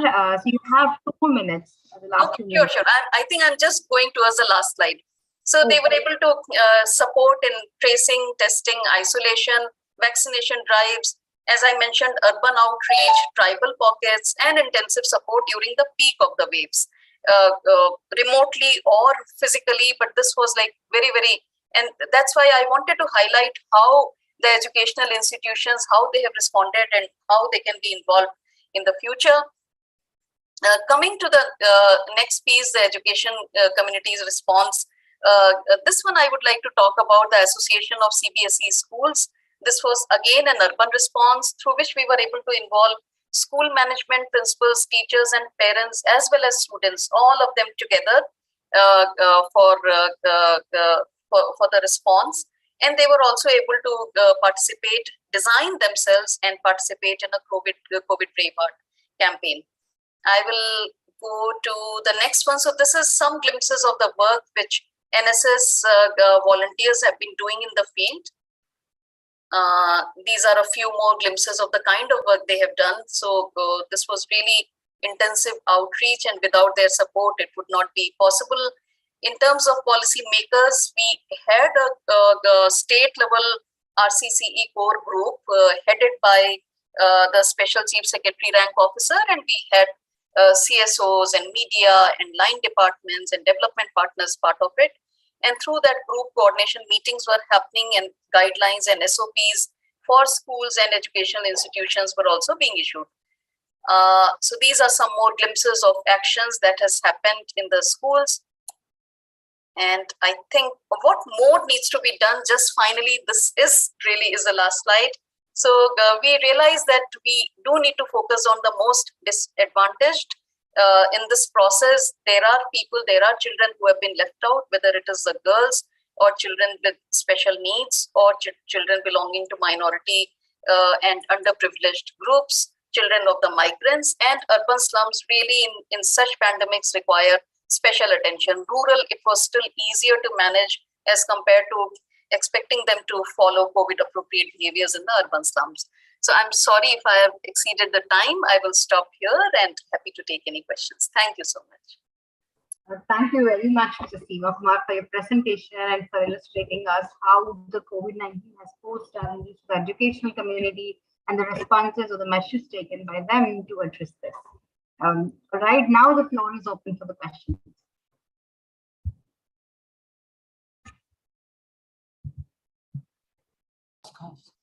Ma'am, I am audible?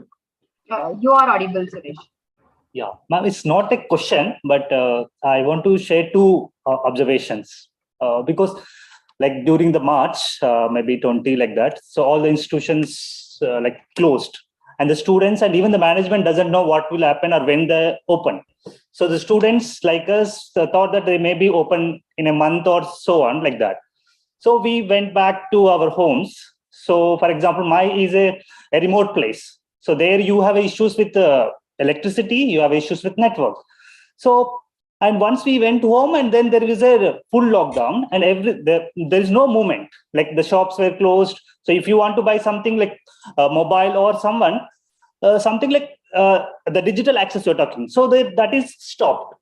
So I can see my village mates, like other students, like primary school or even secondary schools. So still like they thought that this is holidays like that. But later sometime they understood that there's going to be a problem, because it's not going to be like 1 day, 2 day or 1 month. It's like a 2-3 months. So then, so the access happened very problematically.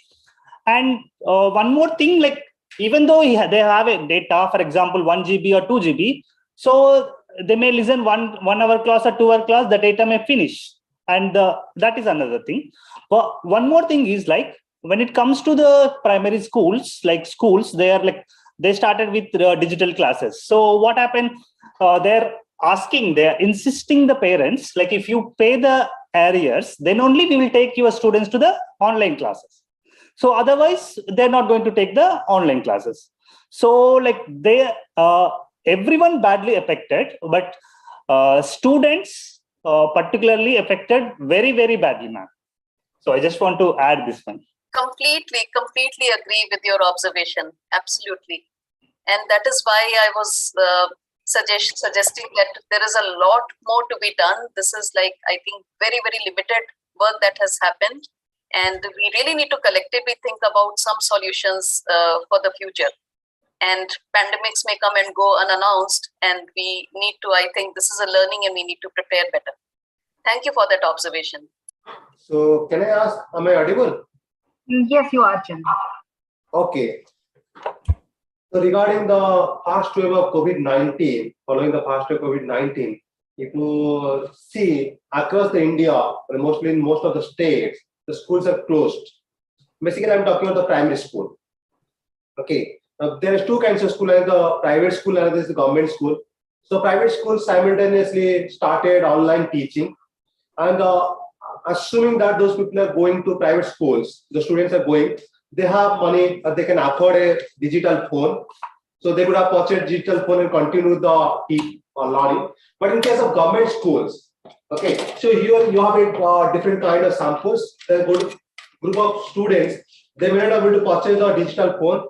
Even though they purchase a digital phone, they may not have access to for internet because they're living in somewhere where they don't have access. They may have only 2G connection. Okay, those kind of things. And another group of students, they're able to access the internet. The last 2 years, there is a significant difference in the knowledge between the guy who has access and the knowledge that who doesn't have access. Now, here is that you pass everyone every year up to 8th standard or 9th standard, you pass everyone. So that guy passed from standard 2 to standard 4, and some of the other guys who passed from standard 2 to standard 4. So both of them may not have a similar knowledge now, because one guy who accessed digital is in standard 4, doesn't have access to digital, he's standard 4. So what kind of mechanism states or even the UNICEF is taking to basically stopgap arrangement for those students that have not studied for the last 2 years at all? And after 2 years, bringing them back to the school, okay, it's a real challenge to bring them to school mode. Okay, it's a real challenge for the teachers as well as the government organizations. Okay, and the second thing I would like to point out, so what are the activities being done by the states like you, since you're working on Andhra Pradesh, Karnataka, as well as the Tamil Nadu, to provide the midday meal scheme?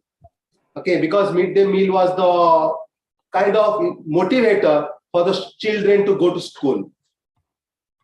Okay, so what kind of activities they have done for the school, because providing the nutrition food to the children starting from standard 1 to standard 5.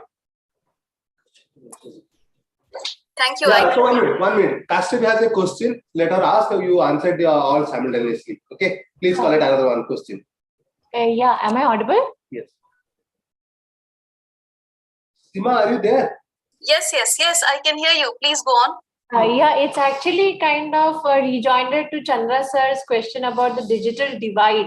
So how do we, kind of, how do I say, how do you do something for that? And also your last slide had something with children with disabilities. So how do you incorporate them into this greater narrative of online classes? Because if someone cannot see the online class or the Zoom meetings make no sense to them.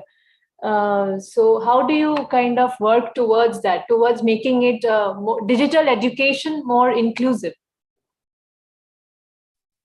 Absolutely. Thank you. I think I have 3 questions. So one is on the inclusive and very interesting question on the children with special needs, and how do we address that, even if they have access to digital devices, how do they use it? And I think Mr. Chandrasekhar has 2 different questions. One was on how do we motivate children to go back to school, because midday meal used to be one attraction. So yes, this was a challenge because Anganwadi centers and schools were shut, and that, as I mentioned, had impact on the nutritional status of the children, because children were not in educational institutions where they had access to probably better nutrition, especially children belonging to certain communities. So they had access to better nutrition, and because they were not there, their nutrition was also impacted. Now, nutrition is also taken care of by the Women and Child Development Department under ICDS program. And so states came up with different models, and this was not, of course, always uniform model, but they were also the food being delivered at home. So take home ration kind of program, but here in our states, there has been this midday meal is, of course, a hot meal. Even in Anganwadi centers also, the state governments here in the 3 states especially, they have introduced the hot meal scheme program for women, pregnant women, lactating women, and the children who come there. So that the dry food was made available as an alternative because schools were shut, institutions were shut, so children would not be able to come during the lockdown stage. But now I think because the educational institutions and even Anganwadi centers have reopened, and so that issue is to a great extent being addressed now. So that is my response. But as I mentioned earlier, I take care of the communication, the risk communication and community engagement and social and behavior change communication. And my other colleagues, the education specialist and the nutrition specialist, lead the programs on education and nutrition, especially on the policies. They would be in a better position to respond to this question. But coming to your point on the digital divide for the children with disabilities, this is another area where UNICEF is now making investments. Even before the pandemic, we were not so much into working with children with special needs. There is a section, there is one person who's coordinating this with various ministries now. So at the state level, we were not so much programming in this area. But yes, we are exploring this, and we are also exploring the partners to work with in this area.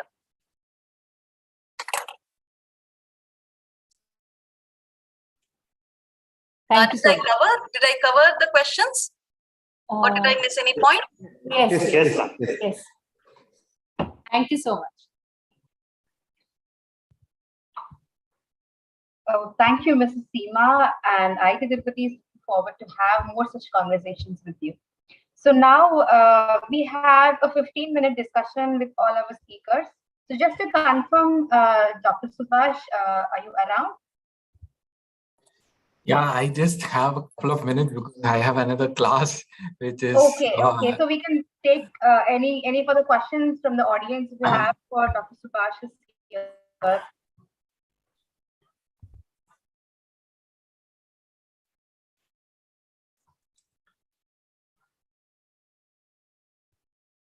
Okay. Thank you, Dr. Subhash. If there are any further questions for you, we ask them to directly write to you, your mail ID or whatever the email that was shared with us. Yeah, sure. Thank you, Sharanya. And thank you, Rahul and Chandra, for organizing this event. Yeah. Thank you. Thank you. So is Dr. Rosa around? Dr. Rosa Abraham?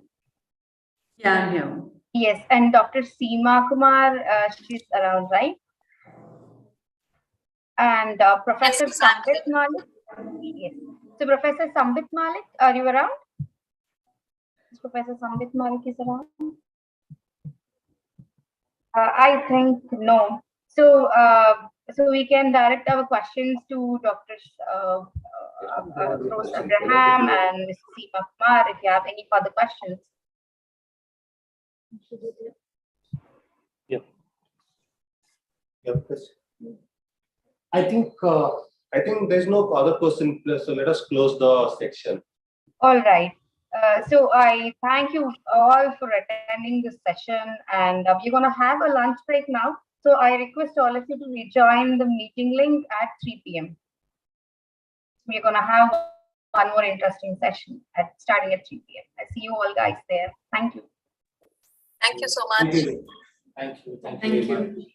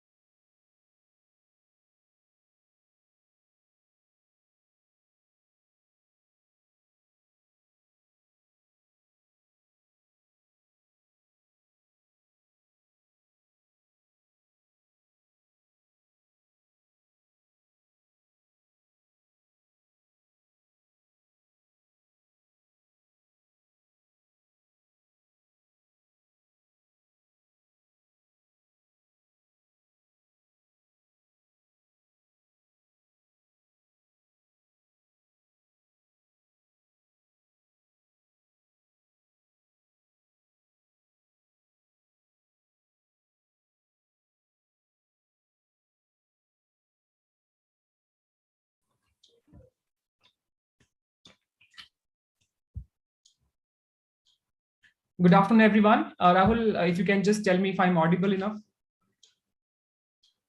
Just 1 second, huh? Just 1 second. Sorry, just hold on. Okay.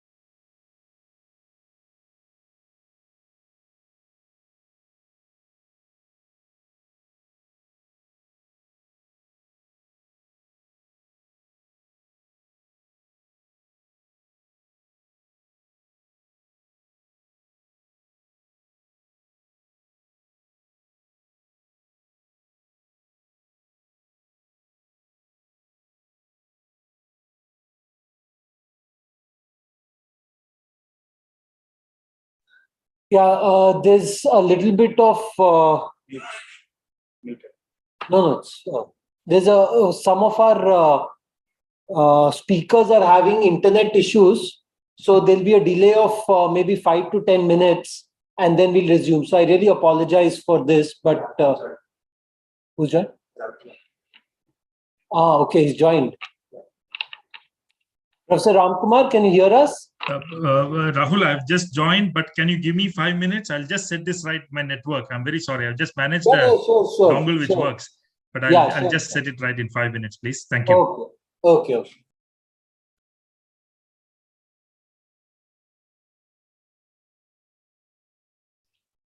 So Rahul, will go as per plan, right? Professor Kumar is here.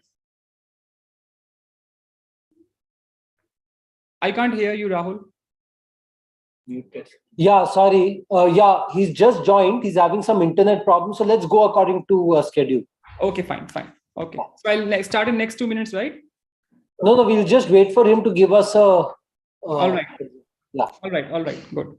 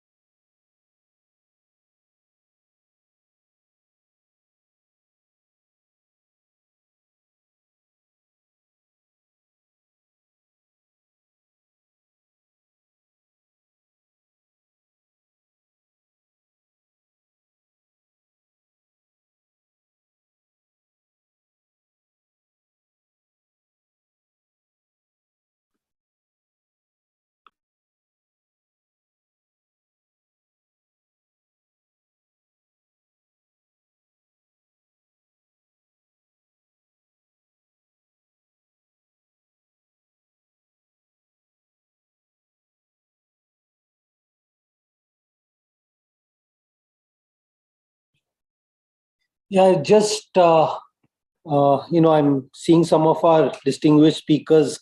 I see them come. Professor Ramkumar. Rahul, I'm very sorry. My internet, I could just connect back now. We can start now. I'm ready whenever you're ready. Okay. Vaneet, take over. Yeah, okay. Good afternoon, all the speakers and the participants. I am Dr. Vaneet. I will be chairing and coordinating this session. I welcome all of you in this section 3 of the second day of international workshop on post-pandemic policies for, public policies for post-pandemic era, hosted by Department of Humanities and Social Sciences at IIT Tirupati. So in this session, we will have 4 presentations, and I would like to thank all the guest speakers for accepting our invitation and sharing their research insights with all of us. Joining me also in this session are our research scholars, Ms. Nakara and Mr. Venkatesh, who will be keeping the track of the time and keeping track of the questions in the chat box. I request all the participants to keep sending us questions in the chat box, which will be taken up at the end of each session, and also at the discussion section after all the presentations are over. At this time, I would also like to request all the guest speakers if they can just limit their presentation between 18 to 20 minutes so that rest of the time can be taken up for Q&A. I'll signal the presenter after 15 minutes so that they can quickly wind up their presentation. So without any further delay, I would like to invite the first speaker in this session, Professor R. Ramakumar, who is currently associated with Tata Institute of Social Sciences as a professor in School of Development Studies. His current research focuses on agriculture and agrarian change in rural India, agricultural credit in India, and COVID-19 pandemic and its economic impacts. So the title of his talk for this presentation is Kerala's policy response to COVID-19 pandemic, an assessment of its gender responsiveness. Professor Kumar, over to you. Thank you. Thank you, Professor Sirohi, Professor Kashyap, and other distinguished guests in this audience. I must again apologize for the little delay from my side because there's something that happened to the internet. I don't know what happened. Now, what I'm going to speak on today, because the time is short, I'll sort of quickly get into the points that I wanted to make. I wanted to speak about Kerala in this session, and I wanted to check how Kerala's response to the pandemic, how related it was to a certain history of public action that the state has had over the last 50 to 100 years, and how that kind of context came into play in designing policies for relief and rehabilitation during the pandemic. But in doing so, I would like to keep a very clear angle on the question of gender in this whole phenomenon. And this is a paper that we wrote recently. I had written with Professor Mriduleepan of the Center for Development Studies, and I shall speak to you about a few important points in this paper in the remaining time that we have. Now, Kerala's sort of history is important in many ways. Kerala, in some sense, is a state which was the best prepared, may I say, which had the best preparedness historically and institutionally to meet the challenge of the pandemic. It had certainly a history on its side, which was marked by a certain egalitarianism in social structure, which was brought about by land reform to begin with, which was one of the most wide-ranging in the country. But on top of that, Kerala has one of the most successful systems of public education in this country, which basically ensures that there is the levels of awareness and consciousness about public health, health-seeking behavior, and a certain attachment to reason, may I say. We're all coming together to create a sense of, to create a conducive environment to meet the pandemic, right? So if you look at Kerala's sort of indicators of literacy and education, they were very famous across the world from the 1970s itself. But even today, if I put together data from the most latest NFHS and NSS and so on, you will very clearly see that Kerala is far, far ahead of the national average, and even best performing other states like Tamil Nadu or Himachal Pradesh, etc., in the field of education. It has a literate population. It has a conscious population. It has a well-educated population. That was a very important aspect of historical aspect of preparedness in Kerala that we cannot ignore.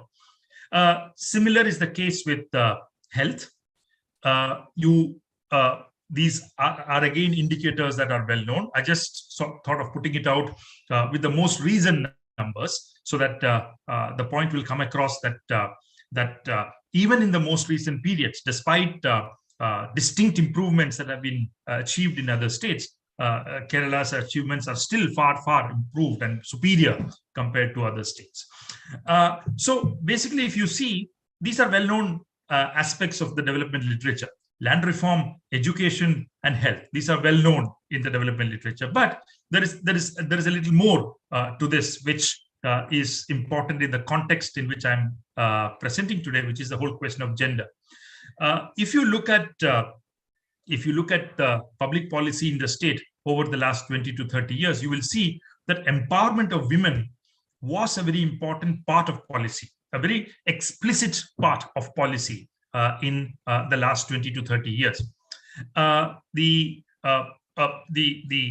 Certainly, the social transformation with respect to gender relations has been slow, uneven, and so on. You still have the continued presence of patriarchal attitudes and institutions in the society. Patriarchy in the sense of the visibility of patriarchy in the sense of a generalized social commitment to confining women to a domestic role, the perception of men as heads of the households, the roles of the women themselves in internalizing patriarchal values. All these are very much present in a state like Kerala as well. But at the same time, while we accept that overcoming patriarchy as a social institution is a long social process, public policy in Kerala was acutely aware of this reality, and it consciously attempted to play a facilitating role in the promotion of women's empowerment over the last 2 or 3 decades. One, the most important such intervention, so to say, is gender-aware planning. Now, Kerala, from the time that it introduced decentralization in the 1990s, made a very important effort to incorporate gender concerns into the decentralized planning process, panchayats, municipalities, corporations, etc. It mandated that local self-governments should set apart 10% of their plan funds for what is called as the Women Component Plan, WCP. And there should also be an assessment of the gender impact in all the schemes that the panchayats undertake. So the needs of women became prioritized in the developmental plans of local self-governments. So gender-aware planning was a very important factor. Second, gender budgeting. The allocation of funds for women and the efficiency of use of these funds were sought to be enhanced through the compulsory preparation of gender budgets. Basically, you all know what it is. It basically breaks down the budgets to make women visible in each sector, recognize their contribution, and emphasize the need to consider the needs and interests of women as a priority in designing developmental policy. And Kerala was the first state to evolve a methodology to disaggregate composite schemes based on gender, and it always ensured that allocations for women exceeded the targets that are set in the budgets. For example, if you take the latest year, the budget had set a target of 10% of the plan outlay to be spent for women, but the actual allocation was about 11 to 12%. Right? So gender budgeting, and it's there in many states, but then implementing it seriously was a very important feature of Kerala's policy. Number three means first was gender-aware planning, second was gender budgeting, and the third is institutions like Kudumbashri, which are self-help groups or neighborhood groups of women, who are organized into not just credit supply, but also creation of self-employment and wage employment opportunities. So basically, if you see what started off as a microfinance organization in the 90s is no more that microfinance organization today. They have moved out of thrift and loan activities into social entrepreneurship. That is the creation of self-employment opportunities in health, nutrition, agriculture, different non-agricultural micro-enterprises, etc. The total membership of Kudumbashree is 45 lakh or 4.5 million. And they are spread across something like 3 lakh neighborhood groups across the state. And they cultivate paddy in joint liability groups. They run canteens. They run different kinds of micro enterprises. So it's a very widespread network of women's enterprises in the state, which have played a very critical role in pulling women out of households into the public sphere by mobilizing them, building their individual capabilities, and enhancing their choices. Right? And this is another important aspect of the readiness or preparedness of the state. Then there is a Department of Women and Child Development, WCD, which places substantial emphasis on policies and programs that addresses gender concerns, crimes against women, freedom for women in public spaces, skilling of women for economic empowerment, prioritizing the needs of vulnerable women, etc. So, and in particular, their interventions in preventing domestic violence against women is worth highlighting in a detailed way. Our paper has it in detail. I'll be happy to circulate it for your reading at any point of time. So if in summary, if you see land reforms, education, health, and gender-aware planning, gender budgeting, institutions like Kudumbashree, and a very fine Department of Women and Child Development. All of this together is the outline of the preparedness that I'm trying to put forward in front of you. Now, come to the pandemic. If when the pandemic came in March 2020, Kerala was as badly affected as any other state, though the health aspect was far more softer because of different fine policies that were implemented. I'm not getting into the health aspect in this lecture, but I'm going to concentrate only on the socio-economic factors.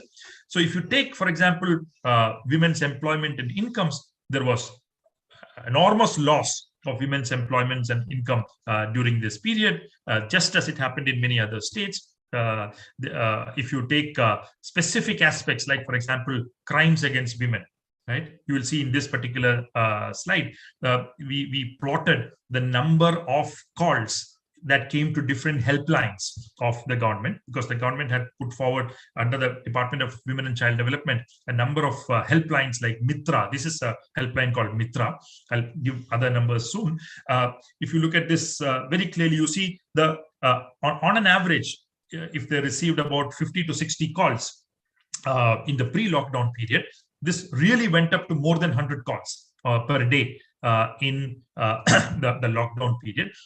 And the interesting aspect is, even after the lockdown ended, the number of calls remained higher than the pre-lockdown period. That shows there was a certain institutionalization of this helpline system, which helped women enormously to record their complaints and so on.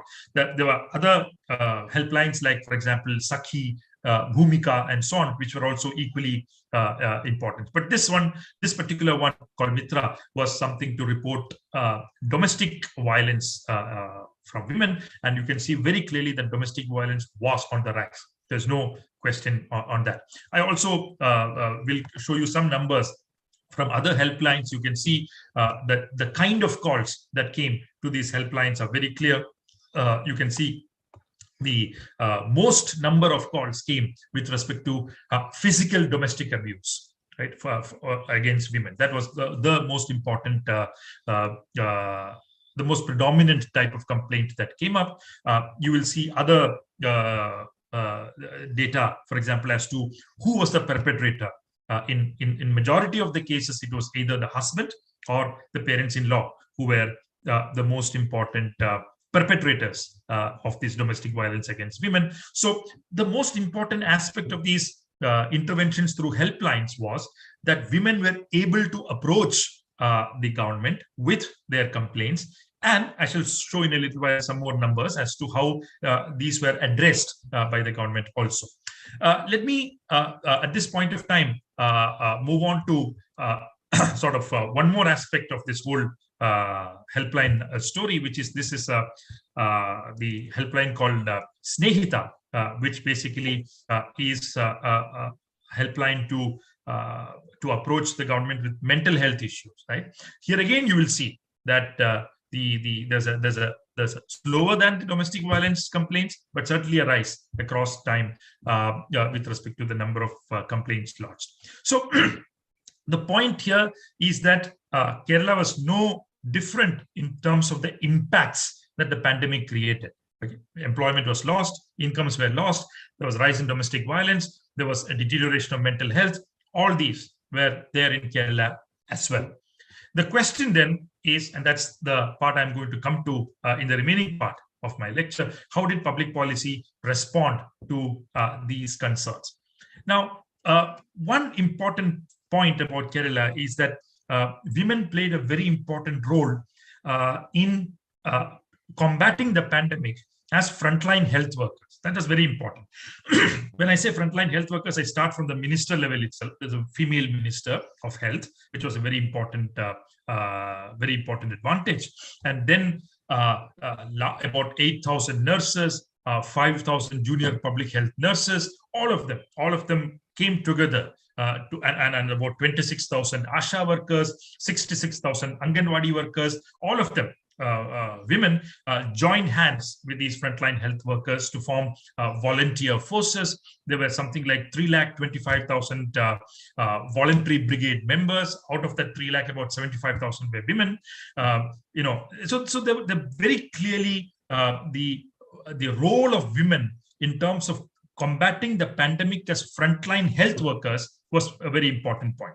Now, coming to economic relief provided to people, well, the most important aspect of the economic relief was a cash assistance. Right? So Kerala, historically, if you see, has a history of or has a certain legacy of what are called as welfare funds or welfare fund boards. These are organizations of informal workers which basically try to formalize the workforce in the unorganized sector. There are about 16 to 17 welfare fund boards, and about 10 million informal workers are registered into them. Professor Ramakumar, I'm sorry to interrupt you. Can you just quickly conclude in next 2-3 minutes so that we'll do that. We'll do that. Thank you. So this cash assistance, if you see, these welfare fund boards were used by the government to provide cash assistance to workers. And this, if you look at this cash assistance, and we try to understand how many of these workers who received these assistance were women, you will see that a significant proportion in most welfare fund boards were actually women. Right? There was in other words, the cash assistance primarily went to the bank accounts of women in the households and not men in the households. That was a very important point. And then most of the beneficiaries of these cash payments were actually women, number one. Number two, there was a significant expansion of Mahatma Gandhi Rural Employment Guarantee Program. Right? And in the MGNREGS, if you see, 90% of the employment beneficiaries were women in Kerala.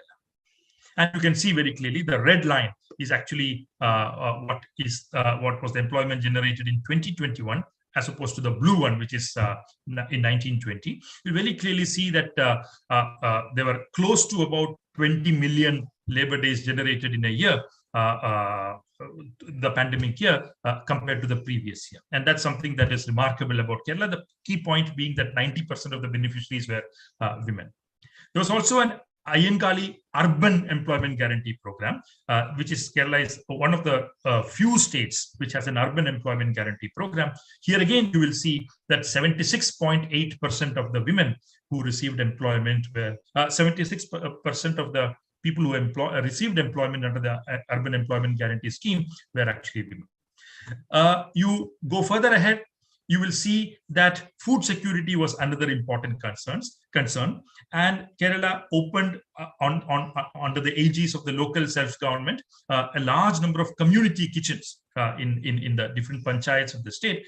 You can very clearly see that the height of the pandemic, there are about 1,000 panchayats in Kerala. There were about 1,333 community kitchens that were working. There were more than one in a panchayat. So most of these community kitchens were run by women. Most of the beneficiaries of these schemes were also women in terms of the food supply made available. The other important intervention made during this time was loans to women from different self-help groups.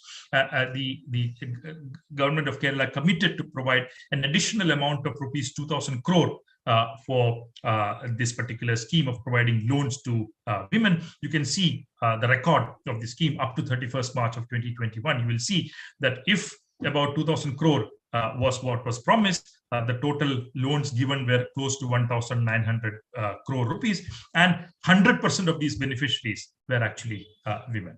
So the point I'm trying to sort of put in here is, I'm sorry, I could not get too much time to present all my tables, but the point I wanted to make are just two, and I'm going to conclude with that. One, the preparedness of a state is very important. Right? The preparedness of Kerala was superior to other states because of a certain history of public action in that state from above and below. From above, in terms of creating a comprehensive social security system and institutionalizing it in the first place. Number two, from below, in terms of different movements which help in maintaining that institutionalization intact, right? Maintaining and ensuring that these institutions do not deteriorate over time. So you will see land reforms, education, health, gender-aware planning, etc., were key aspects of the preparedness of the state, which put Kerala ahead of other states in terms of its response to the pandemic. Number one. Number two, this preparedness is not enough. You need proactive policies to be put forward, which actually benefit people. So what did Kerala do? Kerala instituted a cash assistance. Kerala expanded employment through the Rural Employment Guarantee Program, but also its own Urban Employment Guarantee Program. It provided more than 2,000 crore as loan to women in the self-help groups. It provided free food through the public distribution system, community kitchens, etc. And women played a very important frontline role, not just as activists, but also as beneficiaries of all these interventions. And that actually places the Kerala experience far superior to other states during the pandemic. I'll stop here, and I'll be happy to take questions as we go by. Thank you. Thank you, Professor Ramakumar, for your wonderful presentation. Of course, there was not much time for sharing your entire presentation, but what is very fascinating and surprised about one of the slide I could quickly recall is the number of domestic violence cases rate increased between the lockdown period. And if you look at the general perception of Kerala as a state, we see more literacy rate and more discipline and this thing. So was it more of a region-specific, the outcome result, or is it a different, urban, the sample where you look at? Look, this whole question of violence against women and violence in general is something that we usually study using official data. For example, NCRB data and so on, National Crime Records Bureau and so on. What are these numbers? These numbers are largely referring to FIRs or cases which are registered with the police, right? So in other words, if you register more cases, you make the violence visible, and it makes it easier to address the concern, right? If you look at states like Punjab and Haryana in the National Crime Records Bureau data, you will see that it would look like a paradise for women, despite the deeply patriarchal societal attitudes in those states, because no cases are reported. Right?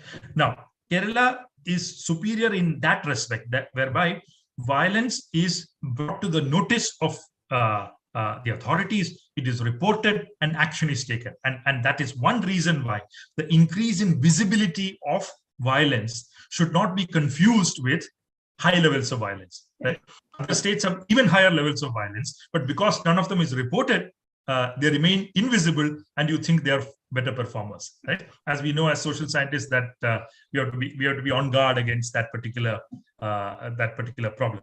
So that is one. So the key aspect of Kerala's intervention with respect to domestic violence and mental health of women was that it encouraged women to come forward report it, and take necessary institutional assistance. That was the standout point in the state compared to others. Thank you, Professor Kumar. I'll quickly ask the participant if they have any question. Okay, I can see a raised hand by Hani Yadav. Please go ahead. Am I audible? Yeah, Am I audible? Go ahead. Yes, you can go ahead. So it's a very inductive topic that I have listened, and I'm very happy to share my thoughts. I have just one question, that we generally saw a hesitancy among women going towards and opening up regarding the violence and coming forward with the fact, telling that there has been something bad in their families.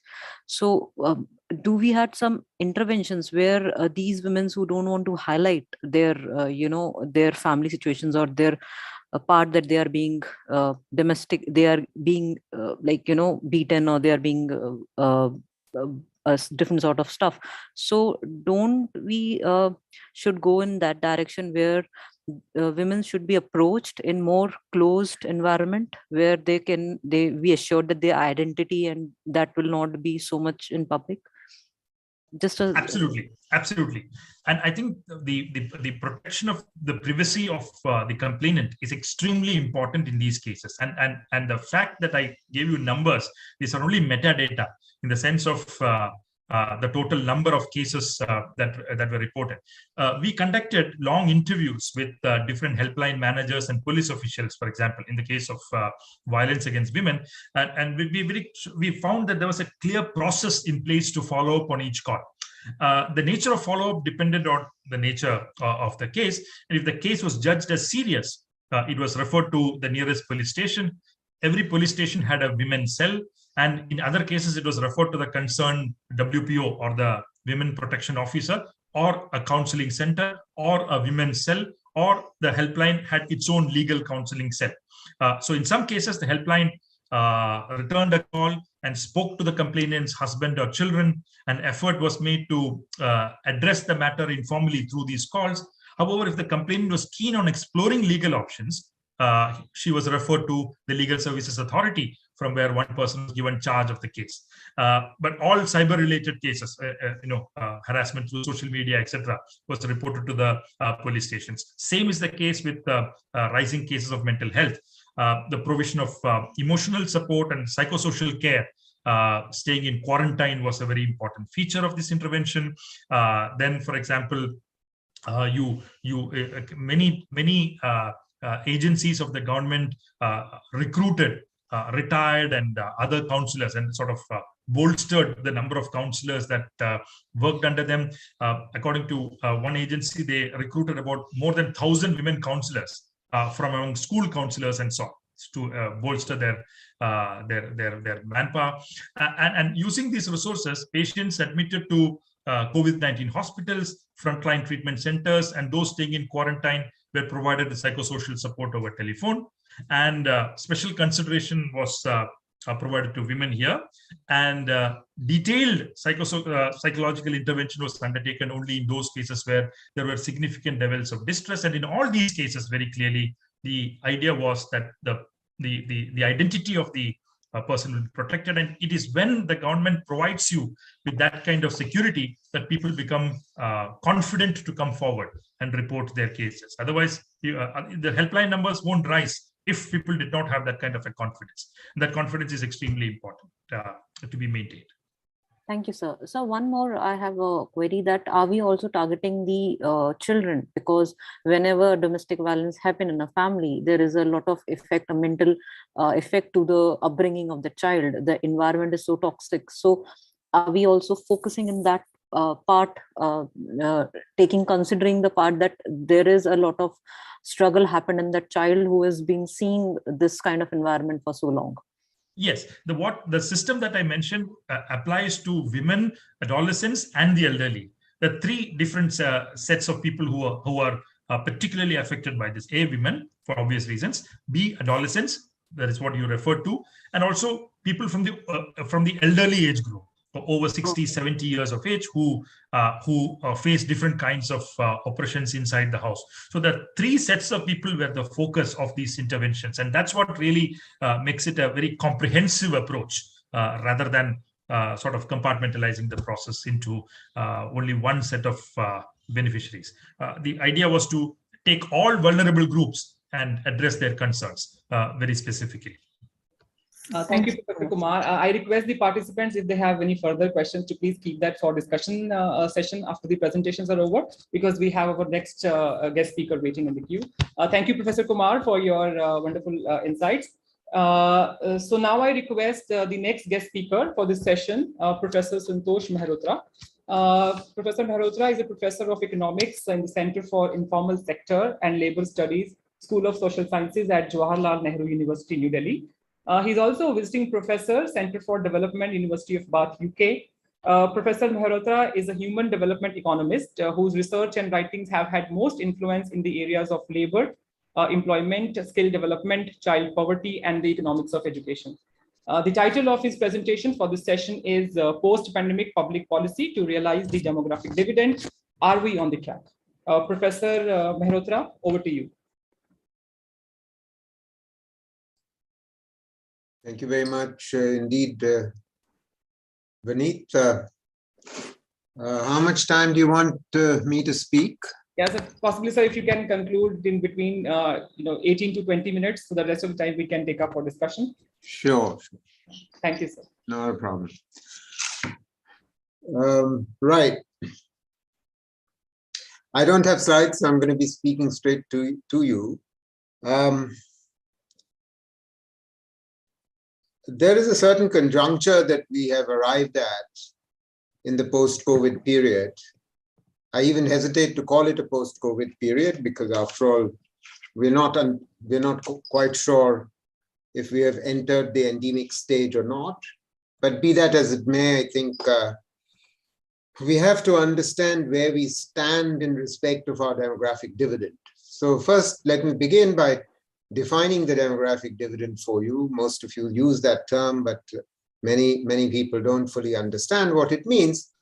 It essentially refers to a period in the life of a nation, and it comes in the life of every nation, a period in the life of a nation wherein the share of the working age population is rising and the share of the dependent population in the total population is falling. What's the dependent population? It's those who are below 15 and those who are above 60. So clearly what happens over the period of a demographic dividend in the life of a nation is that as the share of the working age population rises, as more and more people move into industry and in services, as they move out of agriculture, and we all know that industry and services have a higher productivity relative to agriculture, people's incomes rise. As their incomes rise, they save more, and savings rising in the economy as an aggregate, savings to GDP ratio rises, and as savings rise in the economy as a whole, investment to GDP ratio rises, which drives growth faster than ever before, which is roughly what we experience in our country. Our demographic dividend kicks in the early 1980s. It is now going to end in the next 15 to 20 years at most. By 2040, we are well, we are sort of just beyond the 2/3 of the period of our demographic dividend. 40 of its 60 years is already over. China's demographic dividend is already over. In 2015, they rode the wave of its dividend and actually managed to grow very rapidly at 9 to 10% per annum. They started at the same level of per capita income as India in 1979. But after their economic reforms began in 79, they managed to grow at 9 to 10% per annum for over a 30-year period and reduce poverty at an unprecedented pace, unprecedented in human history. We are on the verge of becoming the largest population in the world. They are currently the biggest population in the world, and their leaders have been saying since 2015, since their dividend ended, that Europe became old after they became rich. We have become old before we became rich. That's a very important statement, a poignant statement coming from a country which grew at the rate that I just described, which reduced poverty at an unprecedented pace, and whose per capita income is 4 times ours. So imagine where we are. We are very far away from not only them, we are very far away from Europe. We had already a very large population of poor people. And what we've seen in the last 8 years is an actual increase in the number of the poor, an increase of poor before COVID began, an increase thereafter as well. That's the scale of the challenge we face. You people, all of you listening, are the demographic dividend.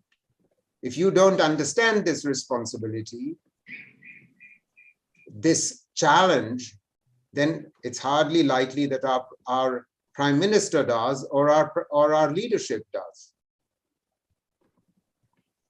Because if you become an aging society while still surrounded by poor people, illiterate people, malnourished people, people shitting out in the open, semi-educated people with mean years of education which doesn't exceed 6 or 7 years, then that's what we will be for the rest of our lives, your lives, and for the lives of lives of Indians well into the future, for a very long period of time. Because countries which have grown out of their demographic dividend cannot grow fast because they have an aging society to take care of, who have health needs, and so your health expenditure must rise, and who have social security needs, so those social security needs have to be taken care of now, so that we can provide for those who are aging and becoming elderly, but if they become elderly without a social security, we got an even bigger challenge. And 91% of our workforce today is without any social security. Yes, you heard me right. 91% of our workforce is informal. You are about to leave your IIT and perhaps join the formal 9% of that formal workforce that exists in our economy. That's the scale of the challenge. Let me very briefly mention to you the other element of the big challenge in our economy. After 1991, when our economic reforms began, the pace of growth, pace of GDP growth, which had already picked up post-1980 to 5.5% per annum in the 1980s, which was itself 2 percentage points higher than it had been for 30 years between 1950 and 1980. After the economic reforms began, our growth rate picked up by another 1%, and our population growth rate had already begun to decline. So our per capita incomes certainly were increasing at a much faster rate post-1991, as one would have expected. And the pace of structural transformation had also picked up. What do I mean by pace of structural transformation? I began by saying that industry and services have a higher productivity than agriculture does. There are essentially 3 dimensions of what a structural transformation is about. One, per capita income in the country increases. But what drives that are 2 other forces and 2 other simultaneous trajectories or processes. One is the share of agriculture in output declines, and the share of industry and services increases. And similarly, the share of agriculture in employment declines, and the share of employment in industry and services increases. That process had gathered momentum post-1991. It picked up momentum even further from about 2002-3 onwards. And in 2002, our savings to GDP ratio stood at around 23% of GDP, for the reasons that I was explaining to you earlier. And investment stood at about 24% of GDP. In the next 7 odd years, our savings rate shot up to 37% of GDP, and our investment rate shot up to 38% of GDP. Very important, that's what drove the growth rate to 8% per annum, which is what our average was between 2004 and 14. Please remember, that's still lower than what China achieved over a 30-year sustained period. Thankfully, on account of the rapid growth in that 10-year period, 4 to 14, for the first time in India's history, the absolute number of poor in the country fell. The share of the population, the headcount ratio of the poor in our country had been falling for a long period of time until 2004. But because the growth rate picked up really rapidly, post-2004, the absolute number of poor began to fall for the first time in India's history by what is called the Tendulkar poverty line, which we used to estimate when I was in the Planning Commission 10 years ago. The numbers of the poor fell over a 7-year period from about 4.5 to 11.12 by a whopping 140 million. That's 20 million people rising above the poverty line every year. That's an achievement of staggering, almost Chinese proportions.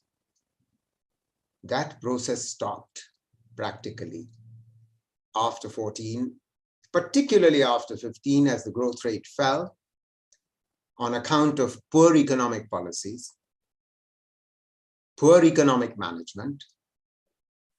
Systematically, it fell all the way till 2019. You had the exogenous shock of the demonetization, an unprecedented development in the history of the world, practically. When you knock out 80% or more of, or 86% if I remember right, of cash in the economy, which sustains agriculture, which sustains the unorganized sector.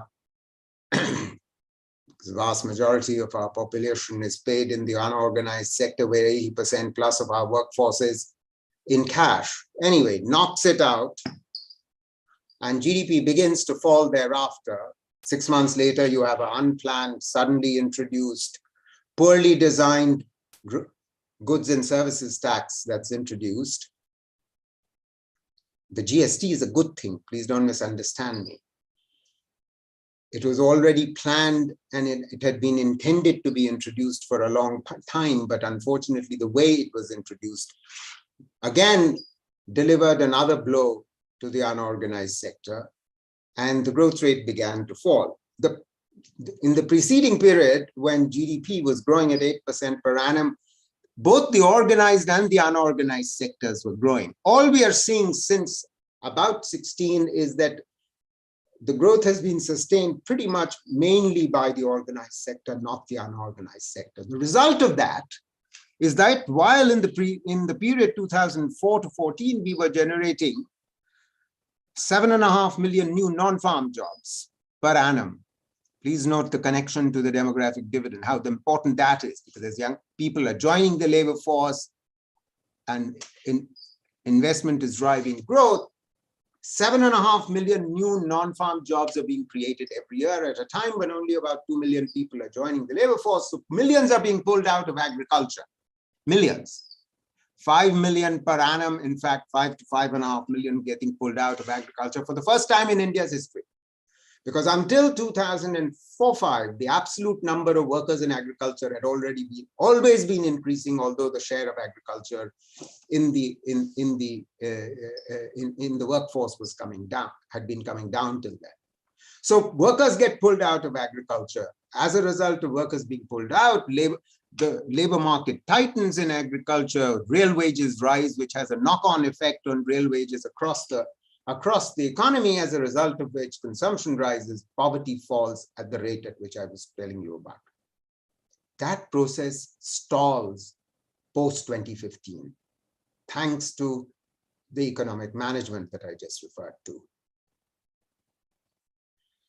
It stalls so much that the number of new jobs that are being non-farm jobs, please understand, these are only non-farm jobs, because a growing economy, developing economy must generate jobs in industry and services, which are a premise that I began with. Because as young people are getting better and better educated, they're looking for non-farm jobs. They don't want to be in agriculture. Their parents don't even want to be in agriculture. But just at that time, the number of new non-farm jobs begins to fall, and we generate only 2.9 million new non-farm jobs per annum between 13 and 19. At a time when more and more young people are entering the labor force, looking for work, better educated now. Because even not just better school educated, meaning pretty much all the children were achieving secondary education, even the girls in Chhattisgarh, Jharkhand, etc. But tertiary education, higher education, which is where you people are sitting, that the gross enrollment ratio there rises from 11% in 2006 to 27% by 2017. Clearly, you got a massification of higher education, and these people were entering school and entering higher education not to remain there forever, but to enter the labor market, which they did. So you get a situation from between 2012 and 2018, open unemployment begins to rise. It triples.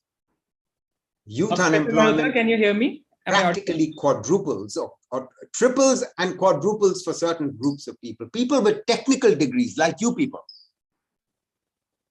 If you were just a graduate, it went up from about 16% to 36%. If you were a technical graduate, it went up from about 18% to 38%. Professor Mehrotra, can you hear me? Am I audible? Yeah, I can hear you. Yeah, if you can quickly conclude. I'm concluding. I'm on you can see that I brought the story very much up to date. Thank you. And on top of this comes COVID, which increases the unemployment rate, which leads to a contraction of the economy by 7.3%, when the world economy contracted by only 3.1%. Again, on account of a poor management of the lockdown, again, on account of poor management of the economy and a poor quality of our stimulus. The result is we are now at a stage in our development where our structural transformation process has been aborted or practically reversed, because the share of manufacturing in GDP fell from the 17% maintained over a 25-year period till 2014. It's now down to 13. It was down to 15 already before COVID. It's down to 13. The absolute number of workers in manufacturing fell from 51 million in 2016 to 27 million. This is unprecedented in the history of our country. And much of it happened before COVID began. This is where we stand. And if our policymakers don't recognize the stupendous nature of our challenge, I don't think we are going to get the public policy that we need in order to achieve 7% per annum growth from this point onwards, which is what we have to achieve because if we don't achieve 7% growth over the next 10 years for each year, we will not even double our per capita, our GDP, which is what we were hoping for. In other words, we were at $2.66 trillion GDP We were supposed to, the Prime Minister told us, double ourselves to over $5 billion by 2024 or 25. If now we don't grow at 7%, we won't even get to $5 trillion by 2031. Thank you for your attention. Thank you, Professor Mehrotra. I'm still trying to assimilate a lot of information and a lot of going on in my mind. You know, we get to hear about these facts and figures that you have stated. Possibly, I'll keep these, the questions for the end in the discussion. I now request the participants, if they have any questions for Professor Mehrotra, to please, they can raise their hand or can ask their queries.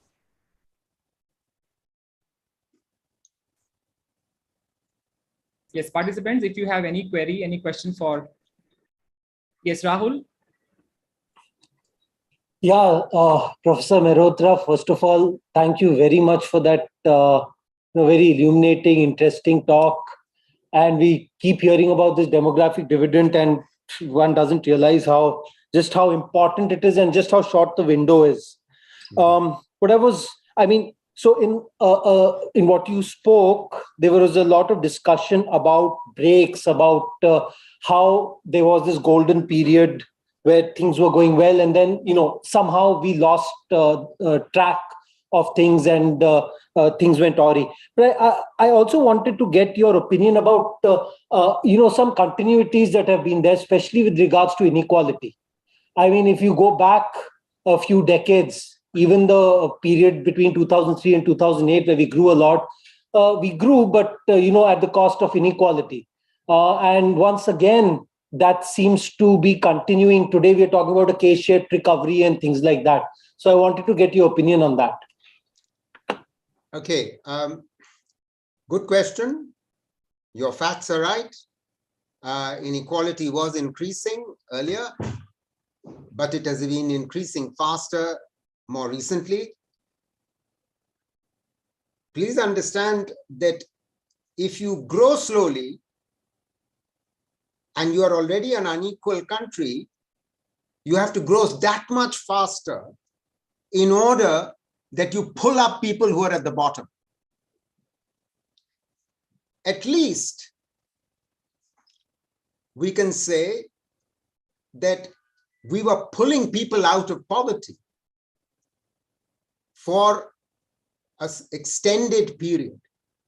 What we've seen in the last 7-8 years is the exact opposite. Growth has slowed, inequality is increasing, and my estimate is that between 2012 and 2019-20, before COVID, the absolute number of the poor increased. That means there's something very radically going wrong already before COVID. So inequality is certainly a problem. Don't misunderstand me. Yes, it's a very serious problem. For two reasons, it's a very serious problem, but which I'll come to in a second. But a bigger problem is that as opposed to reducing the absolute number of the poor, we were increasing the number of the poor before COVID began, whose numbers have increased even further. But to underline why inequality is a problem, there are two real issues with inequality being a problem. Because you can see already from what I'm suggesting is that you can have a situation where poverty is falling at the same time that inequality is increasing. China is evidence of that. Our own country is evidence of that. I think I told you until 2012. But increasing inequality has two very adverse impacts on the macroeconomy. One, it strengthens the power of the super rich in the corridors of power, which enables them to distort policy decisions in a way which might not be happening if they were not so powerful as to have a phenomenal control across a spectrum of sectors in the economy, which is what has happened in our country. I'll just give you one important policy implication of this. In China, if you're a billion-dollar billionaire, if you're a billionaire, if your net worth rises to somewhere around $10 billion, $12 billion, the state becomes very, very wary of you. You are watched extremely carefully. 8 to 10 years ago, the 2 top billionaires in the country were in jail. Would it ever happen in our country? We have become a country where Mr. Adani increases his net worth to over $80 billion in a matter of 3 years. Can you imagine the kind of power he exercises in the corridors of power, which is evident in all the pink press and even the other press in today? In 3 years, he becomes the richest man in Asia. This would not happen in China. This is one problem with inequality. Second, the second big problem, the super rich are able to exercise power over how the tax structure evolves. This is a very important determinant of what happens to welfare and to investments in human development. What do I mean by that? Between 1880 and 1980, in the now rich countries, the now industrialized countries, the size of the state, as per capita income was rising, the size of the state grew and grew and grew. So public expenditure proportion of GDP in 1880 for all the European countries for which we have data and North America for which we have data was 11% in 1880. In 100 years, it had shot up to 45%, 4 times increase as per capita income was rising. The size of the state was growing. And what was driving the rise of the state? Health expenditure, education expenditure, and social transfers, i.e. social security. Not Air India, not public sector banks. You understand what I'm saying here? This is the challenge that you people are about to face. Our tax to GDP ratio was 17% 30 years ago, soon after economic reforms began. It's still 17%. I'm talking about general government, state and center taken together. And the tragedy is, while the share of direct taxes was rising and the share of indirect taxes in total revenues was falling until about 10 years ago, that has reversed thanks to the policies of the current government. It has reversed. One would have expected that at a time when poverty increased post-COVID, you would have expected that there would be a new super tax on personal income, incomes of over 1 crore. They had removed the wealth tax in 2015, this government. I expected a 2% surcharge in this budget. It didn't happen. I expected there might be a surcharge on corporate taxes at the highest level. Why? Because your fiscal deficit is rising.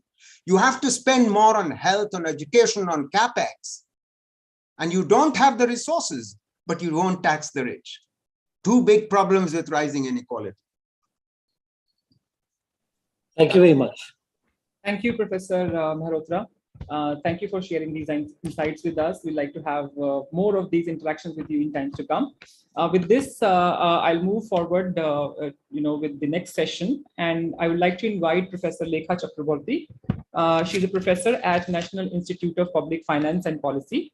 Some of her current research focuses on intergovernmental fiscal transfers and gender equality, effectiveness of gender budgeting on gender equality, outcomes, and fiscal space. Professor Chakraborty, over to you.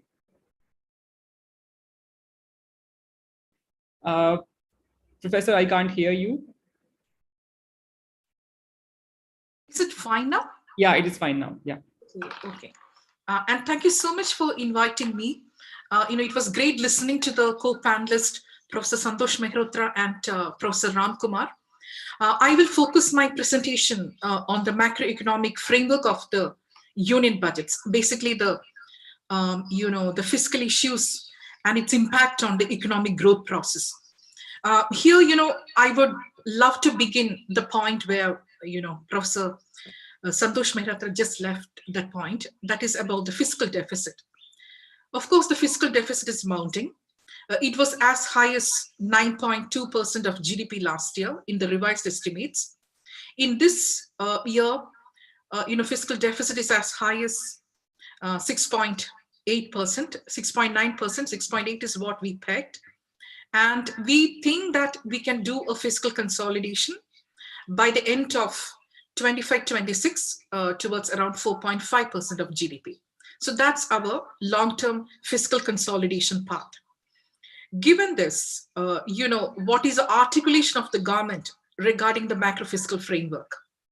Though the levels of general government public debt and deficit is quite high, if it can be substantiated through increase in the capex, then it's vindicated. That's the way, the narrative goes. Of course, it's well taken, but the multiplier effect will definitely have a lagged, phenomenon. It will be with a lag only we will be able to experience the impact of high capex on economic growth recovery. So another narrative is about the revenue spending.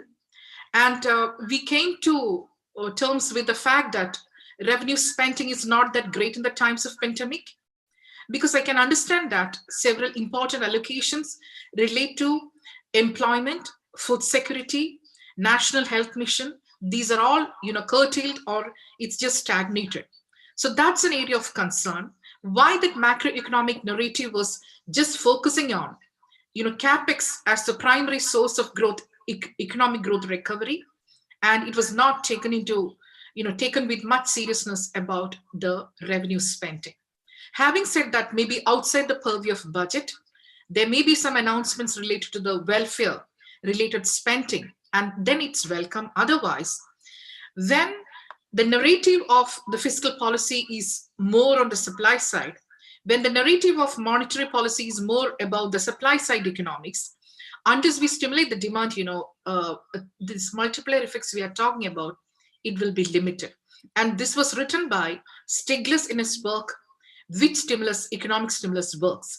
And in that paper, he rightly highlighted that the credit-related infusion or the liquidity infusion techniques of this economic stimulus packages have limited impact if it is not complemented by the demand stimulating policies.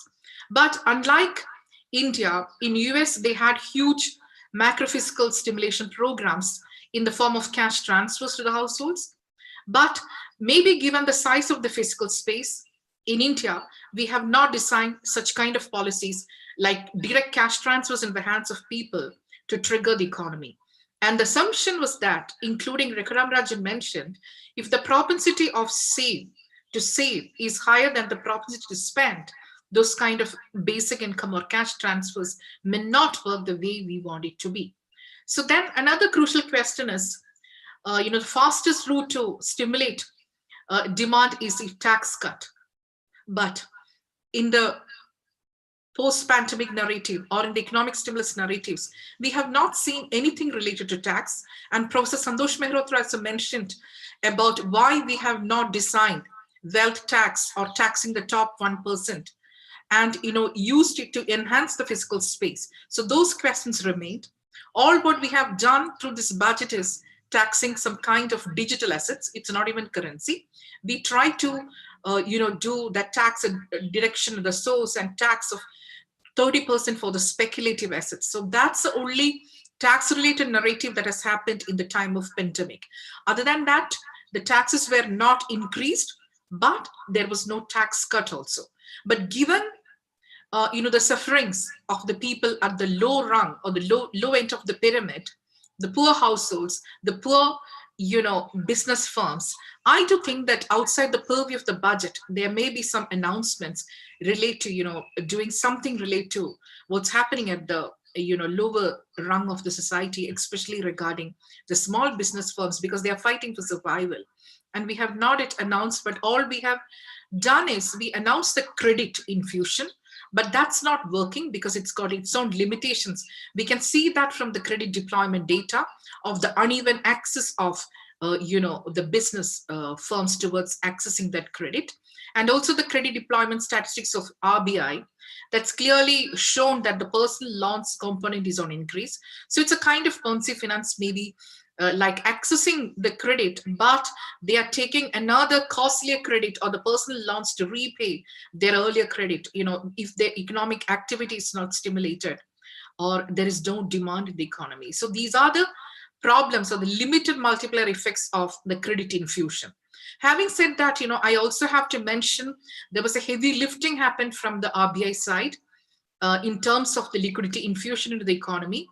And, they have announced the Operation Twist to increase the, structure of the maturity in the market, in the bond market, by simultaneously selling more short-term and buying more long-term bonds, so that the refinancing strategy or the refinancing risk is postponed, so that we get more space for economic recovery process or to plan, without any refinancing risk in the near future. So then another, major technique was to the stress sectors. We announced that, credit infusion will be there, but monetary policy has got its own limitations in triggering the economy. And if you look at the monetary policy corridor also, it's accommodative. We have not taken any major decisions regarding the repo rate, but the statistics shows that, despite keeping it at low level, banks have the tendency to park back their excess liquidity with the central bank. And all what we have done, it's not through the proper normalization procedure, but in the informal announcements, what we have done is a kind of curtailing the government security programs and also the cutoff yield rate of the variable repo rate. That is now up to, increased up to 3.99%. So these are the informal ways in which the normalization procedure happens, but formal announcement on normalization to roll back the economic stimulus packages has not happened, fearing that there will be repercussions on the growth recovery process. So when monetary policy is not effective in one-to-one growth recovery process, despite keeping the interest rate, at 4%, our repo rate, inflation is mounting. There are pressures from the global financial markets. So given these uncertainties, of course, now geopolitical tensions are mounting. So given all these uncertainties, I think there is a renewed interest in fiscal dominance.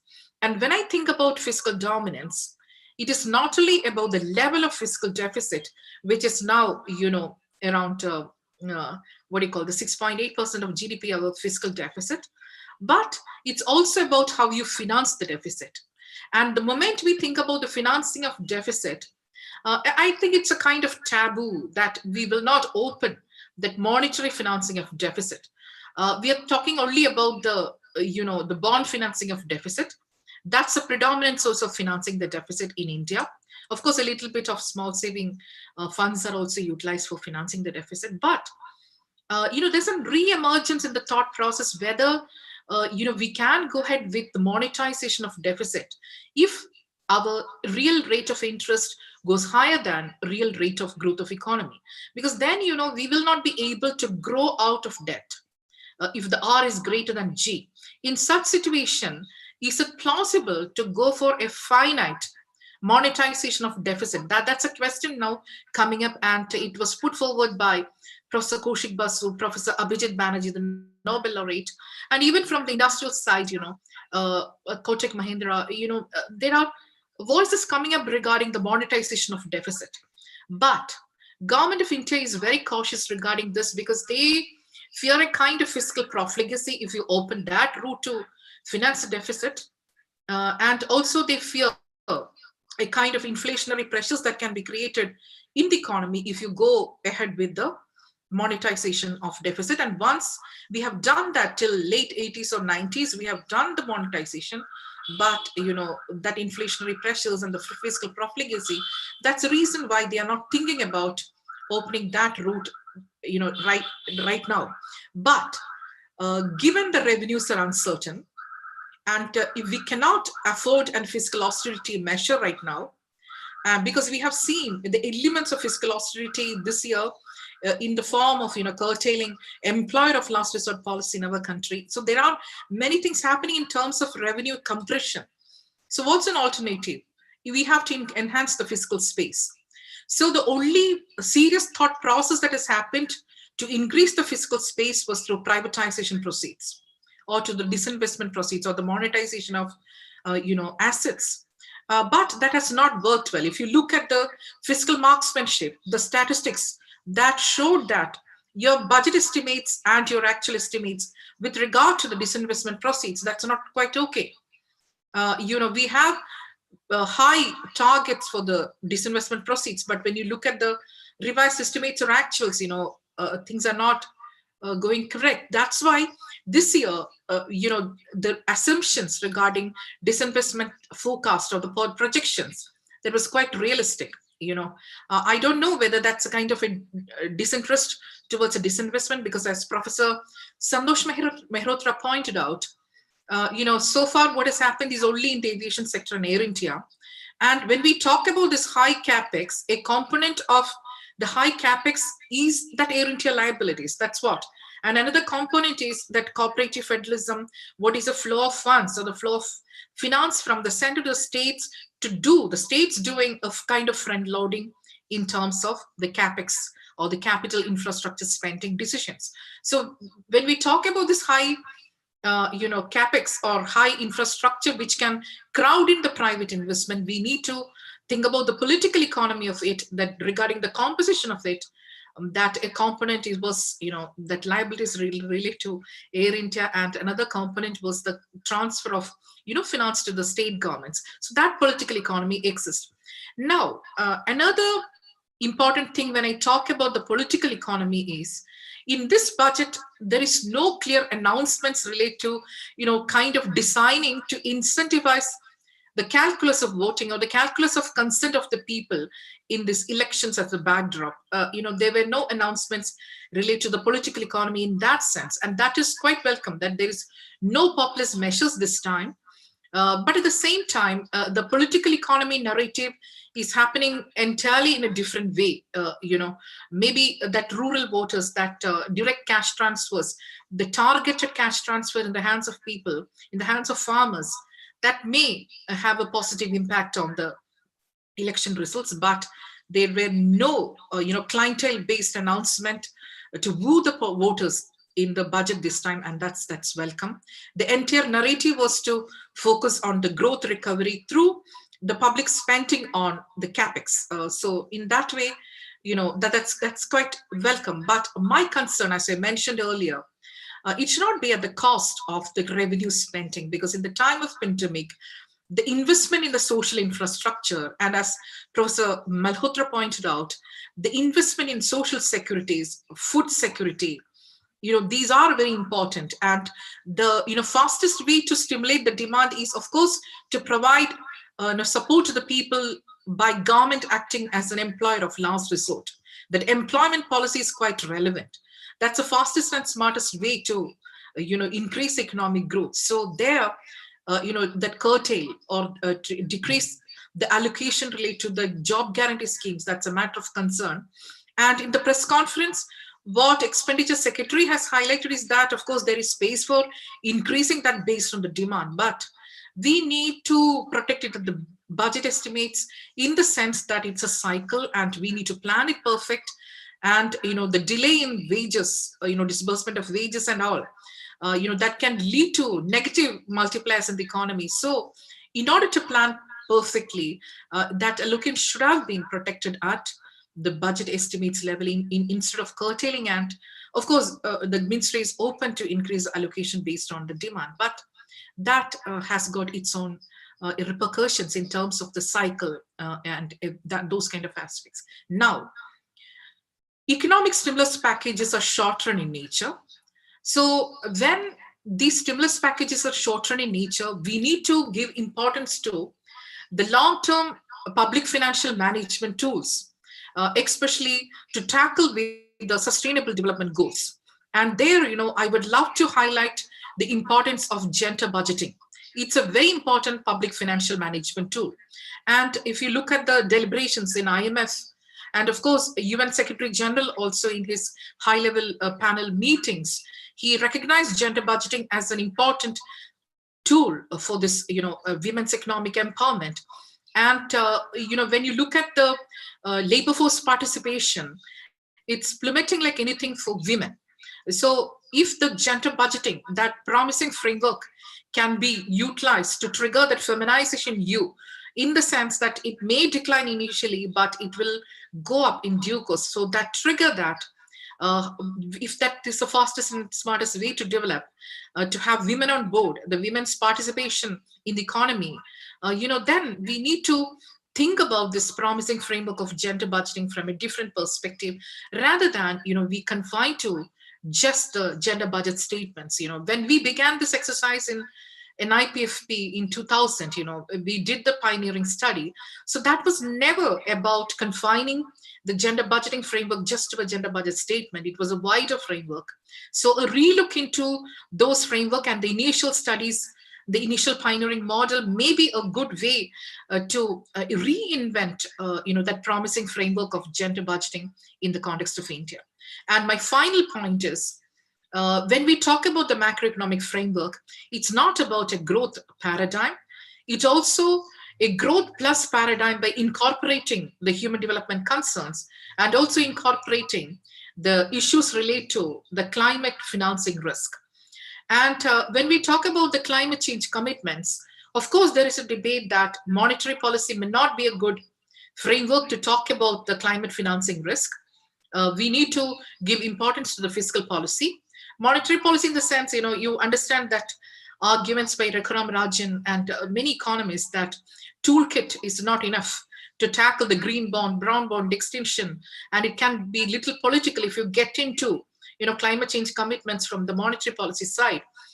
So that may be the reason why many central banks are quite skeptical for greening the monetary policy. But there are good practices and good examples. If you look at, for instance, the European Central Bank, Christine Lagarde was quite positive. He's quite positive about greening the monetary policy. And RBI is also quite open about the green stress test to be conducted at the top banks and the investment, because this climate financing, the risk and uncertainties in turn affect your financial stability. So that's quite crucial. And coming to the budget front, this year, first time ever, we have given importance to climate change commitments on the fiscal policy side, and that's welcome. Green bond is announced. And there are a lot of other important announcements related to climate change commitments. So we have to wait and see whether there is a national adaptation communication or a kind of climate responsive budgeting statement, that communication will be integrated within the national budgets. That's a very important way to communicate. So if we talk about the national adaptation communication, or this, because we should not be getting just focused on the mitigation when we talk about the climate change commitments. And these are the quick thoughts, I thought I will share with you regarding the macroeconomic framework of the budget. And over to you. Thank you so much for the opportunity. I'll take the questions right now. Thank you, Professor Chakrabarti, for your wonderful analysis and presenting this framework. Now I request the participant, if they have any questions or query for Professor Chakrabarti, they can raise your hand and can ask their query.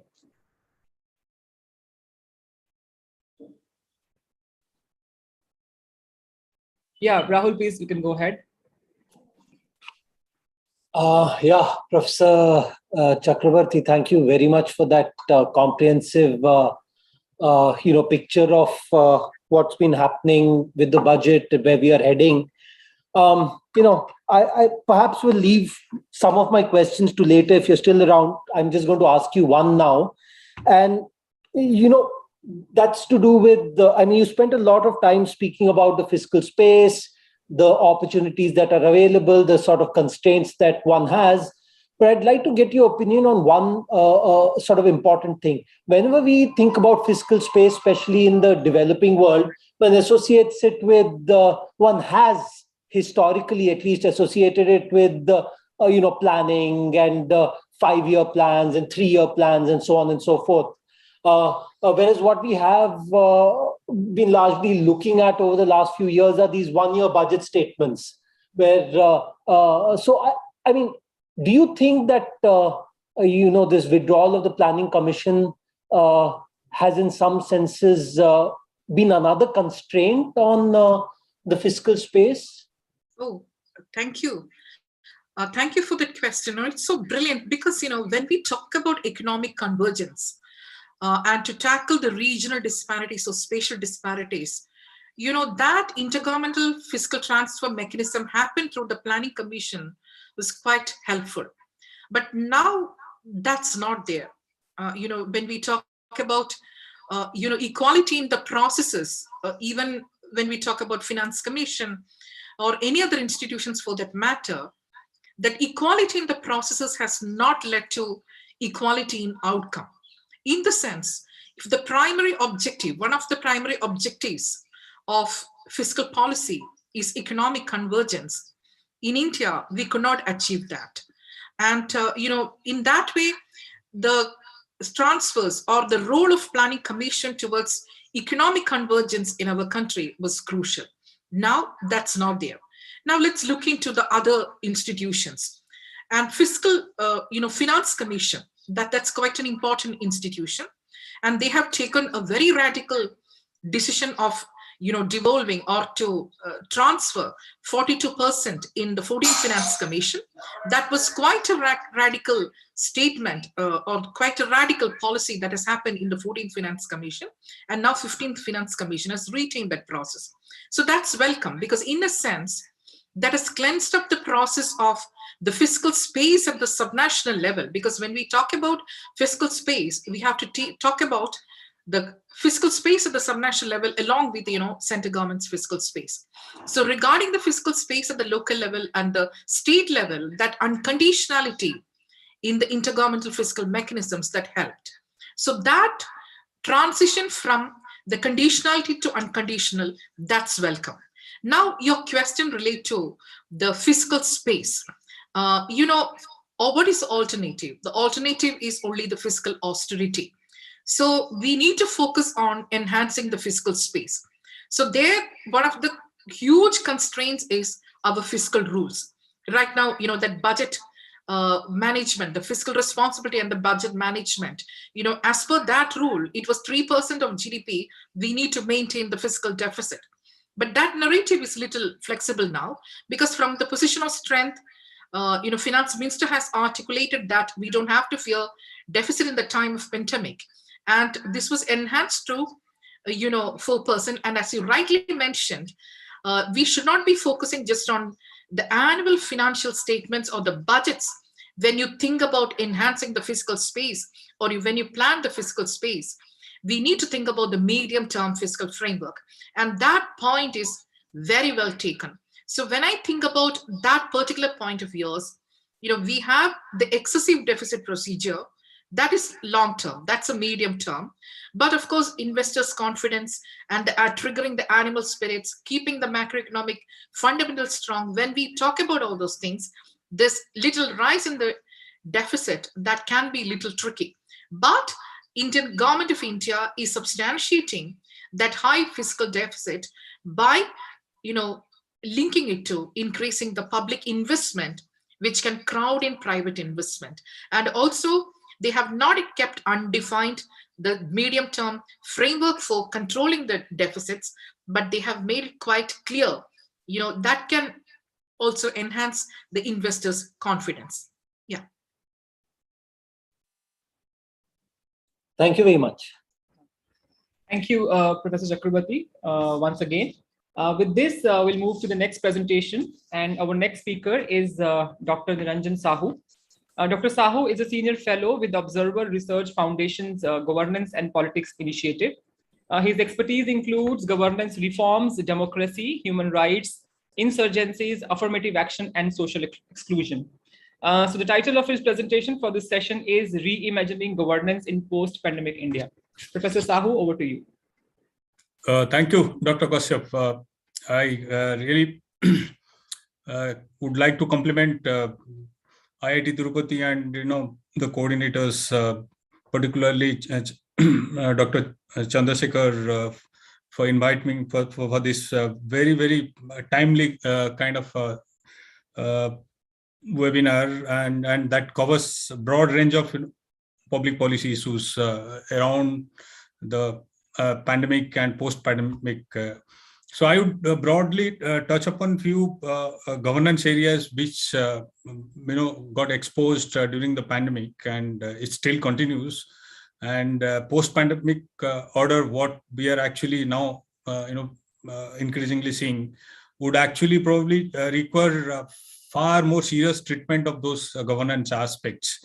And before I jump to India, I would like to give a kind of overview of how actually different political systems were exposed during the course of pandemic last 2 years. When the pandemic started, particularly the world started facing in January 2020. I think a lot of actually analysis, a lot of speculation was that largely the authoritarian system like China or Russia, which have a very kind of centralized structure, in an emergency situation, they would be better to respond quickly, because emergency response, which is basically requires kind of a unified a command control kind of response. So if you have a sort of authoritarian structure where everything flows from the top to the bottom, and decisions can be taken quickly by the central leadership, then probably you can manage it better. But if in the course of 2 years we have seen, actually it's easier said than done. Actually, in fact, a lot of authoritarian systems, in fact, they suffered, and they were very badly exposed. We have seen it in Russia. Russia, even now, Russia is struggling actually with pandemic. And China, of course, it's a different story. Initially, China probably succeeded on the thing, but China today, it's only large country which has most stringent kind of restrictions still prevalent in most part of Chinese provinces. So if you see China, with all its claim of being a centralized kind of government sort of political structure, it hasn't actually managed the COVID so efficiently. So in a sense, actually, this was actually a kind of test for different model of governance systems, whether it's a kind of authoritarian or it's a democratic system that we have, or United States or Brazil or Europe or many other parts. From there, if you also look at other form of especially the government forms like federal system, the unitary system, we have seen actually each system has peculiar strength, certain strength to face the pandemic situation, to take swift measures and bring sort of some kind of control. But on the whole, if you see most of the systems, there is no exception in fact here, both the unitary system as well as federal system, they all actually got exposed to the pandemic, of course, in varying degrees. Some of them succeeded to a great extent, like we have seen in the case of Korea, several other countries which have managed it much better than many even sort of country of similar size, like in Europe we saw Italy, Spain, UK, they got devastated so badly. So in a sense, if you look at the governance structure, governance systems, I think very varied kind of response, and each requires actually a very in-depth study. So I'll not go in detail of that, but one thing is clear: what Francis Fukuyama said about the pandemic is that it is definitely going to create a kind of new political order, and that new political order is actually in making. We have already started seeing how the world got actually, especially from the very example of vaccine nationalism, what we saw, that each country started scrambling about its own resources, other thing, and a lot of developed countries, despite all their tall claims of providing support to the developing world or the global south, they started scrambling and hoarding vaccines, other things. In fact, a lot of them got wasted, but they didn't supply. we saw how Africa suffered, and many other regions, are still struggling to have full-blown, full-scale vaccination. So in a sense, that vaccine nationalism is what actually is something we are not simply sure how this can be managed, actually, how this can be addressed. And that apart, we have also seen issues of, what do you call, the deglobalization tendencies. This is also triggered by the pandemic. Already we are facing, because of neoliberal policies and other things, globalization was already facing some kind of, onslaught or attack. But this has actually paced the. If you see, in many states actually started, looking at how they can decouple, that global supply chain, other things. Like, for instance, the way China behaved in the initial, months of pandemic, in terms of providing those vaccines, or not vaccines, medical equipment, and many other things which are critical actually, and the way it played actually, that also has led to a kind of how it can be decoupled, and whether this is also one way of deglobalization. What we have also seen in India case, like that Atmanirbhar Bharat, or sort of self-reliance, to have our own sort of vaccine productions and other sort of facility than depending on a large country like China, which in the crunch time can actually stop it. So that has actually created this sort of I think debate. There are a lot of debate is happening whether this pandemic is actually reordering the global sort of system, and in many ways we'll see the fallouts for years to come actually. Now, coming to India, I think a couple of things I would like to reflect. During the pandemic, I think, as I said about the federalism, even before I even come to the federalism, I think 2-3 things that actually got very, very vividly exposed is our ability to manage some of the key things, in a large country like ours. For instance, during the pandemic, we have very clearly see the limits. I would say the very, very sort of fragility of our own institutions, like Parliament, for instance.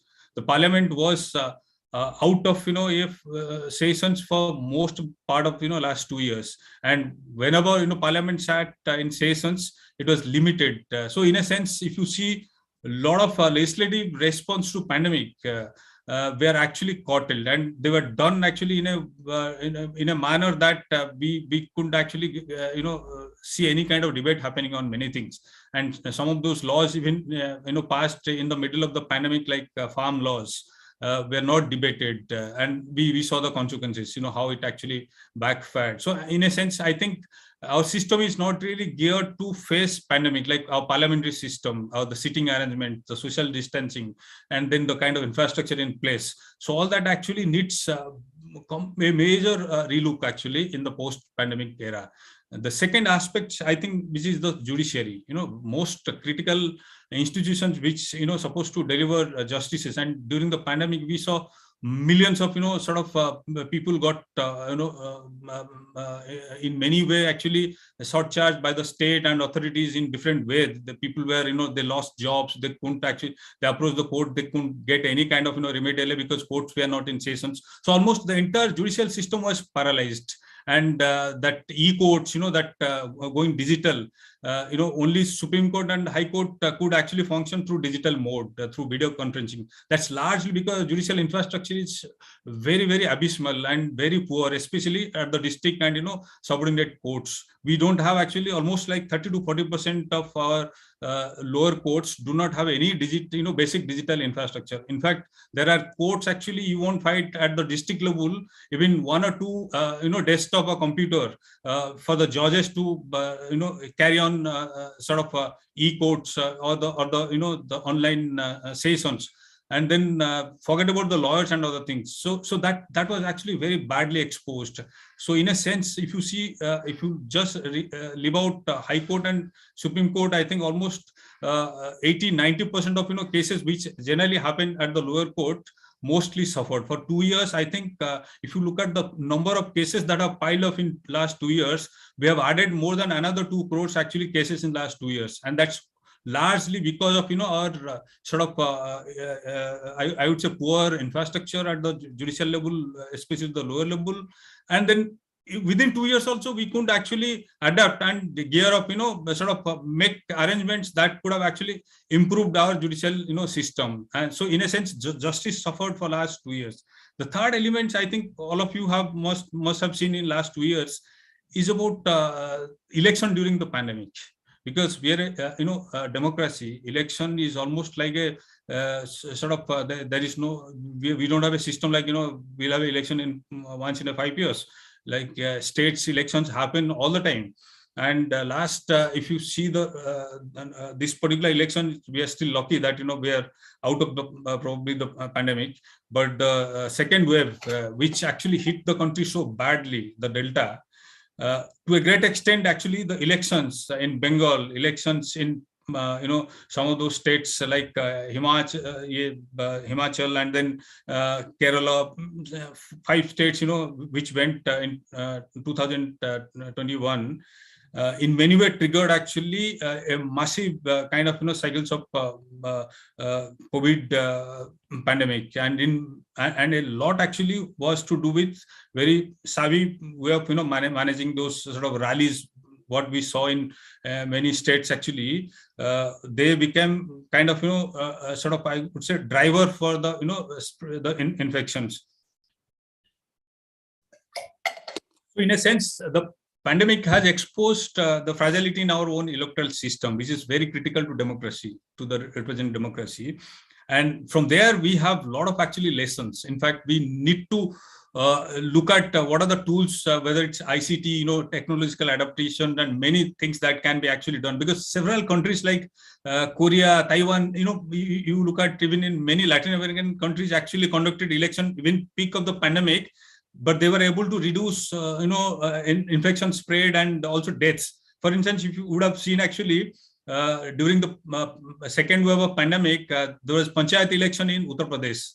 And from one estimation, there are 1,600 teachers. They died actually while conducting this election and the peak of that April-May election. So that's the sort of casualty could have been prevented if we would have a proper system in place actually to fight election, even situation like pandemic.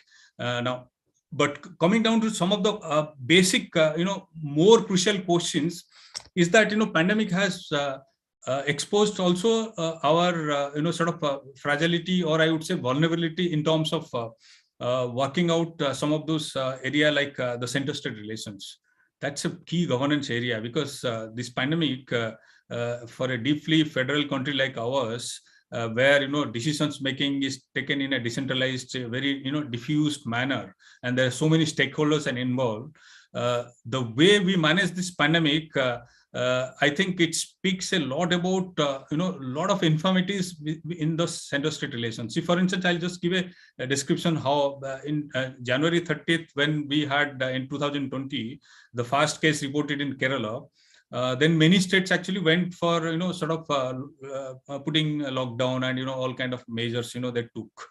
But then you had all of a sudden actually the center took a decisions just using that Disaster Management Act 2005 for a shutdown, for a lockdown with just less than a 24 hours kind of notice, and states were not even properly consulted. So that was something you don't actually expect in a federal country, where the states are the key stakeholder in terms of fighting infection, fighting pandemic, because health is a state subject. End of the day, the states which are actually going to enforce most of the whatever orders that is by the central authority using those Disaster Management Act. But that didn't happen. It was actually protocol, everything, guidelines, everything was decided by the Minister of Home Affairs using the 2005 pandemic, that Disaster Management Act. It's another thing that there are a lot of legal ambiguities, but that because Disaster Management Act is not really geared for a health pandemic like of this nature. In fact, this has to be interpreted in an expansive way to use this act. But unfortunately, for a country of our size, we do not have a actually public emergency act like many countries have actually created, to fight pandemic, other things. We are still using that colonial act of 1897, that Epidemic Disease Act. And we are using, we had to use ordinances, we had to use Indian Penal Code and several other instruments to control and manage the pandemic situations. So this speaks about a range of issues, both center and state relations, that needs a very fresh relook, because one thing is very clear. If you see the way the cooperative federalism framework collapsed in the very first two waves of pandemic, especially the second wave, when state started blaming the center and center started blaming the states about the vaccine management, and that led to a lot of paralysis. Ultimately, the Supreme Court had to intervene, and what crisis we saw during the oxygen, that crisis during the second wave was also about failure of the state-to-state relationship. That is something it needs a kind of we need to really revisit. And that's where I think the second point emerges is about intergovernmental organizations, which Professor Lekha Chakraborty also mentioned, that intergovernmental organizations are very vital, vital institutions. They are actually the bridge building institutions in a federal country. For instance, the entire last 2 years, if you would have actually seen, we didn't actually find a single, intergovernmental organizations which came to the limelight or even had a meeting. For instance, we had NDC, National Development Councils, which is chaired by the Prime Minister. That didn't even sit entire 2 years of pandemic, where the center states cooperation could have been managed. Second thing is about the Interstate Council. We have an Interstate Council, which is actually a body that, based on the Sarkaria Commission report, and it is a body, it's a constitutional body which is in place, but we haven't have a single meeting of Interstate Council entire, pandemic. And these are the vital body that can actually, reduce the conflict. If you look at many, federal countries like Germany, Brazil, or several, even United States, I think a lot of frictions between the center states were, able to reduce, largely because these interstate, government organizations were actually very active, and they were coordinating. They were actually shaping much of the policies, how both state and center can actually, collectively fight this pandemic. That is something is missing in our country. And the fourth and final thing is about, I'll take a minute, about the role of the local governments, which actually assumed a very vital role. In fact, the real heroes in this pandemic, in the fight of the pandemics, are your cities, the city governments, whether it's Mumbai, that Dharavi model, that Mumbai, the way the Mumbai Corporation fought it, actually, the Mumbai councillor fought it. A lot of those, governments, actually, local governments, even in Kerala, you look at many states which have actually successfully done it, like in Orissa, for instance, the Panchayats played a very vital role. In fact, Navin Patnaik government was very, very, sort of proactive to give magistral power to the, Sarpanch, especially in the beginning of the pandemic. And that actually helped, in a sense, that these institutions played a very vital role, especially, setting up the sort of for the migrant laborer camp, doing all the necessary work, during the pandemic, because most of the state institutions, especially the bureaucracy, more or less actually were very rule bound, and they, if you see the second, wave, state collapsed actually in many parts. We saw it in Delhi, we saw it in UP, we saw it in Karnataka, Bangalore, cities after city, most of the, especially the bureaucratic, the health sector almost collapsed. And finally, I would want to say that this also mean about look at the state capacity as well as the public health system, which actually requires very, very serious rethinking, because unless we have to really at the kind of sort of neglect of some of these institutions like public health, which Kerala, that example Professor Ramkumar gave, Kerala was able to manage it much better, despite infection surge and other things, is largely the consistent investment on public health. And that actually, that legacy factor helped Kerala, which many other states couldn't actually, including mega cities like Delhi collapsed actually. That's where I want to actually end. Thank you. Yeah, thank you, Dr. Sahu, for sharing your insights with us. I think since all the presentations are over, we can open the platform for discussion, wherein I invite all the guest speakers, Professor Ramakumar, Professor Mehrotra, Professor Chakraborty, and Dr. Sahu, for addressing some of the queries if our participants have. I request the participants, if you have any queries to any of our speakers, to please go ahead. Yes, Dr. Rahul, you can go ahead. So, Chandra. Yeah. So I'd like to ask you, I have two questions. So one question for the Professor Chakravarti. Since you have mentioned about the climate change in the project or the green bond, so yes, you rightly pointed out that, okay, there should not be entire investment on mitigation, there should be some amount of investment also on adaptation. So over the years, okay, so mitigation dominated the entire expenditure. So what is the trade-off between mitigation and adaptation? Although in the international platform, the countries have been fighting for the long time, starting from 1992. And in 2006 Bali COP, they have recognized the climate change adaptation, and still the 15 years over, we are still able to find out, okay, how much to be compensated to the developing countries, going on the loss and damage, going on about the adaptation fund. Still the discussion is going on. So I'd like to know your point with respect to the India. So given the international platform, how the things are moving, and in India, how they're going to trade off between adaptation and mitigation.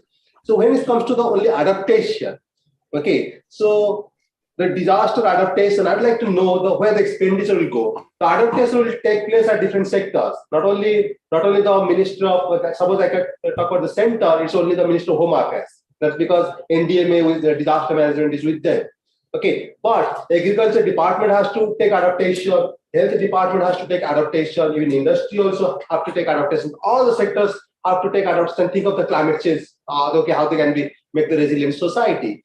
So if the entire money goes to the Home Department, so what about the other department? Coming to the state, suppose I come to the state, mostly happening that most of the states, they have a revenue and disaster management department or the state disaster management authority.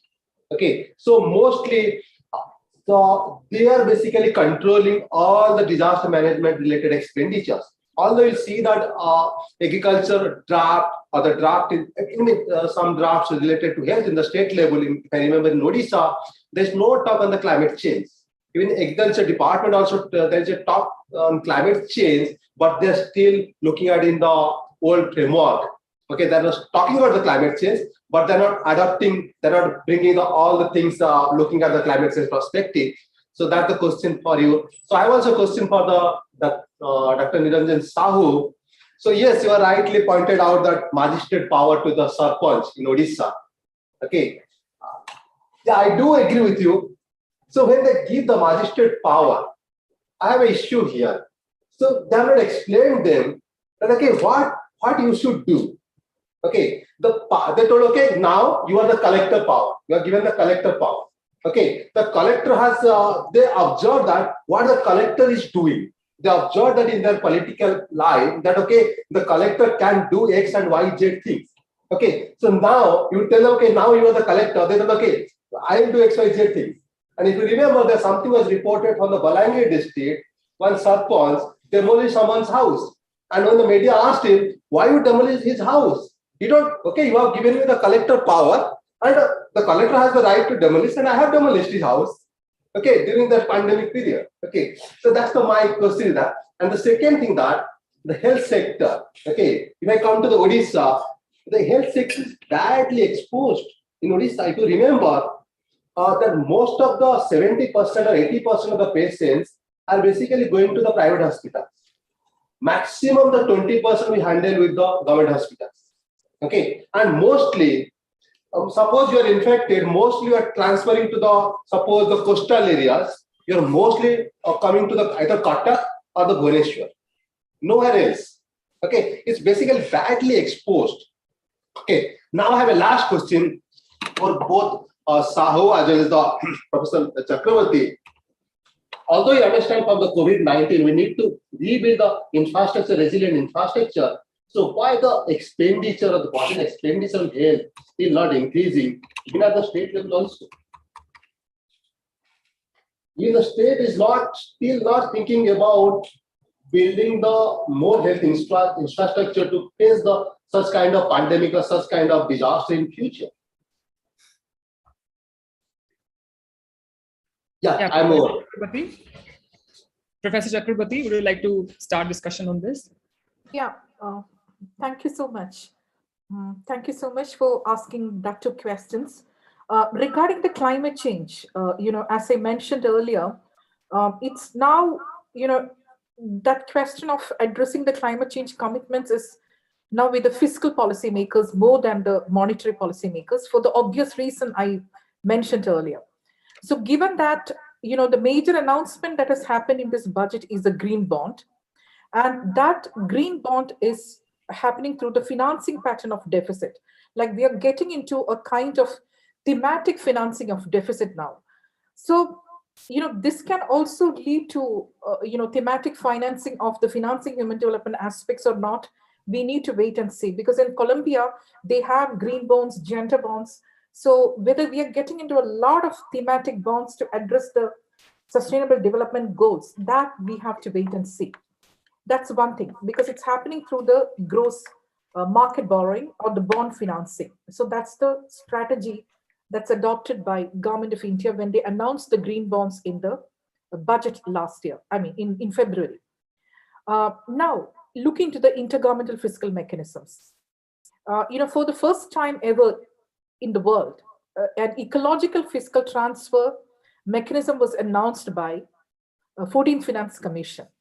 Because otherwise, before, it's highly fragmented. And you also mentioned that how much fragmented the commitments on climate change across different line ministries. So a kind of course correction was done the moment they integrated a climate change criteria in the intergovernmental fiscal transfer mechanism.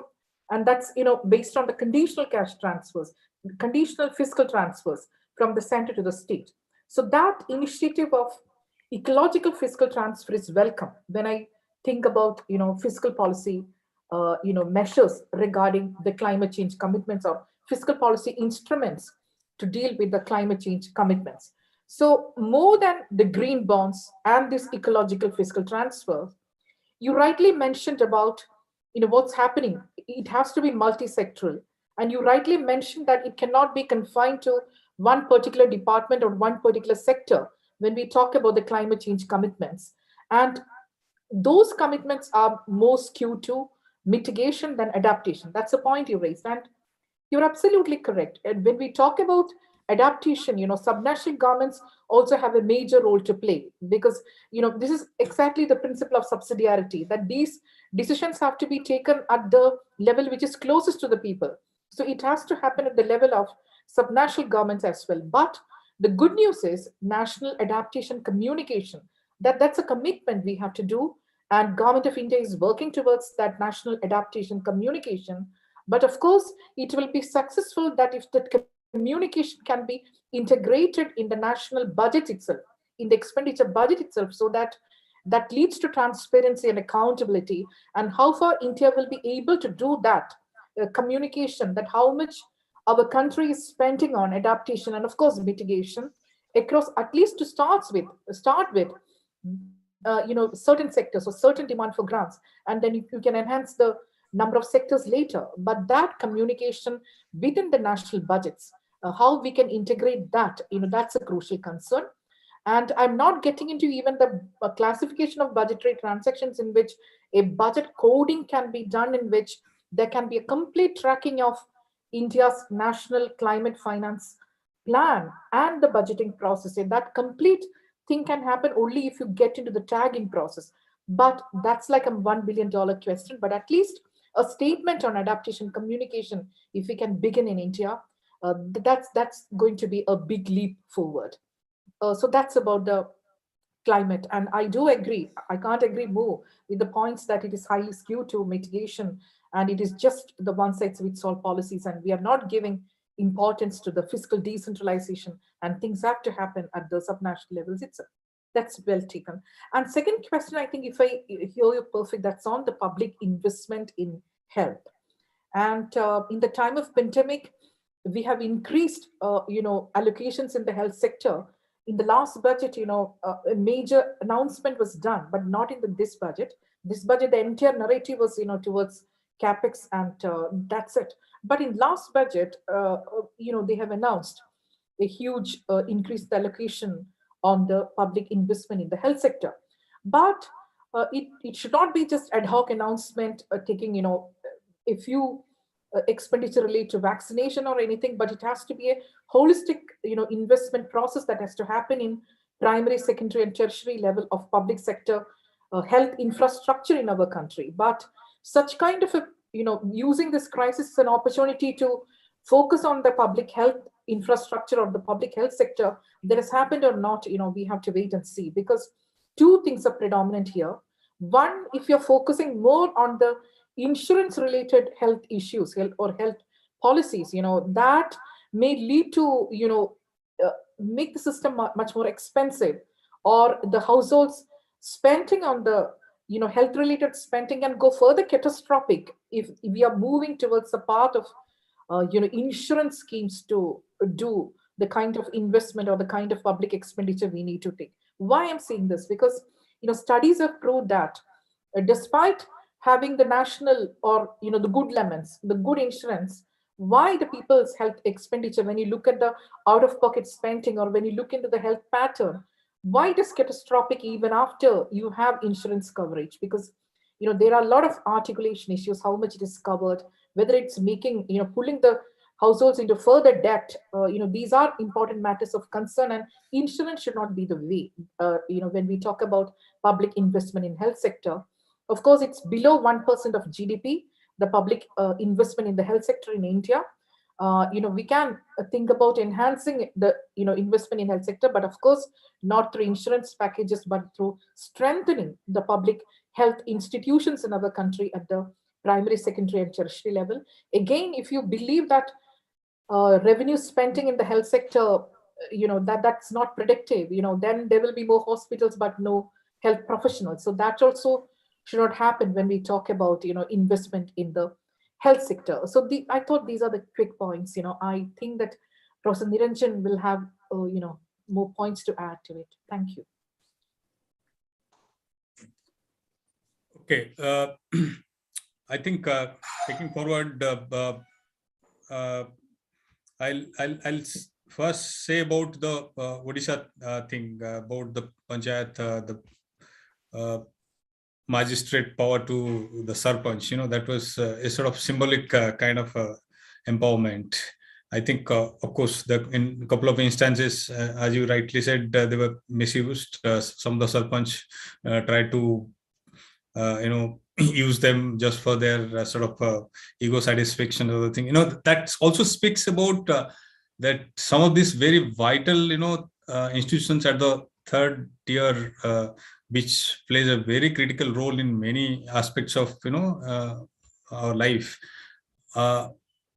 The neglect, the kind of, sort of power asymmetry they have with the officials, especially the district collector or BDO and others who all the time, humiliate them or, just keep them aside. I think that plays out when they get the power or the thing. So a couple of instances, what you said, they happen. But then there are thousands of, cases where actually sarpanch played very vital role in managing this pandemic in Odisha. In fact, some of the districts which got the national limelight, for instance, the Ganjam district, the success story, that because Ganjam is one district in Odisha which actually, is a kind of migrant export kind of, districts where almost 60-70% of people go for, work to many other states. And when they came back, especially a lot of them came, rushed from the Surat and other places, so infection started spreading. And Ganjam, they are actually, especially the sarpanch, played a very vital role in managing that infection, which was otherwise, spreading like wildfire to many of those, backward districts in Odisha. So that's something which Naveen Patnaik did, I think, by empowering, these local bodies. It played a very, very critical role in managing and containing this virus. In fact, Odisha is among, few states which actually did exceedingly well the second wave. You haven't heard, any kind of story where there was any oxygen shortage, or people are, especially despite very, I would say very poor health infrastructure, the public health infrastructure. That takes me to the second question about private healthcare. That it's a fact. Odisha has a public healthcare system like most of the states. It has a very, poor kind of sort of a record. And routinely, most of the people go to the private healthcare, especially in Bhubaneswar, Kotak, and Puri, some of those areas which are actually coastal areas where you have a lot of those private health infrastructure. And out of pocket expenditure, there have been a lot of research on this, actually ruins many people. In fact, they literally, their entire saving, everything just disappears with some illness or other things. So that's something. But within this pandemic, I have tracked actually Odisha case. In last 2 years, one good thing has happened because of this pandemic is that the state government has been very proactive in terms of realizing the deficit in public health system, how it actually exposed it so badly in many districts. So what they have actually done, which is a very encouraging sort of step, is that now Odisha government, since last year, it has already started setting off 30 medical colleges. Each district will have a medical colleges where they will have a trained doctor or the thing, and it will act as a sort of for that particular district, which is a very sort of commendable measures, almost like taking the cue from the Tamil Nadu model. So I'm saying there have been a lot of steps, but still it's a poor state. It's not economically so well off like Maharashtra or Tamil Nadu that it can actually spend there. But I think the government is quite proactive. And finally, on about the resilient infrastructure, I think that's something I think they need far greater debate on this, because this pandemic has really it's also about the climate change, which also demands that you have, need to have climate resilient institutions. There also you have also issues of health because of climate change. You have all kind of this sort of pandemic going to be a regular feature, and many of the diseases, other things have to be managed. For that you need very sort of a different set of institutions, including the infrastructure, kind of infrastructure that we need to do that can cope up both pandemic as well as the vagaries of climate change.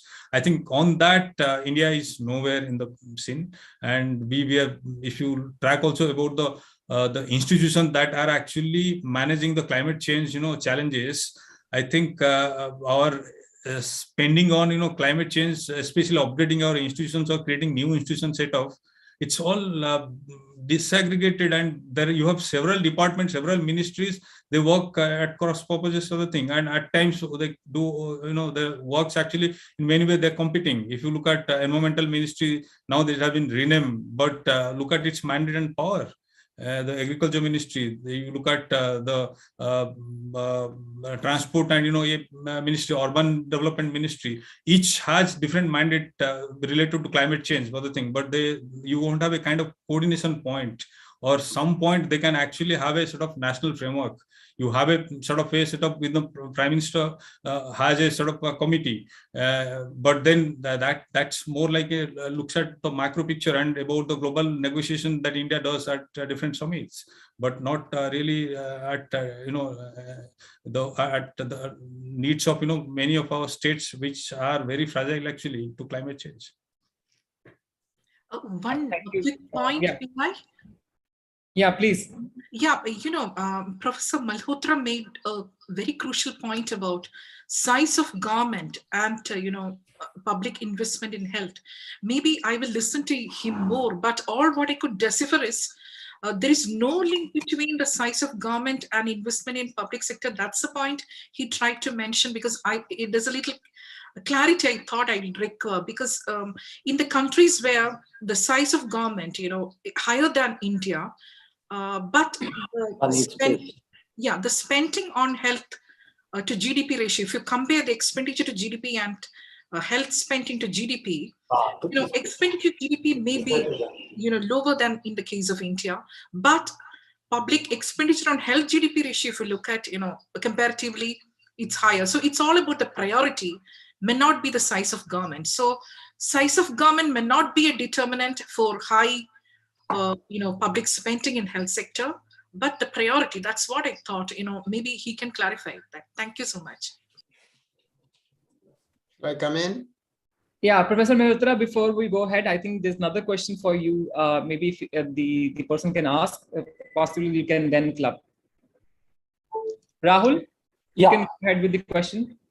Yeah, so I had a question again for Professor Mehrotra, and this is taking off on something that he had mentioned that I found really interesting, but then I didn't have time to sort of ask again because time was running out. But okay, so the dominant narrative these days about the crisis that started, or if you'd like to call it the economic slowdown that started in 2016-17, is that you had these policies. The policies went bad, and here we are, right? Here we are in this mess.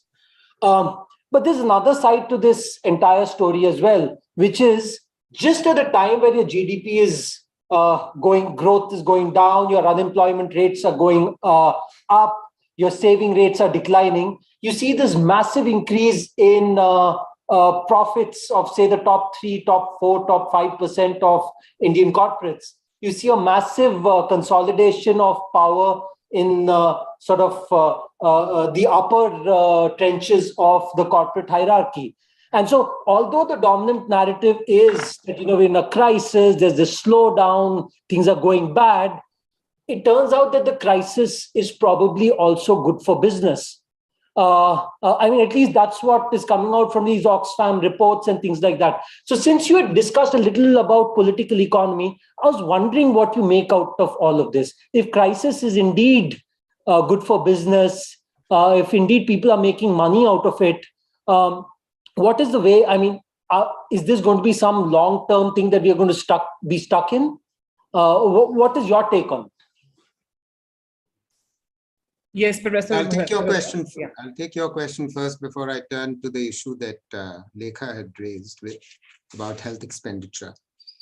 You're absolutely right in your understanding that in the latest financial year, corporate profits have been the highest that they have been for 7 years. There are a few reasons for this. So, I mean, the point is not that crisis is good for business. Big business, organized sector, listed companies' profits have really risen. And I don't necessarily think that unlisted companies, which are also registered, have done that well. So I think we have to make a distinction between listed and unlisted. And the reason why listed companies have done well is because they've managed to reduce their input costs. They've shed workers. People have also been working from home, and input costs fell while their profits rose.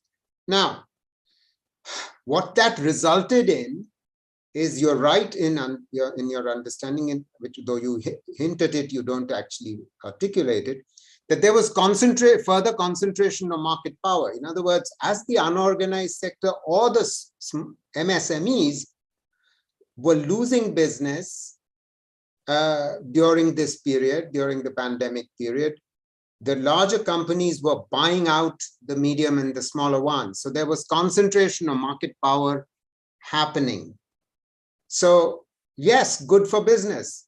But the point is, this pattern of development is not sustainable, because what happens as a result of this is that the market size is not growing, because consumption is collapsing all around you. Consumption as a proportion of GDP has fallen in the last 2 years from 56% odd to if I remember the numbers correctly, 56 to 54. And per capita consumption has fallen. So aggregate demand is collapsing. So in other words, concentration of market power on the one hand, rising corporate profits on the other. But are these rising corporate profits being used to increase investment, which is what I said is the driver of growth? No, because we still have a situation where aggregate demand is low. Therefore, the capacity utilization of these corporates is still not up to a point where they want to increase investment, which is what is going to create jobs. So in other words, good for business, but bad for sustained long-run growth, which is what I was arguing towards the end of my lecture. Let me now turn to what Lekha said. What matters is not the size of the state. I think, let me clarify, the trajectory of the OECD countries, they're now industrialized countries, over 1880 to 1980, was that the size of the state grew, and there were three sources of or reasons why the size of the state grew. What was the state spending more on? It was spending on health, on education, and on social transfers, including social insurance and social assistance.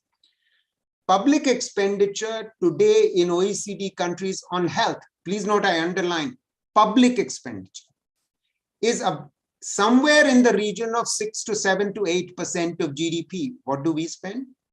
We still spend 1.3% of GDP in a COVID pandemic year. In a once-in-a-century pandemic, this government has not increased the central government's health expenditure. It was 86,000 crores in FY21.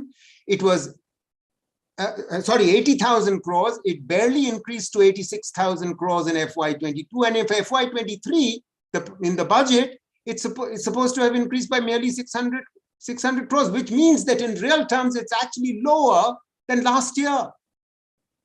For God's sake, in a country where the public health system is a shambles, except in Kerala and Tamil Nadu and a few other states.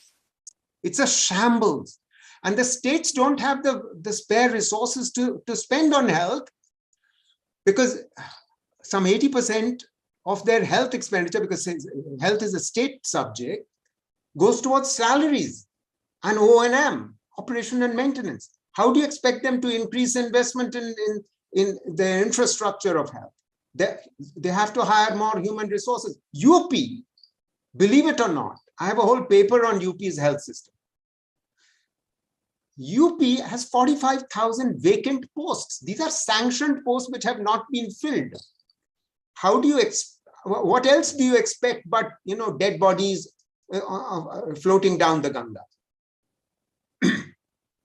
You don't expect anything else. So the point I'm making is this government, in the national health policy, committed itself to achieving public health expenditure, public expenditure on health of 2.5% of GDP, center and state taken together. They did so in the national health policy of 2017. Has it moved in that direction? No, not at all. Not even a COVID pandemic year, ladies and gentlemen. Not even. It didn't even put the orders in for the COVID vaccine in time for us to be able to begin to be vaccinated. This is a country which produces 60% of the world's vaccines. What was it doing? In January of 21, the Prime Minister was telling the World Economic Forum on the 28th of January, he told the World Economic Forum, we have won the war against COVID. Did we? 1 month later, the second wave began. And yet, the budget didn't make an allocation other than the newspapers were screaming headlines, 137% increase in health expenditure on 2nd of February 2021.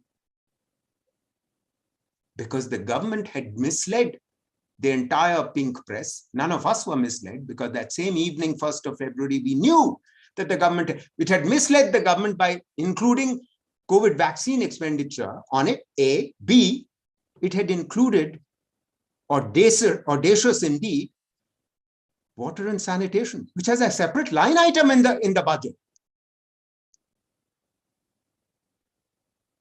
And this year, there is an actual decrease in health expenditure in real terms. We are surrounded by a government which is not only ignoring what is in your face, but has proven to be catastrophic management, has shown catastrophic management of the economy and catastrophic management of the lockdown and the pandemic itself. Don't you have memories of people walking back to their homes? 30 million people were added to agriculture in literally months. In other words, wiping out what I was talking about, 37 million people had left agriculture. The absolute numbers in agriculture had fallen between 2004, 5 and 12. You sent workers back to agriculture because of the nature of the lockdown, because of the management of the pandemic, which means you have depressed wages in the rural areas. Now, again, you've raised demand on Manrega, which you cannot meet. You're not being able to meet. There's evidence of that in the data. So poverty has increased beyond what it was in early 2020. It is already increasing for the preceding 7 years. I've estimated this using government data, by the way.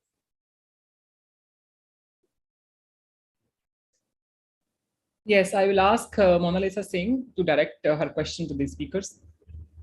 Mona Lisa? Hello. Yes, sir. Good afternoon, sir. Actually, the question that I was going to ask, it is answered by Dr. Malhotra, sir. My question was: is the government is going to have a balanced approach in the investment in all the sector, health, education, and the governance sector? So, sir, talk about the reality. What is exactly happening? So, I have no question right. Okay, then I have a quick question for Professor Mehrotra. So this is to do with the people working in unorganized sector, and we get to hear about in terms of reforms. Let's say if I talk about ILO's agenda on decent work, and we also are a part of decent work agenda 5 years plan, and we are talking about umbrella legislation where the interest of the labor will be looked after in terms of social security and so. But the definition of the kind of work that should be involved in its limits the applicability of the laws. And then we have these big terms coming in, decent work agenda, and then we have umbrella legislation will take care of social security, and the number still stands there. More than 90% of people still working in unorganized sector. I want to ask you, where do you see the lacuna happening? And even if you ask these workers, they are saying they are happy working in unorganized sector. At least they are not in the tight trap of the bureaucracy where you actually struggle to get your dues from the government. So where do you, what is your experience with this, and where do you see is the actual lacuna? I would remind you what I just said about the now rich countries. Where did they increase their spending? They increased it on social transfers other than health and education. That's the direction that we have to go. Do our 4 codes include the 4 labor laws just passed between 2019 and 2020 solve that problem? Does the Social Security Code of 2020 attempt to address the 91% who don't have who are informal and who don't have social insurance? No, it doesn't. I have a separate paper which is accessible on the website of the University of Bath, which is where I'm visiting professor. You're welcome to have a look at it. It's called Can India Universalize Social Insurance for its informal workforce? My answer is yes. I present a design there, the architecture for it, and I estimate the cost. And for us, for an economy of our size, it's actually fiscally feasible. All of that is presented there.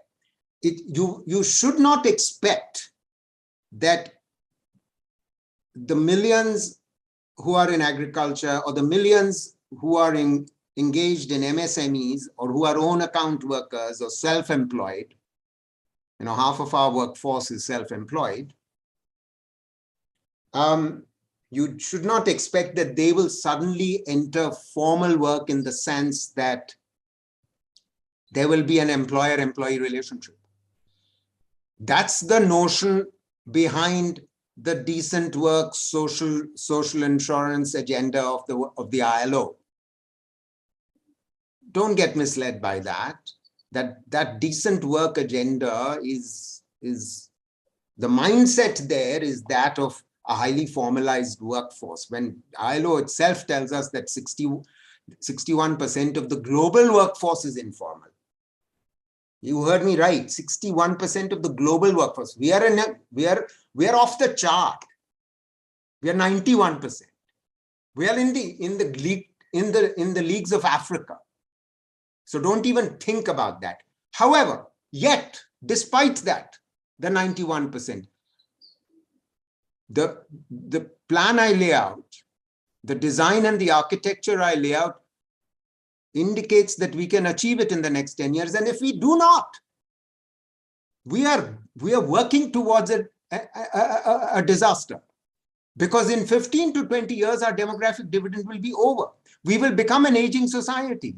The numbers of those who are over 60 has already doubled from about 100 million to 200 million in the last 10 years.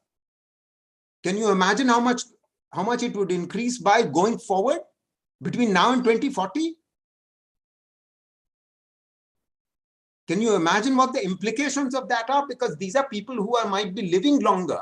So their health needs will have to be taken care of, and we don't want to increase. I don't want to go over that same track on health expenditure any longer. But social insurance, we're not even thinking about it. 2020 law says we will introduce schemes as we go along. That's exactly what you've done for the last 25 years. The Social Security Code of 2020 is simply merged 8 existing laws. And Vineet, you were right in your understanding that all these laws have simply brought together pre-existing 35 central laws. Scissor and paste job. No vision, no commitment either to achieving social insurance for the vast majority. No commitment. Despite the fact, as I'm saying, per capita incomes have quadrupled since the early 1990s, which is why I keep bringing you back to the industrialized country experience. As per capita incomes grew, the size of the state grew. I can completely agree with what Lekha is suggesting, that you can't go on increasing the size of the state in order to hire more chaprasi driver for Rash and PN. 89% of government staff, state and center taken together, 89% are groups C and D. Only 11% are groups A and B. You know what the Niti Aayog structure is? They've reduced the staff from compared to when I was in the Planning Commission to 400. If 90% of that 400 consists of groups C and D, that means 40 people are left in groups A and B. There are 26 verticals in the Niti Aayog, in the National Institution for Transforming India. 40 people, 40 supposed professionals divided into 26 verticals. Obviously, the institution is run by consultants and young professionals. That's the reality. That's why E&Y, some of you may end up in E&Y and Dahlberg and McKinsey and KPMG. They are doing most of the work. You have, believe it or not, all of you have heard the National Monetization Pipeline. I hope you have heard of the National Monetization Pipeline, where the objective is that we will sell all the roads we built, all the railway stations and all the railway colonies and the railway stadiums, all the power stations, all of that we will sell. And we will generate 6 lakh crores, believe it or not. Now, in this, who's prepared that 2-volume report, you think, in the Niti Aayog? Who do you think has prepared this 4-volume report? These consultants who have no institutional memory, who have no understanding of how these institutions were built. if you read that 2-volume report, you want to hold your head to your hand to your head. You say, oh my God, who are these people? Do they even understand this sector? And no wonder that now the government has announced that, oh, we will not be able to sell in 4 years 400 railway stations and so many trains and so many highways and so on. And they have pulled back, obviously. Obviously, because it's not even humanly possible. You want to sell 400 railway stations when you managed to sell 2 precisely in the last 2 years.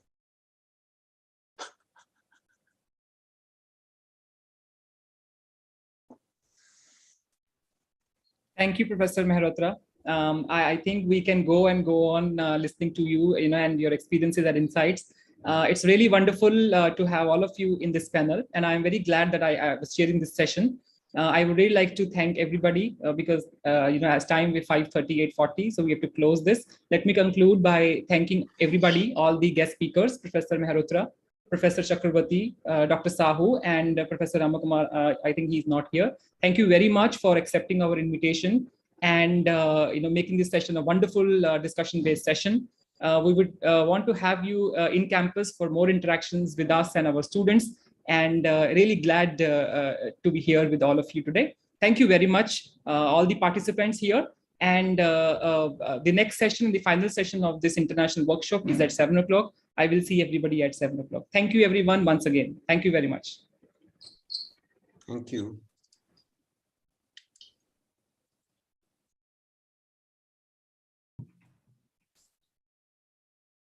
So, Professor Das, the final session of this international workshop is at 7 o'clock. I will see everybody at 7 o'clock. Thank you, everyone, once again. Thank you very much.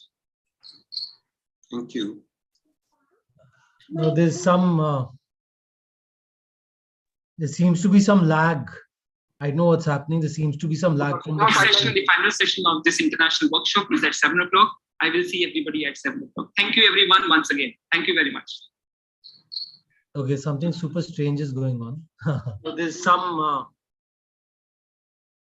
there seems to be some lag. I know what's happening. There seems to be. So now I fixed it. Now it is fine.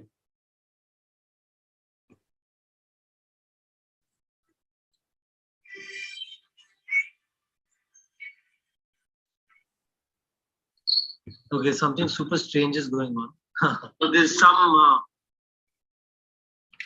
there seems to be some lag. I know what's happening. There seems to be. Yeah, I fixed it. I fixed it. Don't worry. So now I fixed it. Yeah, now it is fine. So shall we start, or we should wait for a few more minutes? Wait for the 1 or 2 minutes. Okay, something super strange is going on. So there's some. Now Rahul's words are repeating. There seems to be some lag. I know what's happening. There seems to be. Yeah, I fixed it. I fixed it. Don't worry. So now I fixed it. Yeah, now it is fine. Maybe we can stop it once more and then start it all over again. So shall we start, or it would work? Yeah, we start it. We'll stop. A few more minutes. Wait for the 1 or 2 minutes. Okay, something super strange is going on. Everything is repeating, Chandra. You can. Let's stop it Can we? Yeah. So shall we start? Chandra?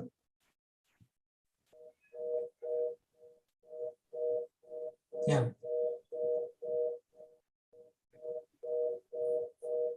Still some issue, it seems. Okay. Okay, so let's start now. Good morning, Professor Das, and good evening to all present in the workshop. I welcome you all to the last session, final session of the workshop. I extend a warm welcome to Professor Jishnu Das, who is the speaker of this session, last session of the workshop. We really thank you, Professor, for accepting our invitation. Let me introduce the speaker of this session. Dr. Das is a professor at the McCourt School of Public Policy and the Walsh School of Foreign Service at Georgetown University. His work focuses on health and education in low and middle income countries. As a part of his research, he has co-developed the largest and longest running cohort study on learning outcomes in low-income countries and has led an agenda on the measurement of healthcare quality in low-income countries. The methods he has developed are now being used by the World Bank in its service delivery indicators, as well as by multiple research groups in India, Indonesia, South Africa, Kenya, Senegal, and Tanzania. His research has shown how government can use information, funding, and training programs to improve service delivery for the poor. He was also part of the team that developed India's federal inpatient health insurance scheme called Rashtriya Swasthya Bima Yojana, which reached 150 million people in 2016. Professor Das has helped write the World Development Report on Gender and Development. He has been the Flanders Visiting Professor at McGill University. He has received the George Berde Award from the Comparative and International Education Society, the Stockholm Challenge Award for the Best ICT project in the Public Administration category in 2006, and the Research Academy Award from the World Bank in 2017. He is currently working on health inspections in Kenya, tuberculosis in India, and education programs in Pakistan. I now request Professor Das to deliver his talk. Over to you, Professor. Thank you so much, Prabha, and it's a pleasure to be here. Thank you also to Chandrasekhar for inviting me. I am going to talk, let me just set up my PowerPoint. Give me 1 second, please. Yes.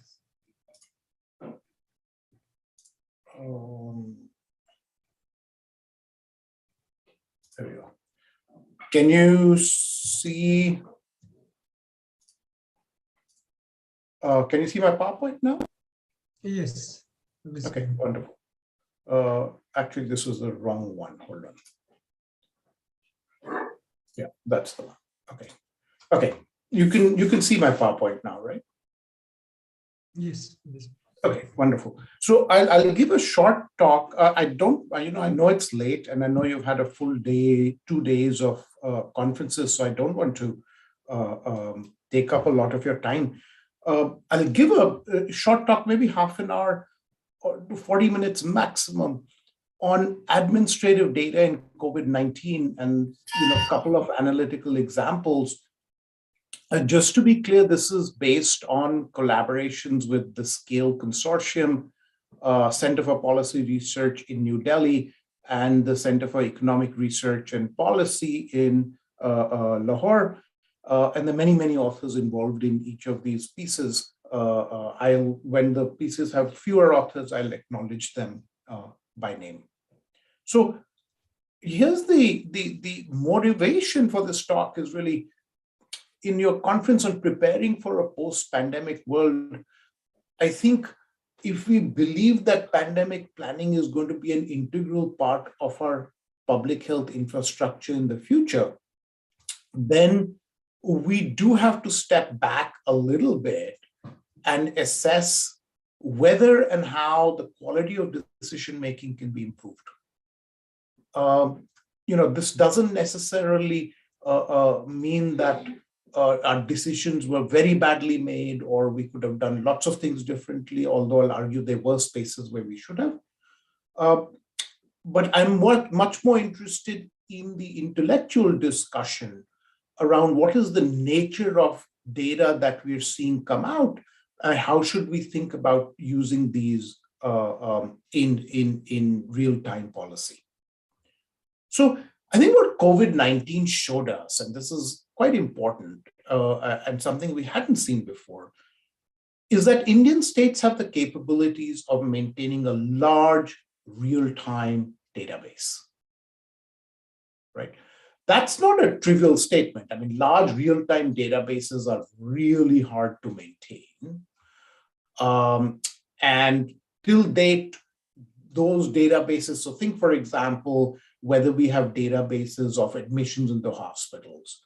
We do little bit, but it's not, and it can be large, but it's not great, and it's definitely not real time. In contrast, COVID databases, which included kind of 4 main things, there are databases on testing.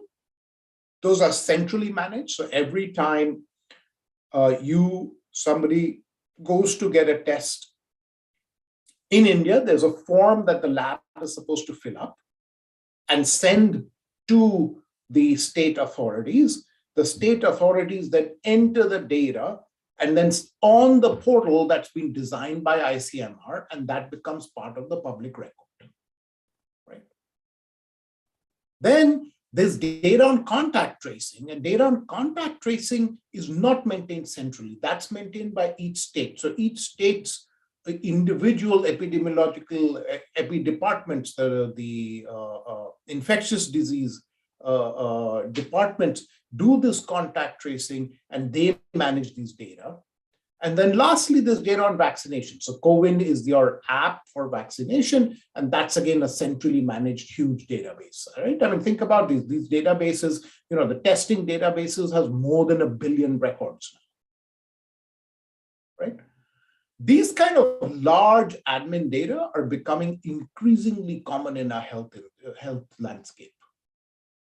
For instance, in insurance claims, right? I mean, I was part of the team that set up, what was the precursor to the PMJ program, and we would get insurance claims data all the time. Question that I'm interested in is how can these data be used for analytical purposes, and what else do we need for decision making? Okay. I want to start with an example. So my example is the following. I want to think about COVID-19 testing. One purpose of testing is diagnostic, right? So if you come to the hospital with symptoms that might be those of COVID-19, the doctor should order a test so they can diagnose your condition. Right? A second purpose of testing is to assess broad population, is population surveillance. Right? So you assess the stock of infected people. We have all heard about seroprevalence surveys as one example. There are other ways to think about it, but that's one more purpose. I want to discuss a third purpose, which is identifying people who are infected with COVID-19 to break transmission chains. Right? So if you think about something like contact tracing, the whole idea is if we can pick up people who have COVID-19 very quickly and quarantine them, then we stop the spread of the disease. I'm going to call this testing for detection. And maybe everybody remembers the early days of COVID-19 when WHO advised to start surveillance in the community and test those who were symptomatic. Right? So we had all these different things where you had to take temperature at workplaces and public sites. And then A&Ms did this heroic job of going to every household, multiple households, identifying what were called SARI in households or individuals. SARI is severe acute respiratory infections. That was a huge undertaking that was based on the idea that we could screen and test symptomatic people to stop the spread of the disease. It's worth asking, how effective is the strategy and other alternatives? And I'm going to think about 2 metrics of effectiveness. One is a cost per positive person detected and the total positives detected. Right? Here's a question. So I want to consider 2 strategies. Strategy 1 says visit every household, right? Screen for symptoms and test those who show symptoms, right? Strategy 2 is visit every household, do not screen for symptoms, but simply test everybody. My question to you is, which strategy is less expensive in terms of cost per positive detected and better in terms of overall case detection. So let me kind of stop there and let's have a discussion about this simple, this simple example where we are starting to think about, okay, how should we and why, how can we start to use data to answer policy relevant questions, right? So I'd be happy if, if people are in a position where they can unmute or they can, show at least, put on their videos. I'd be happy to have that discussion. Any thoughts on these questions? Strategy one of screening for sicknesses. Any other thought? Any reason why you would think that's true? No, I think that, okay, given the country like India, where there's more than 100 billion people, say 1.3 billion people are there. Suppose you want to test everyone, then how many kits you need. So now basically you are testing the few households. The sample is less, okay, in comparison to the percentage. It could be the 5% or 10% of the total people in India. So you test only less number of people, okay, and it could be less costlier. And also looking at the democratic side, you test more, you report more number of cases. So here you are testing only 10%. Now we are going to report as out of the 10%. So if you test the entire 100% sample, it could be more. Both ways. Any other thoughts on this? I would differ. I think strategy 2 would make more sense, and my reasoning is the following. I think, if you think about economies of scale, having additional tests is not as costly. I think the primary issue is going to be the manpower. How do you go house to house? How do you sort of get people with shields and with adequate training to densely located places and figure stuff out? So strategy 2 sort of simplifies all of it. You visit each and every household. Additional tests are not going to cost too much. And it I understand that the cost in terms of the tests might increase, but in terms of the effort that goes in terms of the manpower, the organizational capacities, that becomes much more easier. And becomes much, at least better in terms of overall case detection would certainly be strategy 2. Yeah. Other thoughts on this? Hello, sir. Please. Yes, sir. Sir, as we know that many of the COVID cases were asymptomatic in nature, so we can't go for the strategy 1 because many people were not having any symptoms. But if they go for testing, they will find COVID positive. So that's why strategy 2, I guess. Yeah. Sir, I also go with strategy 1 because if you have a symptoms in one family, so then they will test it. If they get positive, then anyway the household, like all the people in the house, may be quarantined for some time. So even the Telangana government has done with this, like going for, they did fever survey like that. So strategy 1, I'm going. Yeah, so a lot of governments did this, and I think you came up with exactly the right answer, or at least the components of the right answer, which is, look, it's going to depend on how costly the test is. It's going to depend on how costly it is to visit households. And then what Mona Lisa Singh said, it's really going to depend on what fraction of cases are symptomatic, right? So let's work through a simple example, and I'll show you that really the symptomatic, this point about what are the relative costs and how many people are asymptomatic or symptomatic is the determining factor behind this calculation, right? So here's the data. Here's some data. So states we worked in, 70 to 80% of infected individuals were asymptomatic in the first wave, and I'm talking about the first wave. In addition, asymptomatic individuals appeared to transmit the infection to others. So in analysis of contact trace, 55% of all infections in the state could be traced back to asymptomatic infections. Right? And here's a simple graph of the data, these are people, we've just drawn it against age, but these are people who are testing positive, testing negative. These are people who are testing positive. Here's the probability of having symptoms. What you see is actually the opposite at every single age, right? If you tested negative, you were more likely to have had symptoms,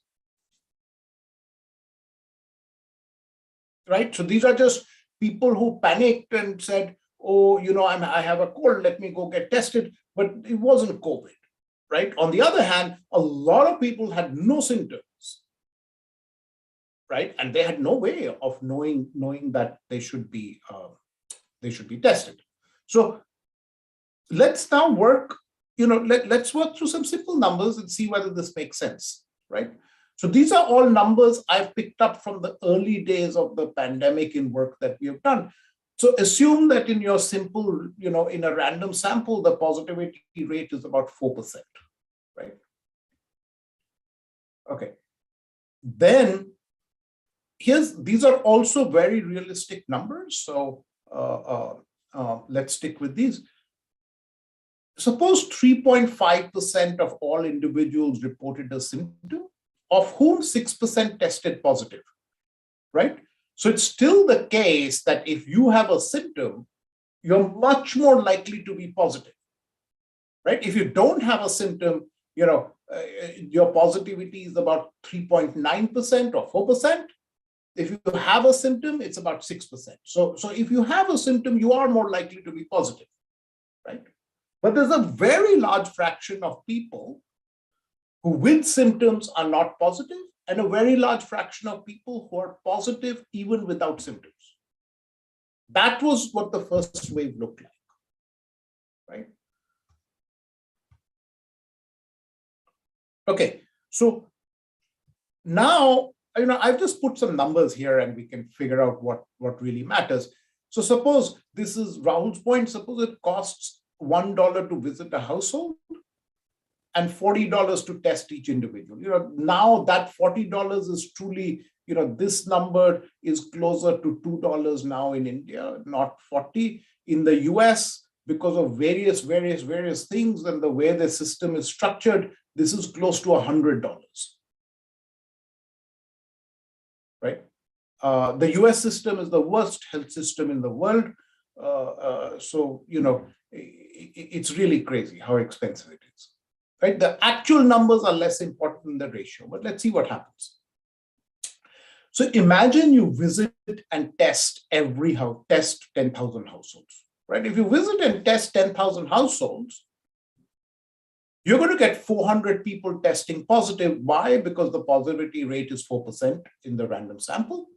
And the total cost is going to be 400,000 to test these people, right? 400, what did I do? Yeah, sure. 10,000 households. So 10,000 multiplied by 40, 400,000. And the cost of visits is $10,000, right? $1 per household. So your cost per positive detection is $1,025, right? Think about that, which is we often underestimate how costly it is to test. But remember that if your positivity rate is running at 3%, right, which it has been for many, months in India, apart from the surges, your cost per positive detected is 33 times the cost of a test, right? It's really expensive. And it adds up quickly, right? So, if you think about the fact that India has probably done something like 1.5 billion tests, right? Our positivity rate has averaged at about 4%. Even at a cost of $2, 200 rupees per test, which is lower than the actual in India. The actual in India is something like 3.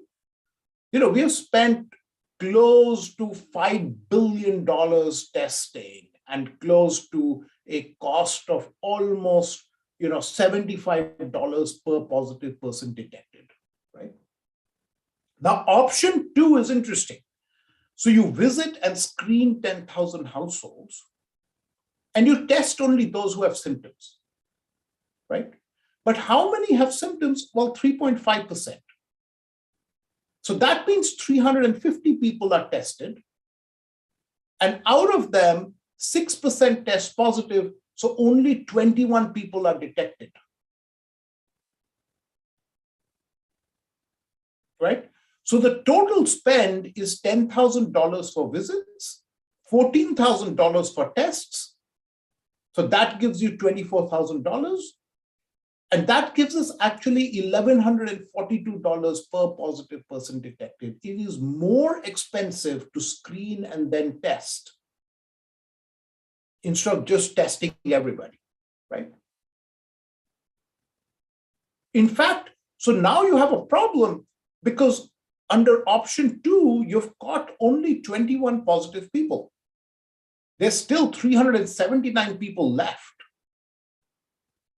If you wanted to catch all 400 people, you'd have to test close to 190,000 people, right? With a total cost of about $450,000, which again gives us the 1142 per positive person detected.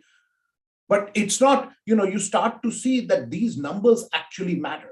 So the point is not here, I mean, some of these numbers are right? The fraction who were asymptomatic was about 80%, and that's what's driving this apart with, in addition to the costs. I just want to give this example as saying, look, each of these numbers could have been ascertained very early through surveillance surveys, right? I mean, we could have built partnerships. Every state should have reached out to IITs, to other things to say, these are statistical problems that need to be solved so that we know what we are doing. Right? It's not, it's taken us 5 minutes to work through this problem. It's not a difficult problem to kind of figure out, right? But nobody did, right? Instead, what we did was we said, oh, we will send out A&Ms throughout Telangana, throughout West Bengal, throughout Bihar, and do massive surveys of people to find people who have SARI, and then quarantine them, right? So what, not only did you end up not catching too many people, you ended up scaring tons of people into trying to stay away from the government because they felt they would be quarantined, right? This is something that's not hard to do with the kind of data that was being generated. My guess, if we had done it properly, because things move very quickly in a surge, the positivity rate would, keep changing, and constantly testing people would have been impossible. But a survey early in the day would have prevented costly exercises of A&Ms visiting hundreds of thousands of households to actually find SARI cases. So the point I want to make with this is not, oh, what should the optimal strategy have been?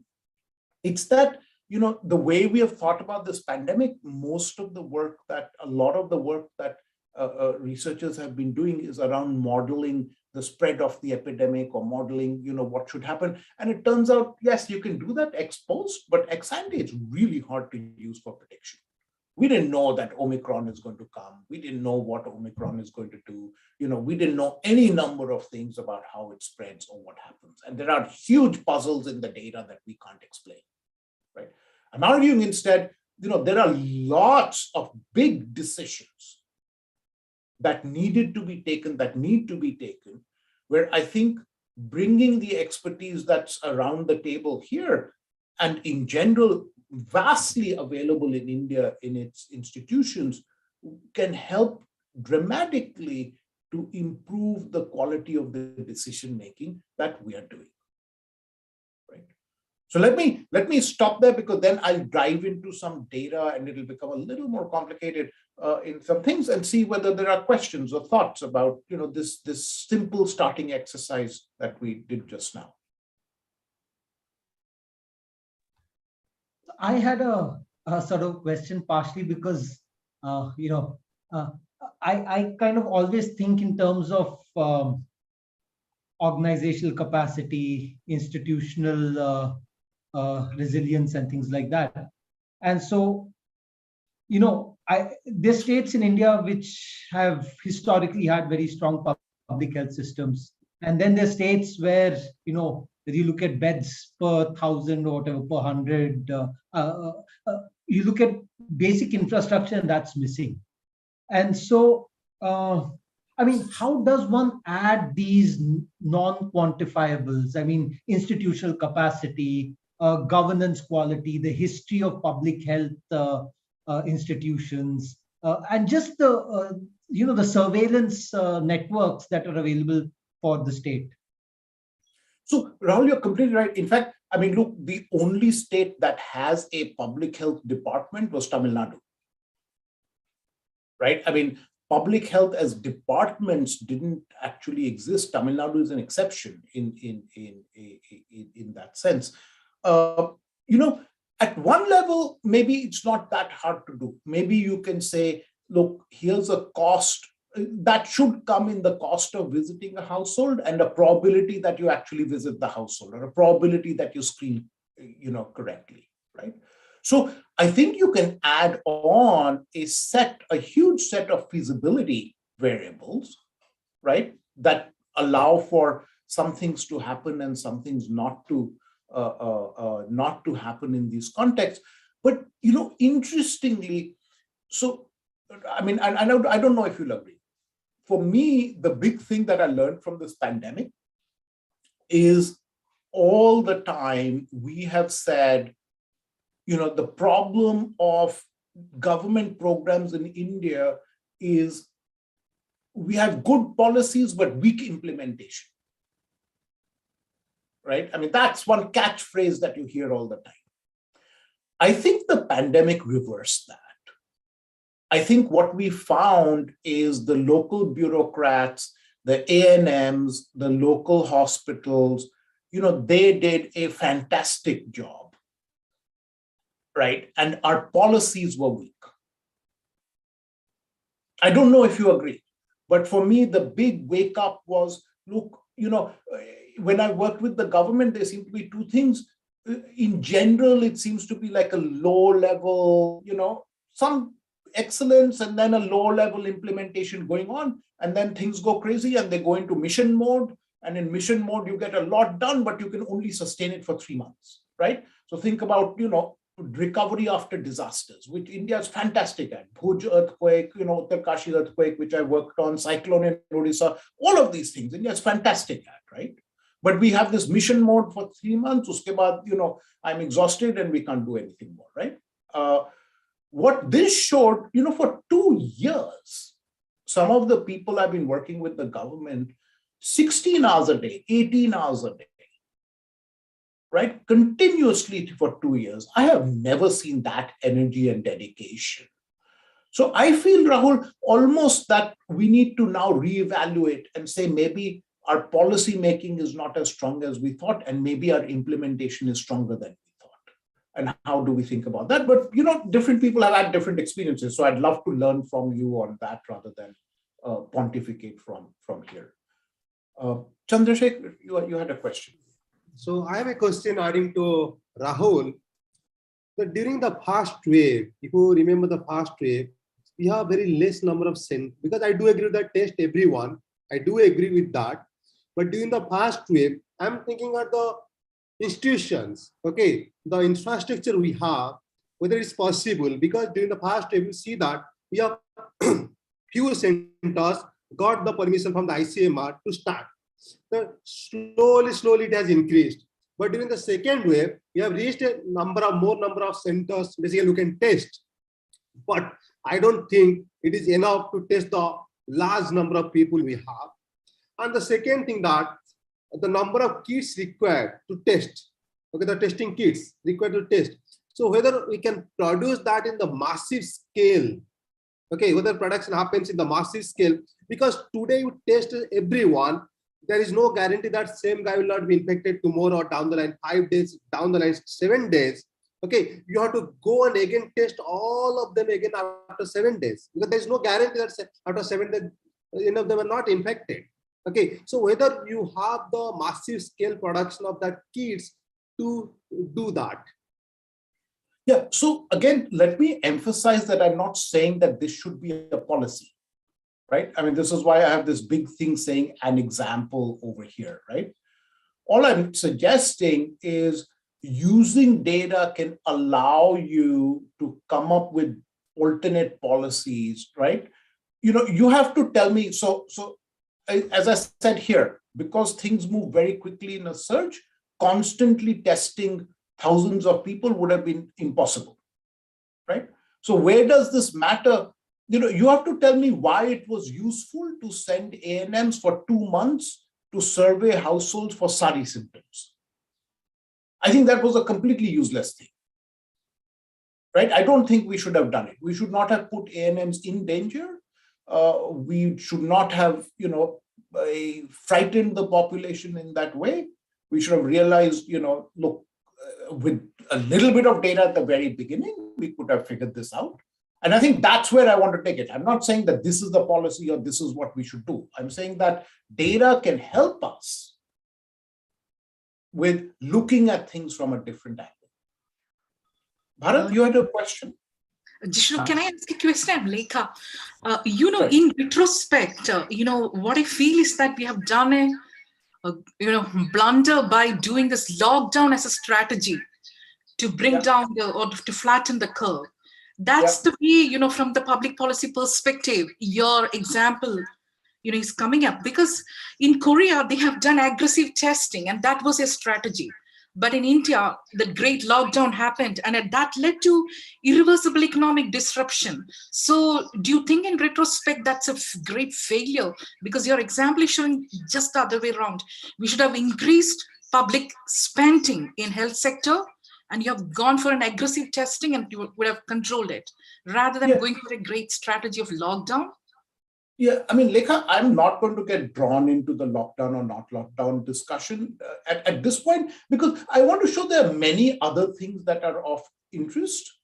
And that the lockdown versus non-lockdown discussion, as an economist, it's very hard to figure out a counterfactual to a huge thing, right?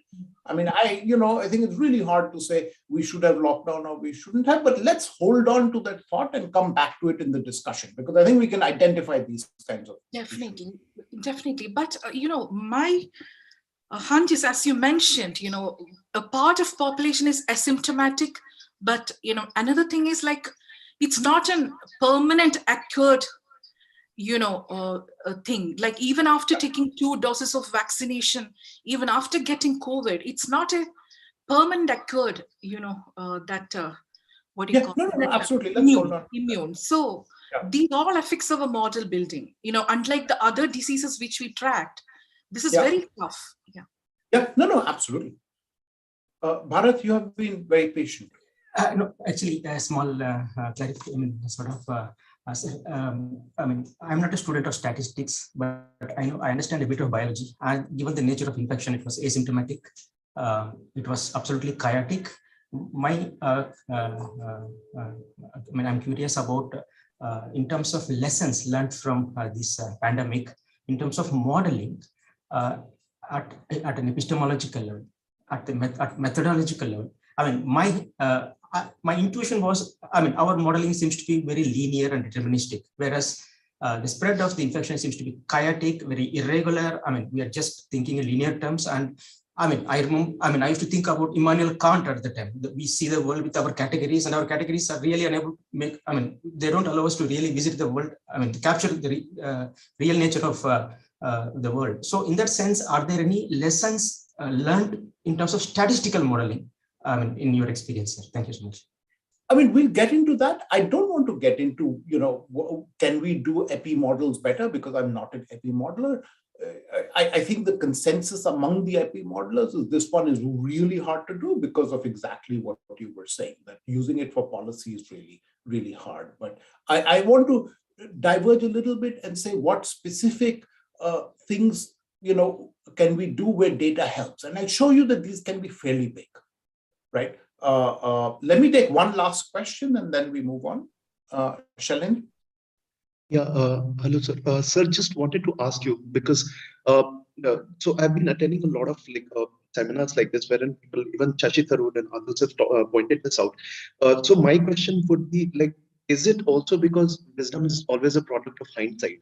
Because in real space and time, there are so many like other variables and moral panics that are circulating.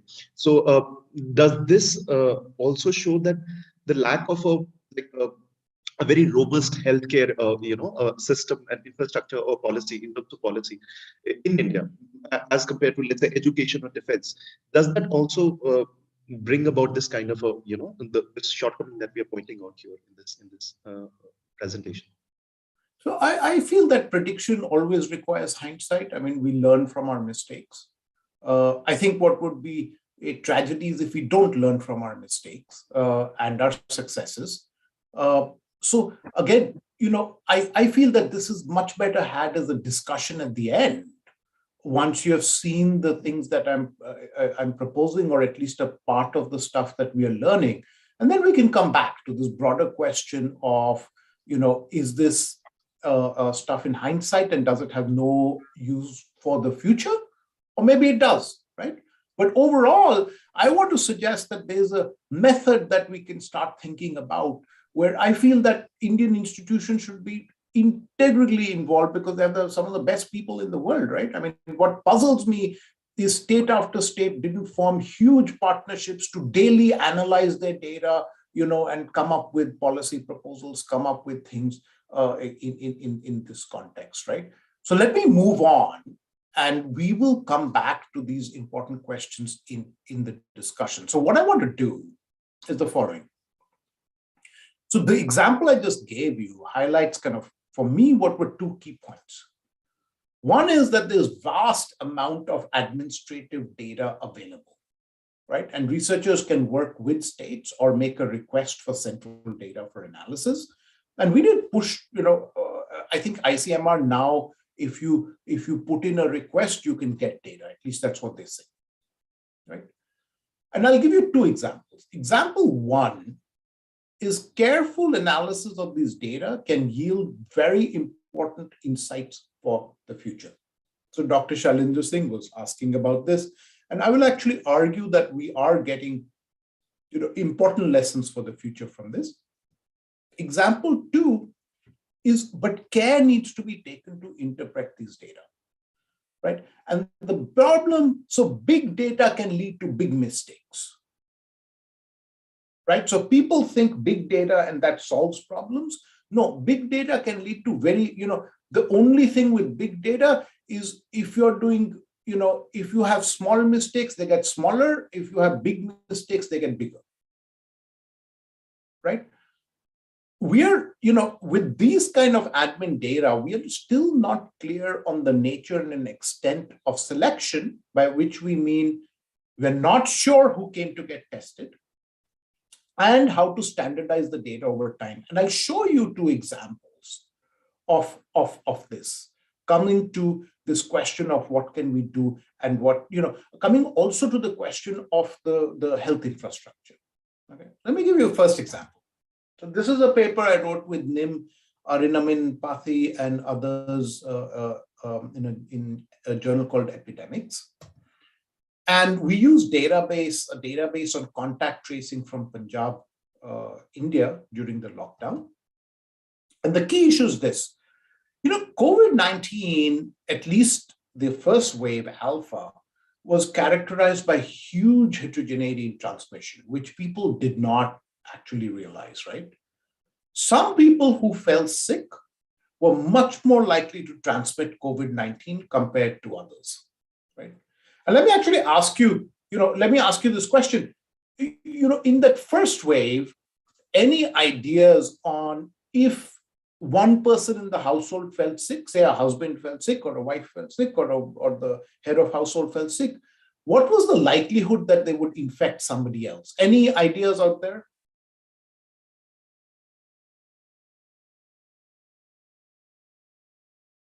There was this ratio doing the rounds. Now I forget what that ratio is called, but if it goes above 1.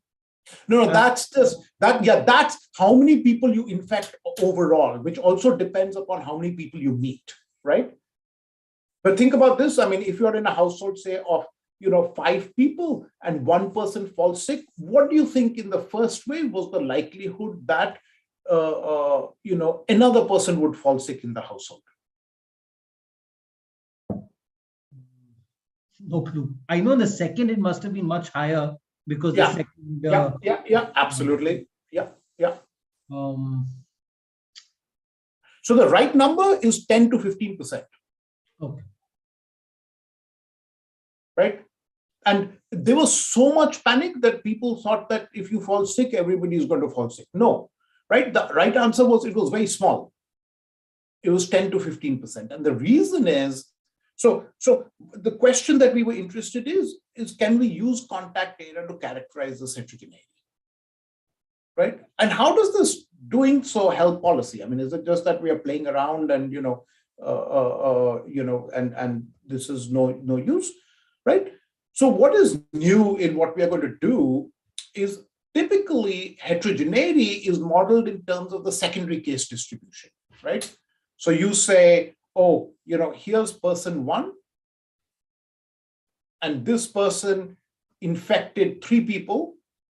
Here's person 2, they infected 6 people. Here's person 3, they infected 0 people. Right? That's how it's been modeled. Right?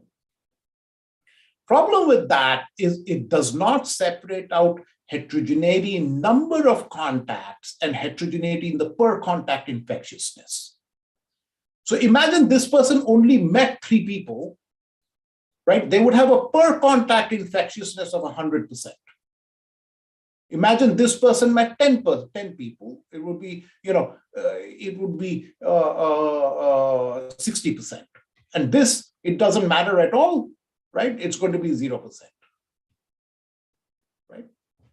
And, you might then think, okay, what does this actually look like? So here's the picture in the contact data. And you kind of see this, right? I mean, this guy infected 1 person. We have a bunch of people who didn't infect anybody that is not, though not even on this diagram, but here's a person who infected lots of people, right? A lot of people were not, were infecting very few, okay? So overall, 10% of seeds accounted for 80% of infections in the data, right? Which is why I think the right recommendation was to say, don't be in crowded areas, indoors, because if one, then it's very likely that one of these people will infect lots of others, which is why we had these episodes, right? So if you look at the paper, the analysis shows how we can use statistical techniques combined with contact data to separately estimate these 2 things, right? And kind of, so 2 key results: massive heterogeneity in this per contact infectiousness during the first wave. So here's the data from Punjab. And this is essentially saying that close to 70% of people were infecting nobody.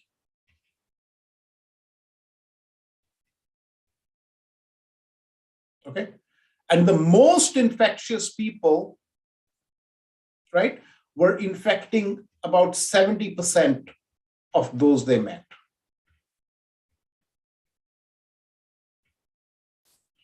Interestingly, in the Punjab data, at least, it turns out that the higher your PCI was, so this is the number of people you're meeting, and it's in logs, so you have to be careful. These are huge differences.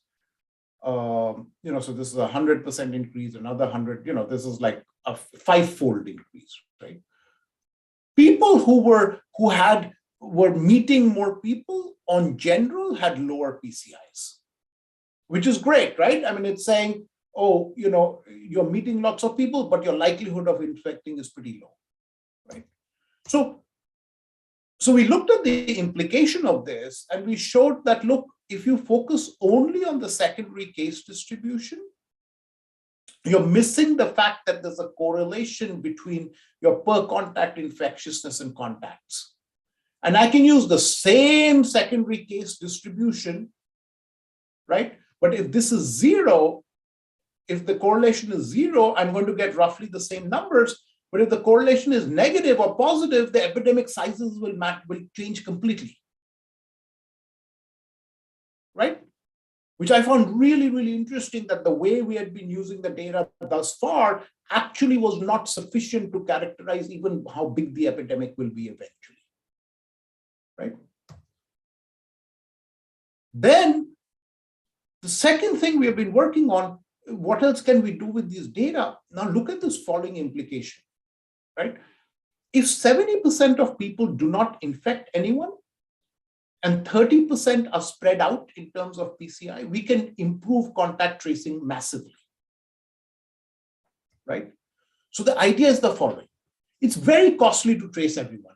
Most countries didn't succeed, right? But infectiousness among your first X contacts is actually informative about your PCI. So imagine that, this person falls sick, right? I go to 3 of their contacts or 5 of their contacts, and I discover this person is not sick, this person is not sick, this person is not sick, this person is not sick, this person is not sick, right? That tells me it's very likely that this original seed's PCI is small, right? It might even, so the probability that its PCI is 0 is actually very high, right? But now imagine that this person has another 600 contacts, right? Should I go and test all their contacts? Probably not, right? So what we are doing and what we have shown is, imagine that you follow a rule where you say, I'm going to continue tracing only if a fraction turned positive among the first X contacts, if that fraction positive among the first contacts is larger than some number, right? There's a way to formally do this in a continuous fashion using, what are called bandit problems, where you trade off experimentation and exploitation. It's a little more complicated than that, because here your number of seeds is fixed. Number of contacts is fixed. So it's a branch of mathematics called bandits and mortal bandits. And I'm working with 2 statisticians, Tyler McCormick and Apra Venkat, both at the University of Washington. And we show that a very simple strategy of testing household members, and then if nobody's positive, don't test further, comes very close to the optimal strategy and leads to an 80% reduction in the number of tested individuals while finding the same number or roughly the same number of infected people. Right? So this is a concrete example of we can do things much better, right? So half the times I'm trying to decrease people's work when an epidemic like this hits. Right? So let me stop with that. So then I'm going to go to another example, but let me stop and see whether anybody has thoughts or examples on this. Dr. Shailendra Singh raised this very important point about, it's okay to look at the back, but is it theorizing in hindsight? And I think this is one example where we have a practical solution that will help us in the future, right? And can be massively game-changing in terms of how we approach future pandemics, right? Because, I didn't realize this until COVID hit, but this seems to be true for a large number of illnesses, which is a lot of people, there is massive heterogeneity in infectiousness rates.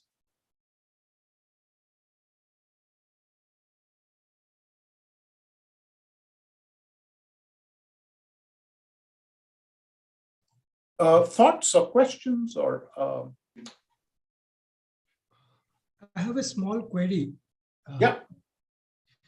So your paper showed that in the case of family infection, the rate was just 10 to 15%. But from the data that you gathered from Punjab, it showed that some people infected 70% of the people they met. Yes. So what are the chances of infections in the family of such people who infected 70% of the people they met?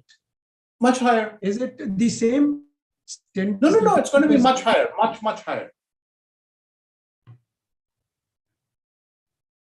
So how are you projecting it to be 10 to 15%? Because remember that there's an average, right? So 70% of people who were sick didn't infect anyone at all. Okay. Right? Because some people were not infecting anybody. Exactly. Yes. Understood. Thank you. Rahul? Yeah, Rahul. Yeah. So, I always come back to this. So, so one thing that we have seen again and again, and it's not, but it's with and a whole range of things about how GDP is measured, about how unemployment is measured. Should we use this data set? Should we use that? Should we about reports, whether reports are released or not? So data, it's governance, how one releases it. It's ultimately information that tells us about how governments failed, how governments succeeded. And so these are essentially very, very political kind of, they're driven by a lot of politics. So numbers that show that you've done well, are the ones that you're likely to. So the point that I'm trying to make is there some incentive compatible scheme that one can come up with, apart from the rationality of it all? That, people are dying, this is the best way to do it. You have this number, you have this rule, and guess what? You're going to save lives. So that's the rationality of it all. But I'm saying, what is the incentive for governments that face electoral pressures to follow the PCI rule, or how do you deal with that as a policymaker? I mean, the PCI rule, I think, makes sense, right? I mean, to say that the question of, how do we do data governance? No clue. I think things have become pretty difficult in India, and my suggestion is always work at the state level, create partnerships, and see whether we can move forward. But I sympathize completely. I mean, I don't think we have a good answer. I think these things should be rule driven, because, of course, when things are not going well, nobody wants to give data out. So I think we fought I think, Rahul, our previous generation fought really hard to bring a lot of data out from under the Official Secrets Act. So remember, the first NSS data, the National Sample Surveys, were under the Official Secrets Act. I didn't know that. Right? So our predecessors, our last generation fought very hard, and this is our fight now. I think we just have to take it on as a fight. I mean, we just have to say, look, I mean, data is not like wine that the longer you put it in the cupboard, the better it gets, right? I mean, it needs air and transparency. It's not, this idea of data as wine model that our government seem to follow is just not the right way. But it's a struggle, and people have struggled and, got concessions in the past. And I think it's now up to our generation to take that fight forward. Yeah, thanks. Yeah. Dr. Singh? Yeah, sir, just out of curiosity, this thing that you talked about collaborations at the state level. So I was just wondering if there has been a precedent, like in other countries where this, contacting the professionals, experts, and scholars, the best of the men of the country. So I think every country, lots of countries did this. Okay. I mean, in the US, every university is involved in its state's policies. Every university is helping out somehow. Right? I mean, the people on this call are some of the most talented people in all of India, right? Why would you not use them at a time of a national emergency? Seems to me like a bizarre, seems completely crazy. Right? I mean, when you have something really bad happen, you use all the talent you can, right? I mean, for me, that was one of this is why I say that I think this was not a failure to the extent that they were failures. They were not failures of implementation. They were failures of big thinking and policy. Thank you. Okay, so let me do the second example, and I can see that there's need for a broader discussion. So hopefully we can jump into that quickly. Chandrasekhar, how are we doing on time?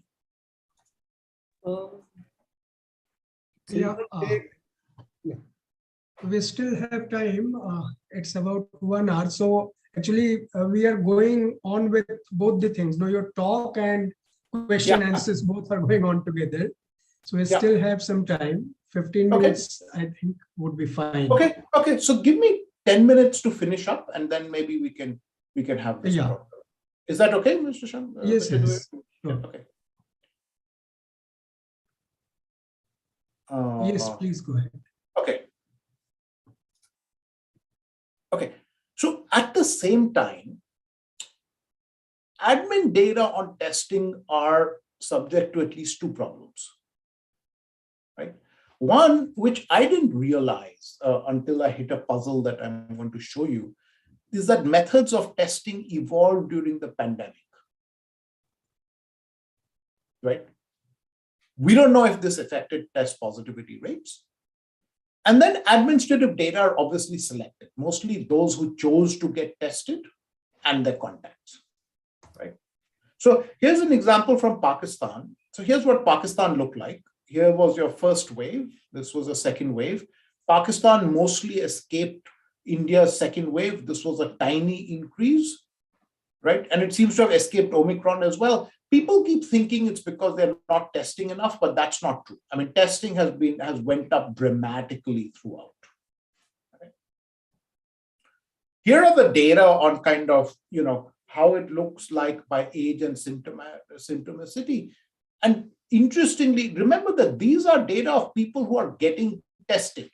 So the fact that the positivity rate here, these two are rising with age, doesn't mean that old people were more likely to have COVID. It says that the old people who got tested were more likely to have COVID, right? Which actually tells us that perhaps the only old people who got tested were people who were very sick. Right? That's why their positivity rate was higher. And in fact, clearly the symptomatic rate is much higher as you grow older, but even at the top range, it's maxing out at about 40%, right? So 60% of those who are tested are still asymptomatic. Okay. Here's what's happened to the positivity rate over time. And let me show you something really interesting. So these are the testing. In the histograms, you have the numbers being tested in public and private labs, right? But look at this. The public lab positivity rate is much, much smaller than the private lab positivity rate, right? This positivity rate, 40%, 10%, right? 35%, 5%, right? And here we did all the main labs separately. It's crazy how varied the labs are in their positivity, right? We don't know why this happened, but here's another interesting thing. Over time, different test kits became available, right? So the one test kit that's been there throughout is this one called Anatolia, and this other one called by Biotech. But then, this Chinese one came into the market called Zebio. There's another one here that started off, but then died out called Sancher, right? All kinds of test kits came in. And after adjusting for all these other things, you actually see, yes, they're kind of similar, but there are differences, right? The same, time period and things, this test kit is giving way lower positivity than this other one. The Zebio test kit is not picking up, is way less sensitive. It's not picking up the positivity rates, right? So the first lesson you learn is, it's not trivial to work with the admin data without really diving into what's going on. And some of these puzzles we are not going to be able to solve, right? So this fundamental question, that we always have is, if you want to measure something, don't change the measure. Now, of course, you're going to change the measure in the middle of a pandemic because, things are happening. But then it's our role as researchers to go back and kind of constantly, tease out what was going on. Now, again, did the state governments have the capacity to do this on a daily basis? No. Could they have worked with universities and researchers to help them understand this better? Absolutely. And I can guarantee you that 90% of the people in this room would have been happy to do that. Right? And again, I think these are missed opportunities. Right? So, two more things and then I will stop. We've been very concerned about, okay, the admin data is people who are choosing to get tested. But who are people who are choosing to get tested, right? So what we started in Pakistan was something called smart sampling, where we actually did tests of randomly selected people as well. Okay, so 4 main sample types here. People who present by themselves at private labs. Okay. People who present by themselves as public labs. Then contact tracing, which you have seen.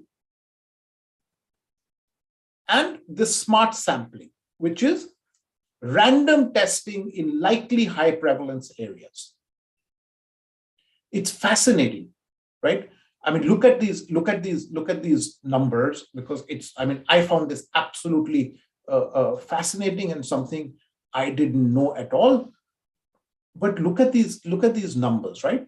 For contact tracing, the numbers are very low. Okay. If you present it at a public or a private lab, right, the numbers are, if you present it at a private lab, your positivity rate is really, really high. So people who went and tested themselves at private labs were people who were, I'm really concerned, I'm sick, I'm happy to pay whatever extra needs to be paid, but I want a good test. Or I want something I think is reliable, and I don't want to spend lots of time in line or whatever it is, right? Public labs also pretty high. Interestingly, the smart sampling, which is people who are randomly selected in the population, are very low. So in general, the people who came to get tested, even when they were asymptomatic, had a better idea that they were going to be sick in the population. Now think about it yourself. When did you get tested? You got tested when you thought, oh, that person fell sick, I should go and get myself tested. So you actually had more information, right? And this is now very interesting. It says we have a nice example here that the selection bias is positive, right? That in the data, in the admin data, we are always seeing, regardless of surges, we are always seeing that the people who are self-presenting themselves are more likely to be positive than the general population out there. And the contact data are actually reasonably close to the random sample, right?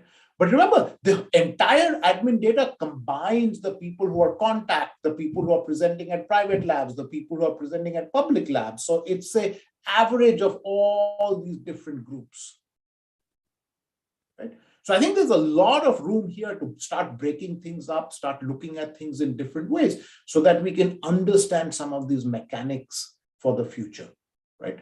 One last example, and then I'll stop. I want to talk briefly about the second wave because it was, I think, in anything post, independence, probably the most devastating loss of life we have faced, right? I want to ask the following question. Suppose one sick person infects another 3, right? After 10 generations, how many sick people will there be? And then I want to ask, suppose one sick person infects another 4. After 10 generations, how many sick people will there be? So let me take some guesses. It's very easy to do on a calculator or on this thing. Don't do it just because it's more interesting if we just make some wild guesses, and I will write them down while you tell me. Any guesses, Dr. Singh? Then I'll pass it to the experts. Others. And any thoughts at all? I mean, you don't need to give me actual numbers. I mean, just tell me how many. Obviously, there'll be more here, but how many more? Will it be double? Will it be 10% more, 20% more? So it's 25% more infective. So yeah, let's go with that proportion. Yeah. Which proportion do you want? 25%. Yeah. 25%. Any other thoughts? For me, it is 30. 30%. Any others?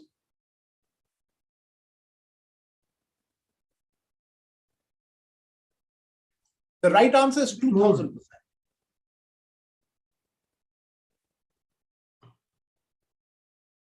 Okay, 2,000%. Yeah.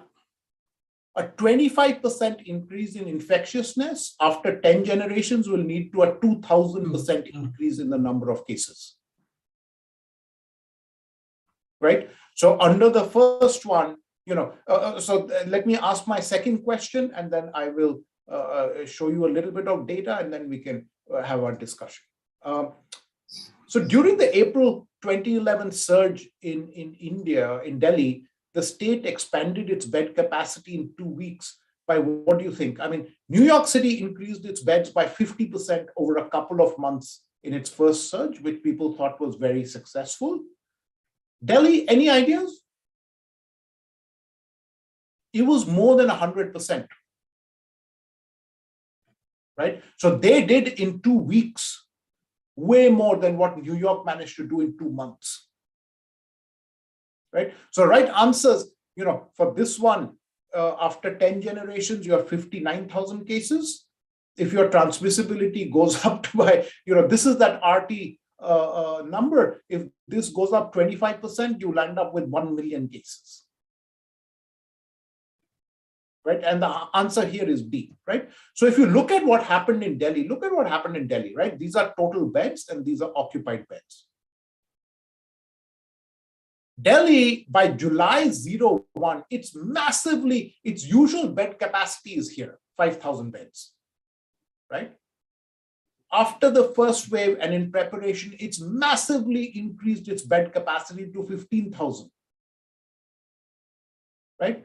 But for month after month after month, utilization is running at 5,000. The Delhi government is bleeding cash, keeping these beds in place. Finally, after 9 months, they say, yeah, enough is enough. We are paying an enormous amount of money keeping all these beds in place. Let's pull the beds down. And they get rid of all the extra beds. When? In February. The surge starts March 15th. And within 2 weeks, right, look at what Delhi did and look at occupancy rates. Here, clearly, by here, the occupancy rates are 100%, right?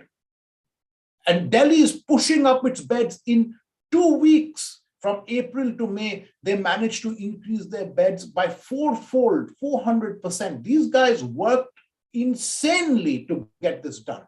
But it wasn't enough. There is no way they could have done better. Just absolutely no way they could have done better. Right? In that moment, what could they have done better? So we wrote up a little piece on this, and these are my last result. So we said, look, let's identify districts that accounted for a large share of cases in the first wave.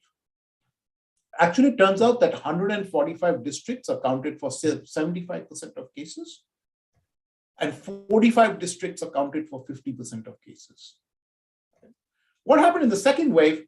Well, these are these 145 districts, right? From September to February, they are accounting for, for 80% of national cases. The surge happens, and they even go up to 90% of cases. So 90% of cases in Delta comes from these 145 districts, right? And maybe you think 145 is a lot, but even these 45 districts that account for 50%, in the next surge, it's 60%. Right? So we could have analyzed these data and said, look, these 45 districts are the ones that are getting hit time and time and time again. Can we come up with a structure where we use resource-based sharing agreements, right? I mean, what was the problem in Delhi? The problem was there were no prior resource agreements. There was nothing that said, guys, if we start running out of oxygen, can you help us? Can you send doctors to us? In fact, it was the other way around. You know, there were reports of a state stopping oxygen tanks from reaching Delhi, right? What kind of madness is this, right? So instead of actually saying, can we form regional partnerships where we are each helping each other as this surge progresses, right? We shut down borders. Okay. Now, the problem is this relies heavily on the assumption that the at-risk districts that we identified are not just districts where testing capacity and actual testing was higher, but that these areas genuinely saw more cases. And we don't know that, right? I mean, I think we should try and get the data to prove that. So as a discussion, I think even with the data that are available, there's a lot more analysis that can and should be done. But I think our understanding of what happened and how we can improve would be even more advanced through additional surveys. You know, so for example, I think the need of the moment, we really need surveys of households to determine mortality and why people died, right? I mean, there are estimates that close to 4 million people died in the second wave. And the one thing I can tell you is if you're tested and you're positive and then you die, it's actually very likely that you'll be in the official record. I mean, you can't get a mistake, you know, changes of 10 to 15 times, right? So my guess is a lot of people who unfortunately passed away in that second wave were people who never got tested. Why didn't they get tested? What happened? You know, I think this is critical to find out what went wrong there. I think now as schools are finally starting to open up, I think the closing of schools for 2 years was a disaster, and we now have a huge problem on our hands. I think we need to start putting in some kind of systematic monitoring of COVID-19 cases with school openings just to reassure people, nothing else. I think we need to look at long COVID and its implications. But let me stop here. You know, generally more admin data is becoming available in healthcare. COVID-19 is one such example. You know, the examples I tried to show here showed how such data may be used, but also the pitfalls of these data use. So be cautious in your interpretation. The more general, coming to this point of what's a data architecture, we need a data architecture that allows us to generate the data we need for policy questions, right? We can use the admin data for regular monitoring, but that needs to be, you know, significantly supplemented with additional data collection efforts, including qualitative data, ethnographic data, you know, what's going on in these systems as required. So let me stop there. You have been extremely patient as an audience, and I wanted to thank you with that. I'm going to stop my screen unless people want to see something again, in which case I'd be happy to put it back on. And I think we could perhaps for 15 minutes have, I'll hand it over to you, Dr. Dwivedi, for how to proceed on that. Thank you. Thank you very much, Professor Das. It was really an engaging and informative talk. We all thank you for this. Now the floor is open for questions. Questions were being asked throughout the session, but still we have 15 minutes more. So we can have some questions, a few questions, one or two. Yeah, Chandra, please go ahead with your question. Yeah, thanks for the nice presentation. So one of the slides you have shown that okay, the private lab, you are more positive rate than the government labs and other labs. So let me tell you the real examples what is happening, taking the examples from the Odisha, state of Odisha, that during the COVID-19 period, the first wave and second wave, around 70 to 80% of the infected patients go to the private hospitals. Okay, although all the payments made by the government. Okay, so what is happening that, so government has fixed the rate. Suppose one guy admitted, so government will give them 50,000 or 1 lakh Indian rupee for that people. So what is happening now? So more number of people infected, they'll get the more number of lakhs. It multiplied with the number of lakhs they'll get. Okay, so what will happen now? So they suppose you have a slightly cold, you may not have a cold. Okay, they randomly choose you that okay, you are COVID positive. Okay, you might not have, you might have asymptomatic, you are COVID positive. You might have slightly cold, which could be normal flu. So they'll tell you, okay, you are positive, and go there. Those guys are went there. Their experience they're sharing that they were not even given any medicine except the vitamin C and food. After 5 days or 7 days, they told, okay, your time out. We received the money. Okay, now you go back to your home. Okay, so that's one kind of story. The other kind of story is that suppose someone is infected. Okay, because what is happening here, you give the sample to the official. So anyway, he's not going to give you the report. He'll call you and tell you that, okay, you are infected. Now one ambulance will come or someone will come up and pick up from your home. Okay, you just he'll tell, okay, you are just without seeing the report, actual report, what is positive or negative. Now you assume that, yeah, yes, I'm positive because ambulance is coming and taking me. Okay, so you have taken, put up in some hospital somewhere else. Okay, now think that suppose you died, okay, during the treatment. They'll tell you that, okay, you are COVID negative. You died because there's a compensation package involved. Okay, because as per the Disaster Management Act, you may be compensated some amount of money because your death because of this disaster. So there is a probability that they tell, okay, you have not died because of COVID-19 because they have not given you the report. You can't go and claim anywhere that, okay, the report says positive. So my relative or my cousin died because of the COVID-19. Then, okay, died because of some comorbidity, maybe heart failure or the kidney damage or the something else. Okay, so this kind of, so this how you put that in your model. So all these kind of things are happening. Apart from this data, you're seeing the backside, the many stories are going on. Okay, I mean, which is exactly why I think we need dedicated surveys. I mean, I don't see why we shouldn't be surveying households that and producing these as reports. Because see, I'll tell you another example. I'm not sure whether I'm correct. So one guy was putting in the Twitter, after the Supreme Court intervention that, okay, you should give the compensation. Those people died because of the COVID-19. After the Supreme Court intervention, someone has written in the Twitter, I'll not mention the state name. So in the official statistics, so it shows that 10,000 people died because of the COVID-19. But compensation has been given to the 52,000 people. Okay, so which number is right? If the 52,000 number of people got the compensation, so 52,000 number of people died because of the COVID-19. But official statistics shows that 10,000 people have died. Sure. Sorry, I'm trying to understand what the question was. No, I'm telling that, okay, so this kind of misreporting was happening. Okay, this kind of misreporting was happening because so actually this is an example that, okay, how the misreporting has happened across the states in India. Okay, suppose you believe on the COVID-19 data, do some modeling or do some research. Okay, so there is lots of limitations behind the collection of such information. Oh, yeah, no, absolutely. I'm not claiming this is exactly what my second example was, that there are complications in the way you use admin data, right? Which is why my argument is we should be supplementing that with household surveys that we are doing ourselves, right? To understand these things.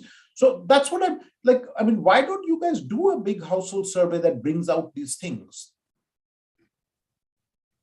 Yeah, as you know that we need some amount of good funding source to do this. So anyway, we're looking for, we're planning to write some funding agency, because as long as we don't have big funding source that we can't carry out. But during the COVID-19 period, let me tell you, during the COVID-19 period, the cost of survey has increased significantly. Although we have done some survey, the cost of survey we used to pay before COVID-19, and after COVID-19, it's actually 2 to 3 times higher. I see. Because the guy who is going for survey is saying, okay, I'm putting my life at risk. So you pay me 2 to 3 times higher. Yeah, interesting. Any other question? If someone has a query, then go ahead. Just Yeah, sort of, I mean, if somebody has any, I mean, I'm sure if they have some profound thought, they can share it. This is just some kind of loud thinking. I mean, Professor Das, I mean, fascinating.